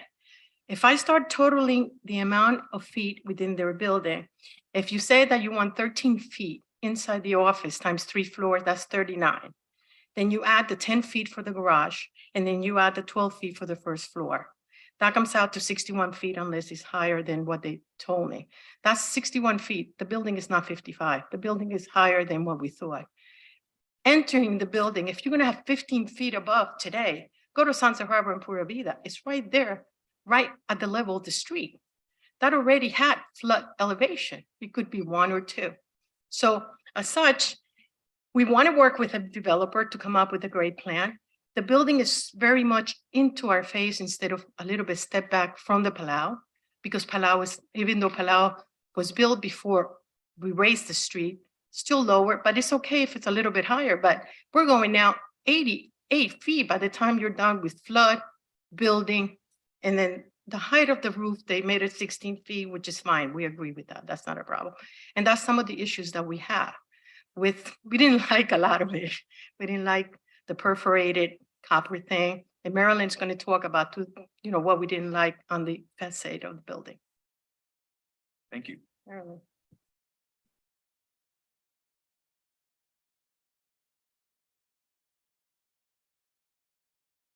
Hello again, Marilyn Freundlich, Sunset Harbor. When this building, we had a meeting with the developer. When this building was presented to us,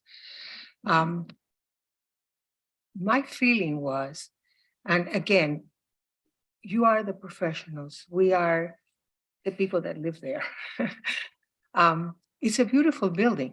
It is really a beautiful building, but I envision this building in Dadeland, not in the corner of 20th Street and Alton Road in Miami Beach. It's massive. It feels big and heavy, the building. If it had some undulation, like the building that was presented before, Ronnie's building has a lot more movement to it. We would like maybe for you to suggest to them or for them to come up with a little bit of modulation on that building so it doesn't feel like one monolithic thing right in the corner. The other two buildings that are now almost done in Sunset Harbor and on Alton are very thin. You look at them and they have a lot of glass. They're so contemporary. They fit so well. Palau, I think they did a very good job. I live in the townhome, so I bought there when nobody wanted to live in Sunset Harbor. But these newer constructions are so, like the Publix. They're iconic buildings. And you put this big module there and I don't know, it feels out of place. So if they could maybe work with you or you work with them to have a little bit more of pizzazz. And of course, I'll be done in a second. Sarah and the people of Palau have a problem with the height because the way it's calculated now, it really is a lot higher than anything else that is in Sunset Harbor. The reason we understand it's because of the flood elevation and this and that, but at the end of the day, it's high. Thank you. Thank you. Anyone online, Michael? There is nobody online with their hand raised. I see no one else in the audience, so I'm going to close the public portion and turn over to the board for comment. Do you want to make a rebuttal now, sir? There are a few things that we'd like to respond to, but if you want to do board comment, we can answer questions. I'll allow you the rebuttal at this time. I think so we understand that they're concerned about the building height. I will tell you that we presented a drawing that was based on NGVD, which exacerbated their concern about the height because that's 5 or 6 foot difference in what is from real sidewalk because of the measuring. We showed you a slide that shows the actual height of the building.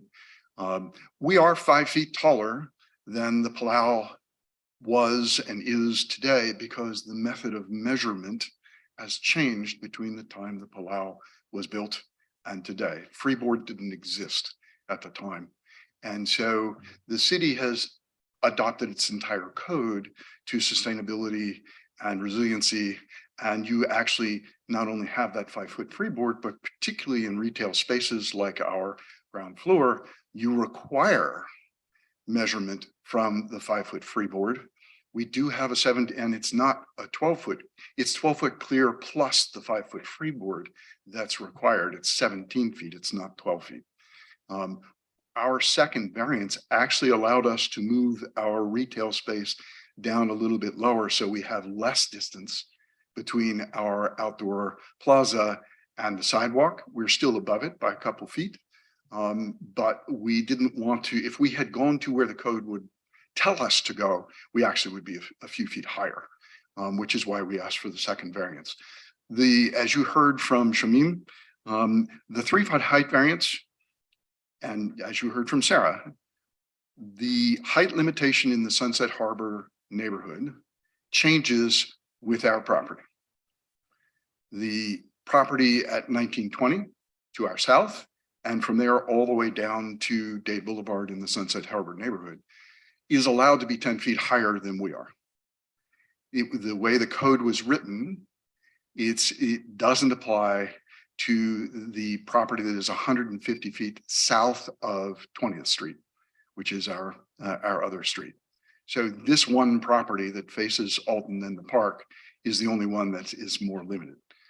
With that said, we are able to work with the 3-foot height variance. That will get us where we need to go. We've had to be very tight on our floor to floor and make the geometry work. It's a tight site to make it work. But we really do need the 3-foot height variance to get us to a point where we can produce Class A office space that will compete in the marketplace and be successful.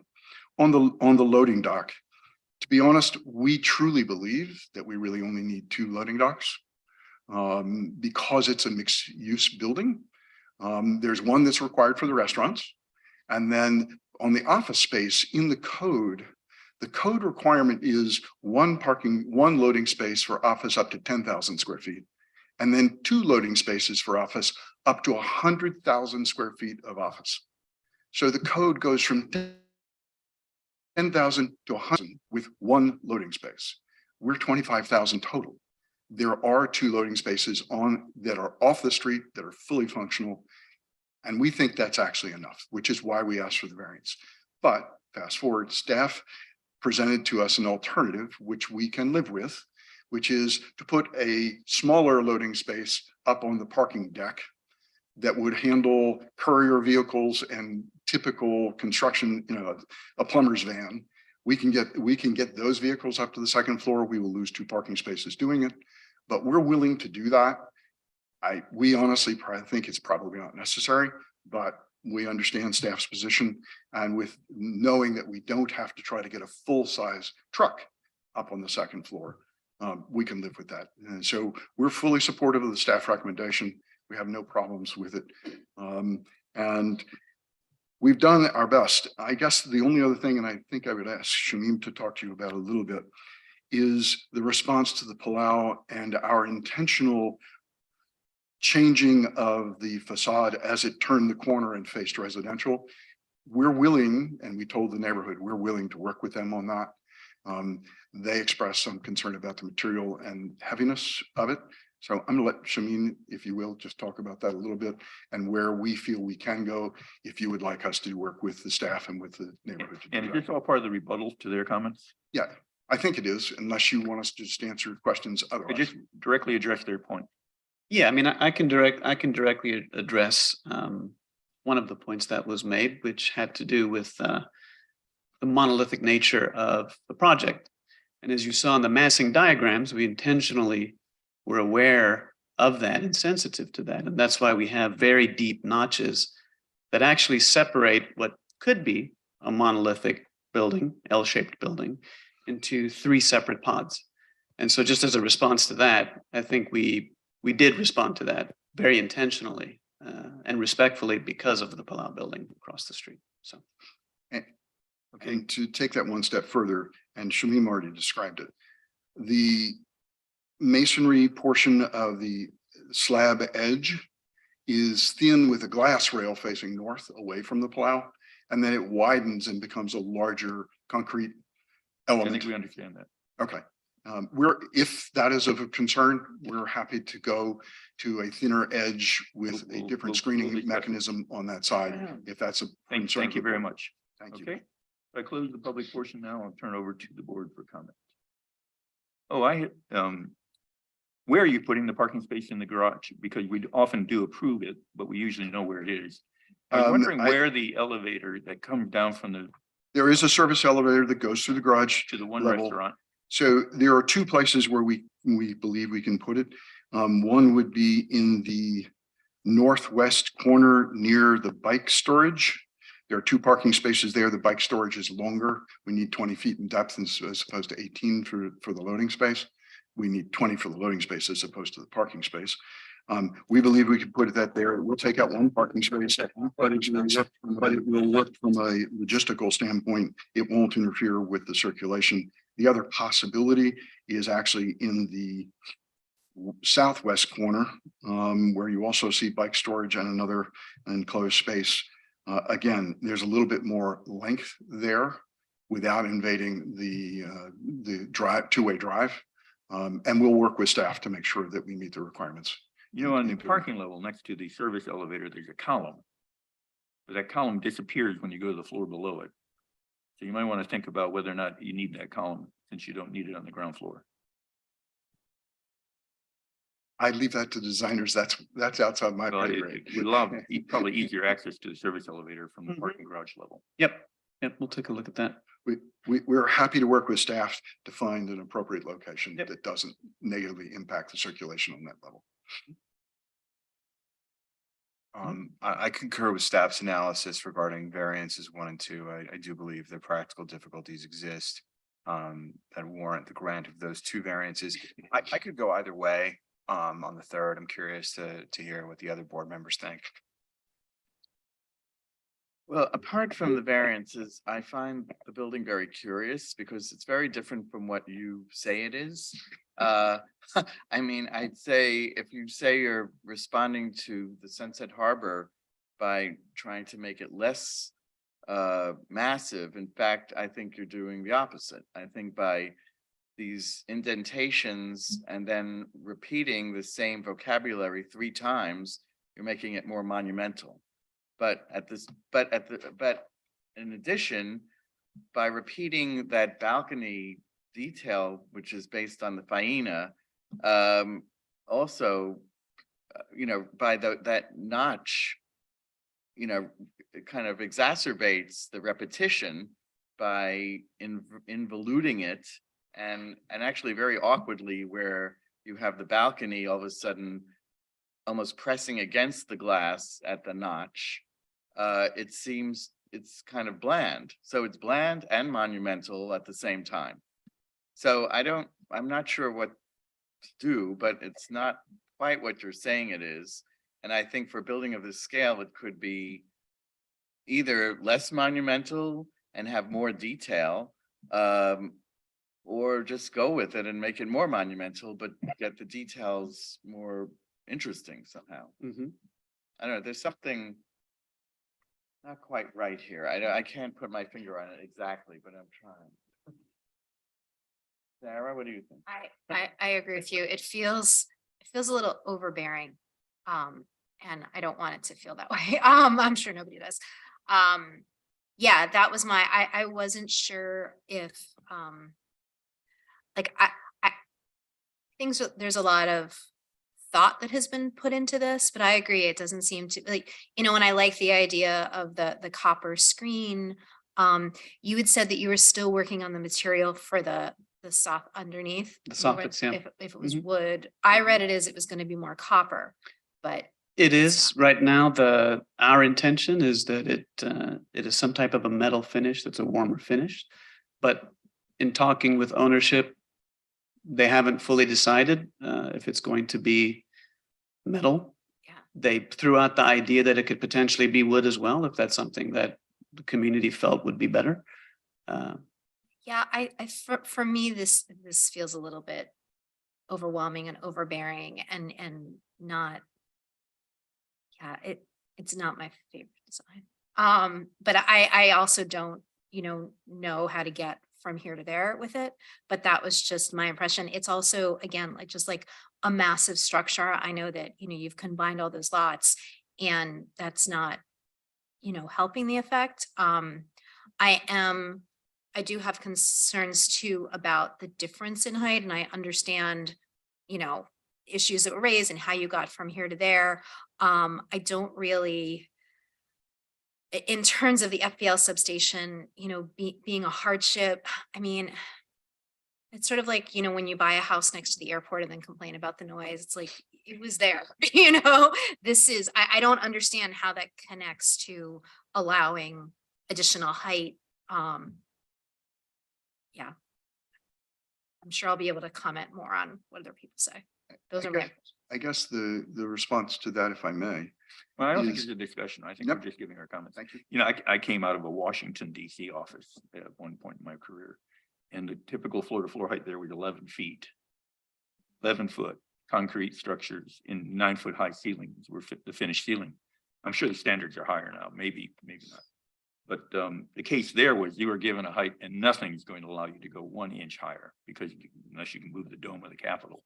And so everyone was squeezing as much as they could in that height. I actually moved here from DC, so I'm very well You're aware of familiar that. with that. Yes, yes. Okay, so I'm preaching to the choir here. I also, there's other projects of Class A office space that we've approved in Sunset Harbor that, if I recall correctly, didn't ask for a height waiver. Am I remembering that? Well, we did the project that changed from residential to commercial, Michael. Facing the water, facing the bay. Right, that's facing the bay, right? But there was a code amendment to allow additional height for office uses in that location. They got 10 feet of additional height actually in that code amendment. So that's why they didn't have a height waiver and the other properties don't either, because they're automatically allowed an additional 5 to 10 feet, depending on exactly where they are. And this, well, I would say too, as we were talking about the zoning and the code, it seems to me that, when the code was written and how it was a difference between the Alton fronts versus the side street fronts that are more residential. I don't know if there was the idea that this would just become one property as opposed to two separate properties, where it would have been easier to do this height on the Alton side and then have a property next to it that was a little bit lower to accommodate for the lower residential scale. That's, And the only thing I can tell it's you, all these it's tricks with the It's code. been one property since it was a funeral home. I'm sorry. Yeah, and Separate buildings. Okay. I'm happy about the mixed use, residential, commercial, one neighborhood, I agree. restaurant, interior parking, we like mixed use. We would promote it, but I don't think the residential needs 13-foot floor to floor.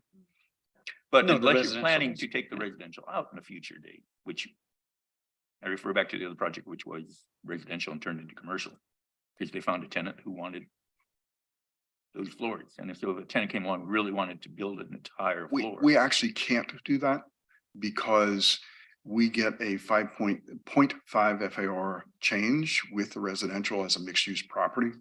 So I can't eliminate the residential use if it's approved and built the way it is under the code. It would require a code amendment to potentially increase FAR, which also requires a So the referendum. 0.5 is mandatory. Huh? The 0.5 is mandatory. To get to 2.0. To get to 2.0, we have to have at least 25% residential. Yeah, space. basically, if they remove the residential, their max FAR is 1.5. 1.5. So Thank the only bump is for residential. Yep, thank you. But that is a separate wing of the project. So if you were to require that to be lower, that's sort of of course, it shares the same elevator core. but- Elevator's That's the problem. It's Elevators and yeah. stairs and all that. Yes. And you're right, we don't need 13 feet for the residential. But from a access standpoint, you really do. Unless you had a backdoor elevator.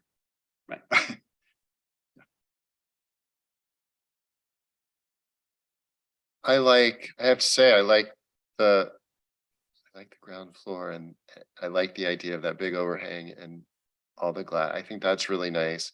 I think the balconies make the whole thing seem really heavy and I think if the balconies were more delicate and I think if it stepped back just a little bit to give an illusion that it was thinner on the top, you do have the problem with Faina. I mean, that from the second that thing was maxed out to height and the fights they had with Sunset islands and now it's below grade. It really just feels, it's unfortunate. Palau, I'm sorry, Palau. It's unfortunate that the timing of all that stuff happened the way it did. The same thing with the Sunset Harbor Mall. But yeah, I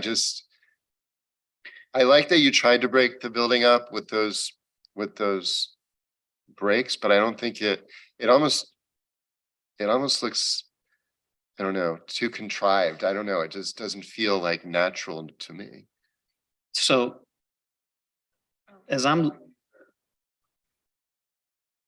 they're minimum of 10 feet.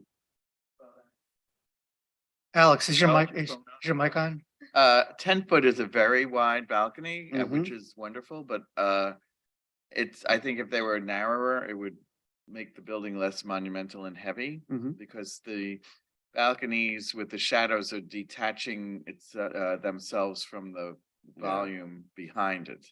So it's no longer reading as a volume with balconies. It's this kind of strange floating shadow lines. And even the angled bottom, I don't think is, if you look at the Baina, it's a different animal. It's trying to look like one massive thing. But this, I think, I think it's not clear what it's trying to do in terms of the angle at the bottom of the balcony. Because I think it's too thin for the scale of the width of the balconies, and the width of the balconies is adding to the monumentality. The other thing that could help to mitigate, I think what you're talking about is the overhang of the roof on the top. Because right now that repetition of the balcony is similar, right? From second, third, and then the roof. So there may be a way to mitigate that scale by scaling back what's happening at that top level. So that then it'll help mitigate that scale, reduce the repetition of kind of what you're referring to, and help tie things together a little bit so it doesn't feel as massive. Because as a pedestrian, when you're walking, what you perceive in the building is really the soffit. And so the soffit at the top is going to appear to be the deepest just because of perspective. How far back would you move it? We'd have to study it. I don't have a specific number, but the great thing is that, even if we move it back 5 feet, for example, that's a relatively, I think that could work. right?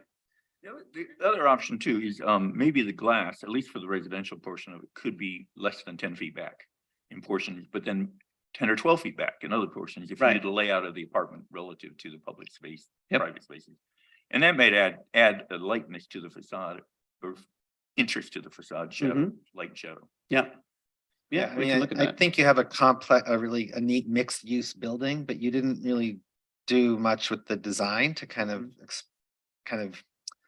translate and express the mixed use, which I think could be an opportunity, maybe, whether it has to do with balcony widths, or yes, there is kind of this heavy roof element that looks just like all the other kind of balconies, and they're obviously, by the design of them, they're very, very heavy. I think that's part of it. And you kind of contrast that to sort of the delicate nature of what's happening across the street of Palau. So you automatically have like this clash. And it's funny that Scott had, I was on the DRB when Palau came in front of us, and that was a huge outrage with that building. And of course, we all have to understand now that the codes have changed a lot, and now we have freeboard, we have higher streets, we want the buildings to be higher. Personally, I wish your ground floor was up higher than it is. You're not really taking advantage of the freeboard. And we pushed it down 2 feet. Yeah, so you could be, your first floor still, granted it's at +1, but you can be higher than +1, especially for retail, which is going to have 250 seat restaurants that hopefully won't ever be flooded, but no one really knows. And one other thing I just noticed, I would think just in general, access to this podium where you're on the first floor.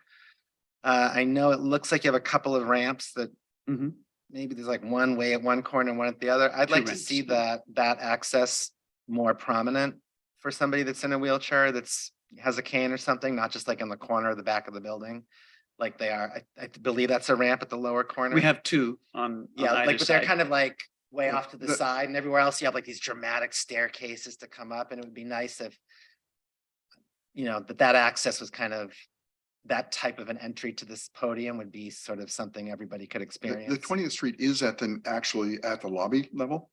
You come into the main lobby, and then can move over to the restaurant space. But we hear you. We understand.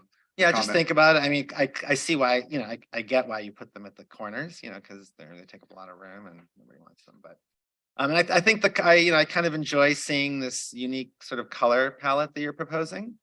I do like this kind of warm feel. I do like the perforation idea. I've seen it done before really successfully. So I think it's way better than some of the other things that you see a lot of garage screening that come in front of us. You Yeah. see a lot of horizontal members and vertical members and weird cheap screens and some horrible things that don't really work. And we see them all over the beach. They're all there. So I would always say, like, keep pushing that too. I like this kind of computer generated variegated pattern idea is kind of nice. But I think definitely listen to some of the feedback on the design elements that the board is saying. I think there's a lot of opportunities here. Again, you're at another prominent corner. I mean, this is kind of becoming this, you know, the buildings next to south of you, the new one, then all the other little old ones that are there, those are not gonna be around much longer either. So this whole row is gonna be, you know, from Michael's and then or ex Michael's and then beyond to where the last project was we just approved. There's going to be this series of these all modern buildings that are here, and you know, it's kind of this very influential corner here at the beach. Everybody comes up often and they turn, and we really want to make sure all of these buildings, you know, kind of like they represent kind of this kind of row of really great things that happened within kind of our generation or this last couple of decades, probably. We have approved a project for Chase to be redone. Right, exactly. Oh, yeah, yes. We did that with, and I know the other site next to it, the Walgreens or whatever, is also up for grabs. So it's gonna be a nice, modern, contemporary strip. Your restaurants will be Don't take really any of this busy. personally. But Not at all. you're a very Yeah. good designer, by the way. But we're kind of looking at it from the homebodies that we are. Sure. And Let the me- neighborhood and all the adjacent properties. Do you need balconies for the office space? So that's something that we're seeing is a very sought after amenity for these types of Class A office tenants, and especially if we're trying to bring them into Miami and South Florida, that's a huge selling point to have these exterior amenity spaces for work. So And as Jason was talking about, you know, highlighting externally the different internal functions, I was thinking along those lines as well. I agree. I think that as much as I'm usually about cohesiveness, I think Yeah. that would be an interesting avenue to explore. I mean, what I'm gathering from everybody's comments is that the balconies just need to be revisited and reworked. And because it seems like that's the source of the heaviness that seems unresolved. So if I understand the comments, it's the depth of the balcony. I hope that my comments did not get misconstrued as depth. I think there's nothing more fabulous than a deep balcony, especially north and east facing, because Exactly. those are usable much Yes. more than a west facing. Yes. I think it's the thickness of the base of the balconies and the curvature makes it feel so heavy, like Got it. horizontally heavy. Yep. We can I mitigate think that. it's the balcony width. And 10 feet is a great outdoor entertaining space for a house, but for an office, I'm sure people would rather people working inside. They do. I mean, we've found with our Not in South Florida. that's right. With our office planning, Why have a we've noticed that 7 feet is typically the minimum we would go in order to have different types of furniture layouts on the exterior. So But I think it's just, Yeah. you just have to explore. yeah, we can do that. And I think the idea of making a thinner section profile for the balconies, that's I certainly think something it- we can look at. That idea of making it thinner. Yeah. Could work also, moving back the The top top floor, sure. one. Yep. I do have a small issue. The landscape design is very nice. They always do good job. However, I do have an issue with ceiba palms growing into the canopy trees. We have our landscape architect. We were actually just talking about that. Okay. I would note for the record, because the neighborhood asked us, there are palms on the Sunset Alton side today that they like and would like us to keep. But the city's street tree program will require us to implement a. Yes, I understand that. But there are ceiba palms growing right into almost to the trunk of the green buttonwoods. So with the sables, you can get them in character form, which is basically I understand. kind of S or C shapes. And we actually kind of want to use those as both a wayfinding device and kind of open reaching out under the canopies. At those staircases, you'll see they're strategically located at different areas. And that was intended to kind of allow that to happen. What is the spacing of the trees? Roughly? The sables? Or No, the trees. The street trees, I believe they're around 20 or 25 on center, whatever the code requires. Feet, so basically, green bottomwoods are gonna have at least an 8-foot radius spread. So you're only gonna have a 4-foot window between trees. So how could you insert the palms without going into the canopy? So to be clear, the street trees are the green buttonwoods. They're just along in the right of way proper between, let's say, back of curb and sidewalk. They're out along the perimeter. Those are the street trees. And then the planting area between the terrace level and the streetscape, there are no green buttonwoods there. Those are either silver buttonwoods, which are a small, a different type of species of tree. No. I'm talking about. Let me give you the page number. While you do that, could you just tell us your name for the record? Sure, Matthew Wisniewski, landscape architect with Kimley Horn. Thank you. L300. Yes, sir. You have curved ceiba palms growing into the canopy of the street trees. My interpretation or my description of what you've described would be I've got curved sable palms growing to the midpoints between the green buttonwood trees, which are shown really accurately as far as the canopy. The canopy that you're seeing there on the in scale is probably around 25 feet total canopy, that dimension. Let's get this. You work out with the staff. Sure. That no palms will grow into the canopy of the street trees. We're happy to work with staff on that. Right. I will work with staff gladly and willingly. Thank you.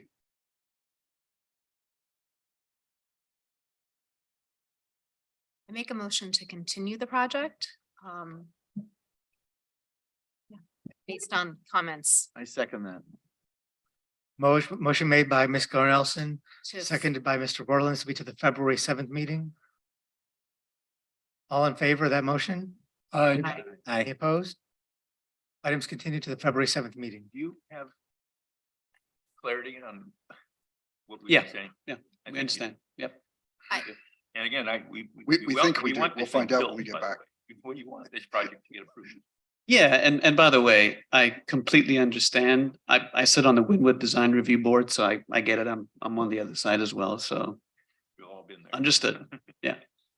There was a comment that staff made in comments about a living green roof, which I thought that was a good idea and was wondering if you'd read it, if it was something you could explore, because there is a large expanse of empty roof. It doesn't necessarily have to be accessible, but I was You wondering if mean something you on would the consider. on the rooftop greater than the area that we've already designated for the rooftop terrace? Is that? Yeah, our recommendations for the area designated as artificial turf.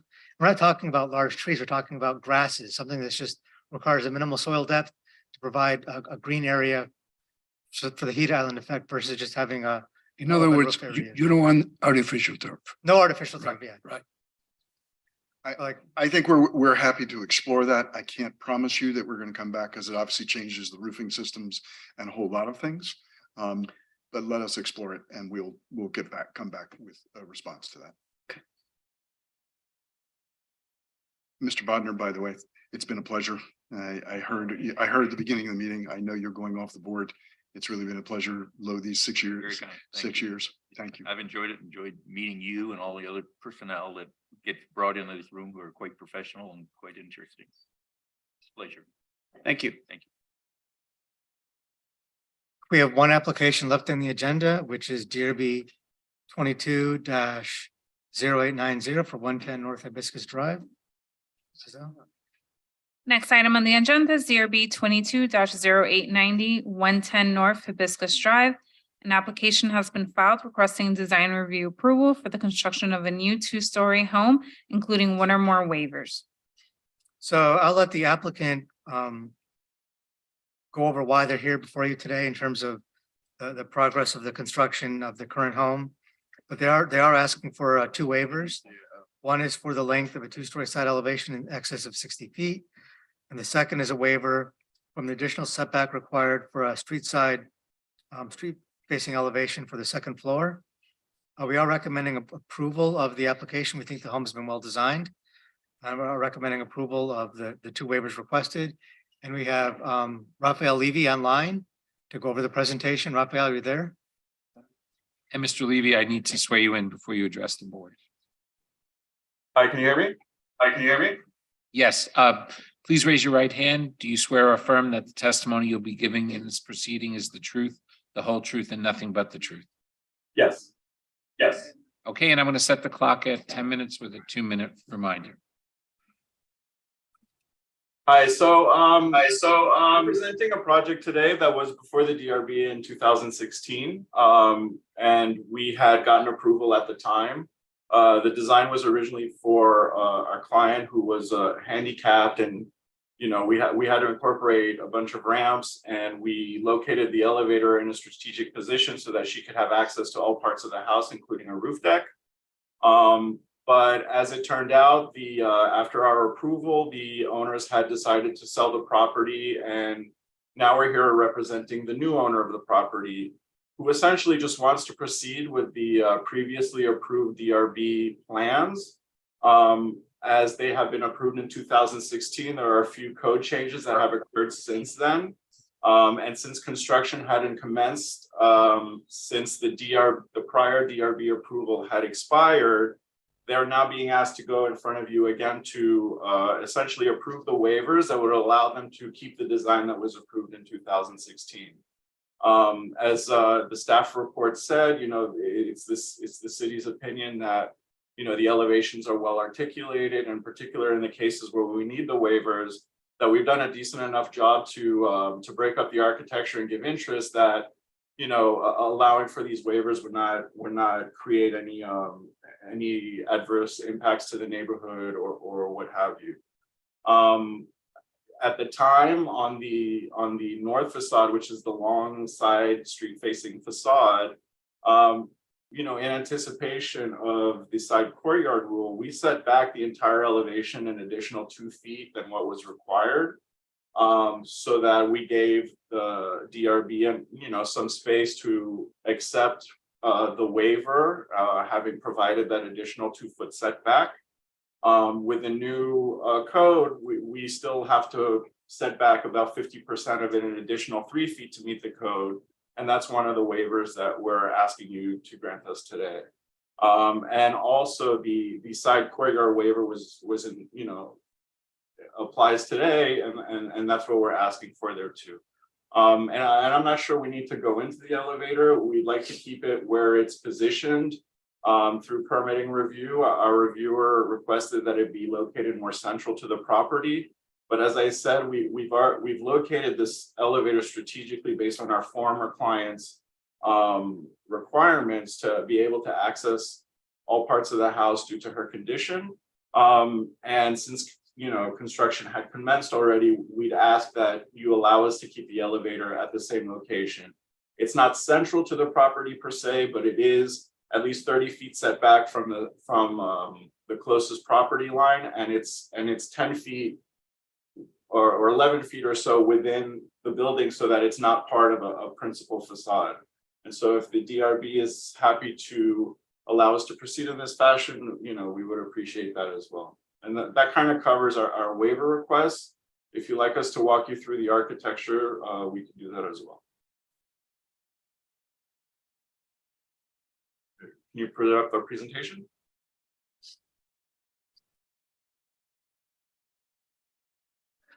Yeah, PJ, can you bring up the presentation? I think they just submitted. I think you can just go to the architectural set for now.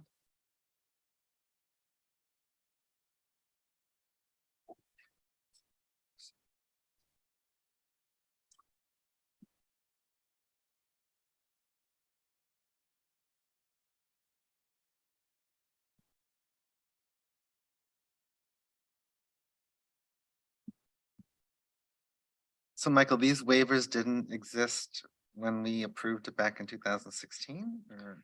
In 2016, the code is different. We didn't have the requirement of the second floor street side be set back additional 5 feet because the requirement was that the second floor volume cannot exceed 70% of the first floor volume. Yeah. So the code had been modified since the original time. Construction had commenced, and I believe they poured some part of the house that would now require the setback waiver. And that's why they're here before you today. We did this as a new application to clean up sort of the approval compared to what was done back now, 6 years ago. And was it because the order expired? Is that what? No, because the happened? house was under construction. New- so it was a didn't new expire. owner. This is a new owner and a slightly modified design. So we brought this back to the board since it was, we wouldn't let them modify the code substantially because it was based upon a prior code. We brought this under the current regulations just to clean it up. So if you could skip to page 13.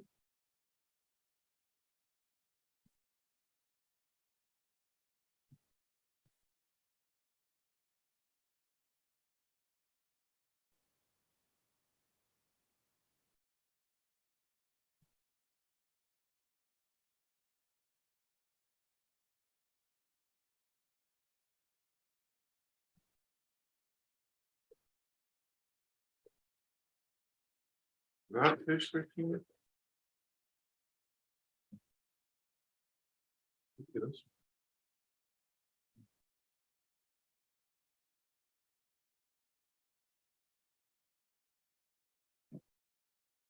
I'm looking for a first floor or a site plan.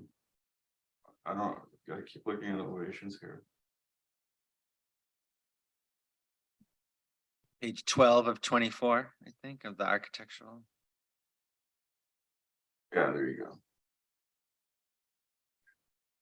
So you could, so on the top of the page,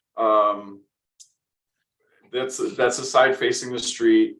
And the right of the page is the front of the house also facing a street. The subject of the waiver is the north part of the top part of the page where it's facing the side street. As you can see, we've aligned a lot of our first floor and second floor elevations planar and created a few kind of architectural projections and recesses to add some architectural interest. But this whole face of the building is set back an additional 2 feet from the setback to alleviate some of the pressures of having a long 2-story elevation directly on the setback. At the entry, you can see we have a generous recess to enter the building, which creates some relief in the architecture. And if you could go to the next slide.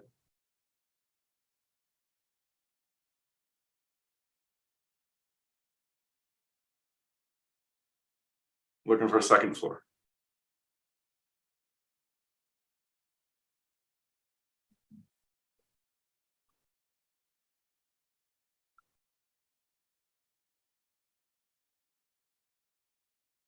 Right. So as you can see, the facade is essentially lined up with our first floor, but we have these projecting balconies that are framed on the exterior that gives it additional character and interest to that elevation. In terms of effects to existing construction,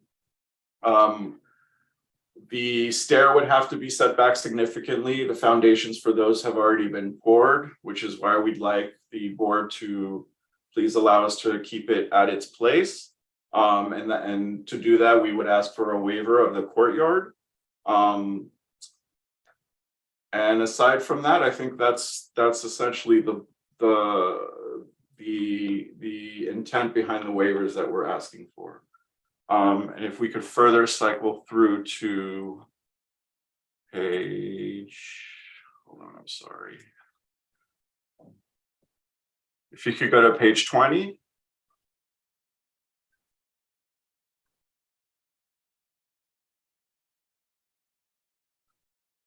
This is the elevation that we've been discussing. And you can see there's a nice differentiation of materials, articulation of volumes, and a lot of projections and recesses that really give this facade a lot of life. And I think because of that, and because of the additional 2 feet setback, is why I think staff is comfortable to allow us to proceed in this direction and doesn't see it as, that incompatible with current codes. And with that, if you have any other questions, I'm happy to respond to them. So that completes your presentation? Yes. Okay, thank you. I don't think there's anyone in the audience who wants to come forward. And is there anyone online, Michael? There is nobody online with their hand raised. I'm closing the public portion and turning it over to the board for comment. If I could just add briefly, to our knowledge, we have not received any opposition to this, and the few people that we did discuss with it, at least verbally, had mentioned their support for our project. Okay, thank you. So this was approved in 2016, is that right? When it was approved in 2016, they did receive a waiver for the percentage of the second floor versus the first floor. That code requirement was removed and replaced with the requirement of the additional setback now required for street facing and front facades. So the waiver was granted before previously for the second floor proportion of the first floor. But it also included a setback of the stair. So the stair was constructed now closer to the street that was originally contemplated from the permit.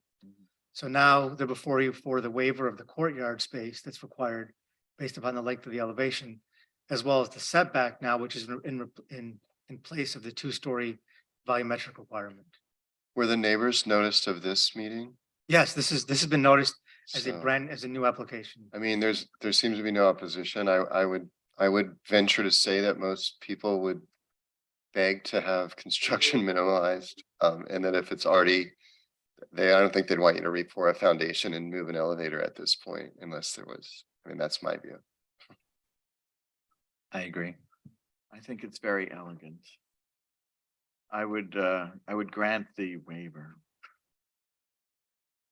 Is that a motion? Yes, let's make a motion. I'll to second. approve Second. this and grant the Seconded by waiver. Mr. Diffenderfer. All in favor? Aye. Any opposed? Motion passes 7-0. Thank you. Thank you so much. Thank Have you. a great afternoon. Congratulations. And our next meeting is January 3rd. We will see you, Jim, I am not gonna be here. Thanks, Orlando. I'll send you a, to Europe. Give you a fitting farewell, though. Not sure what that. I'd like to make a motion to adjourn. Second. Aye. Aye. Aye. Aye. Aye. Aye.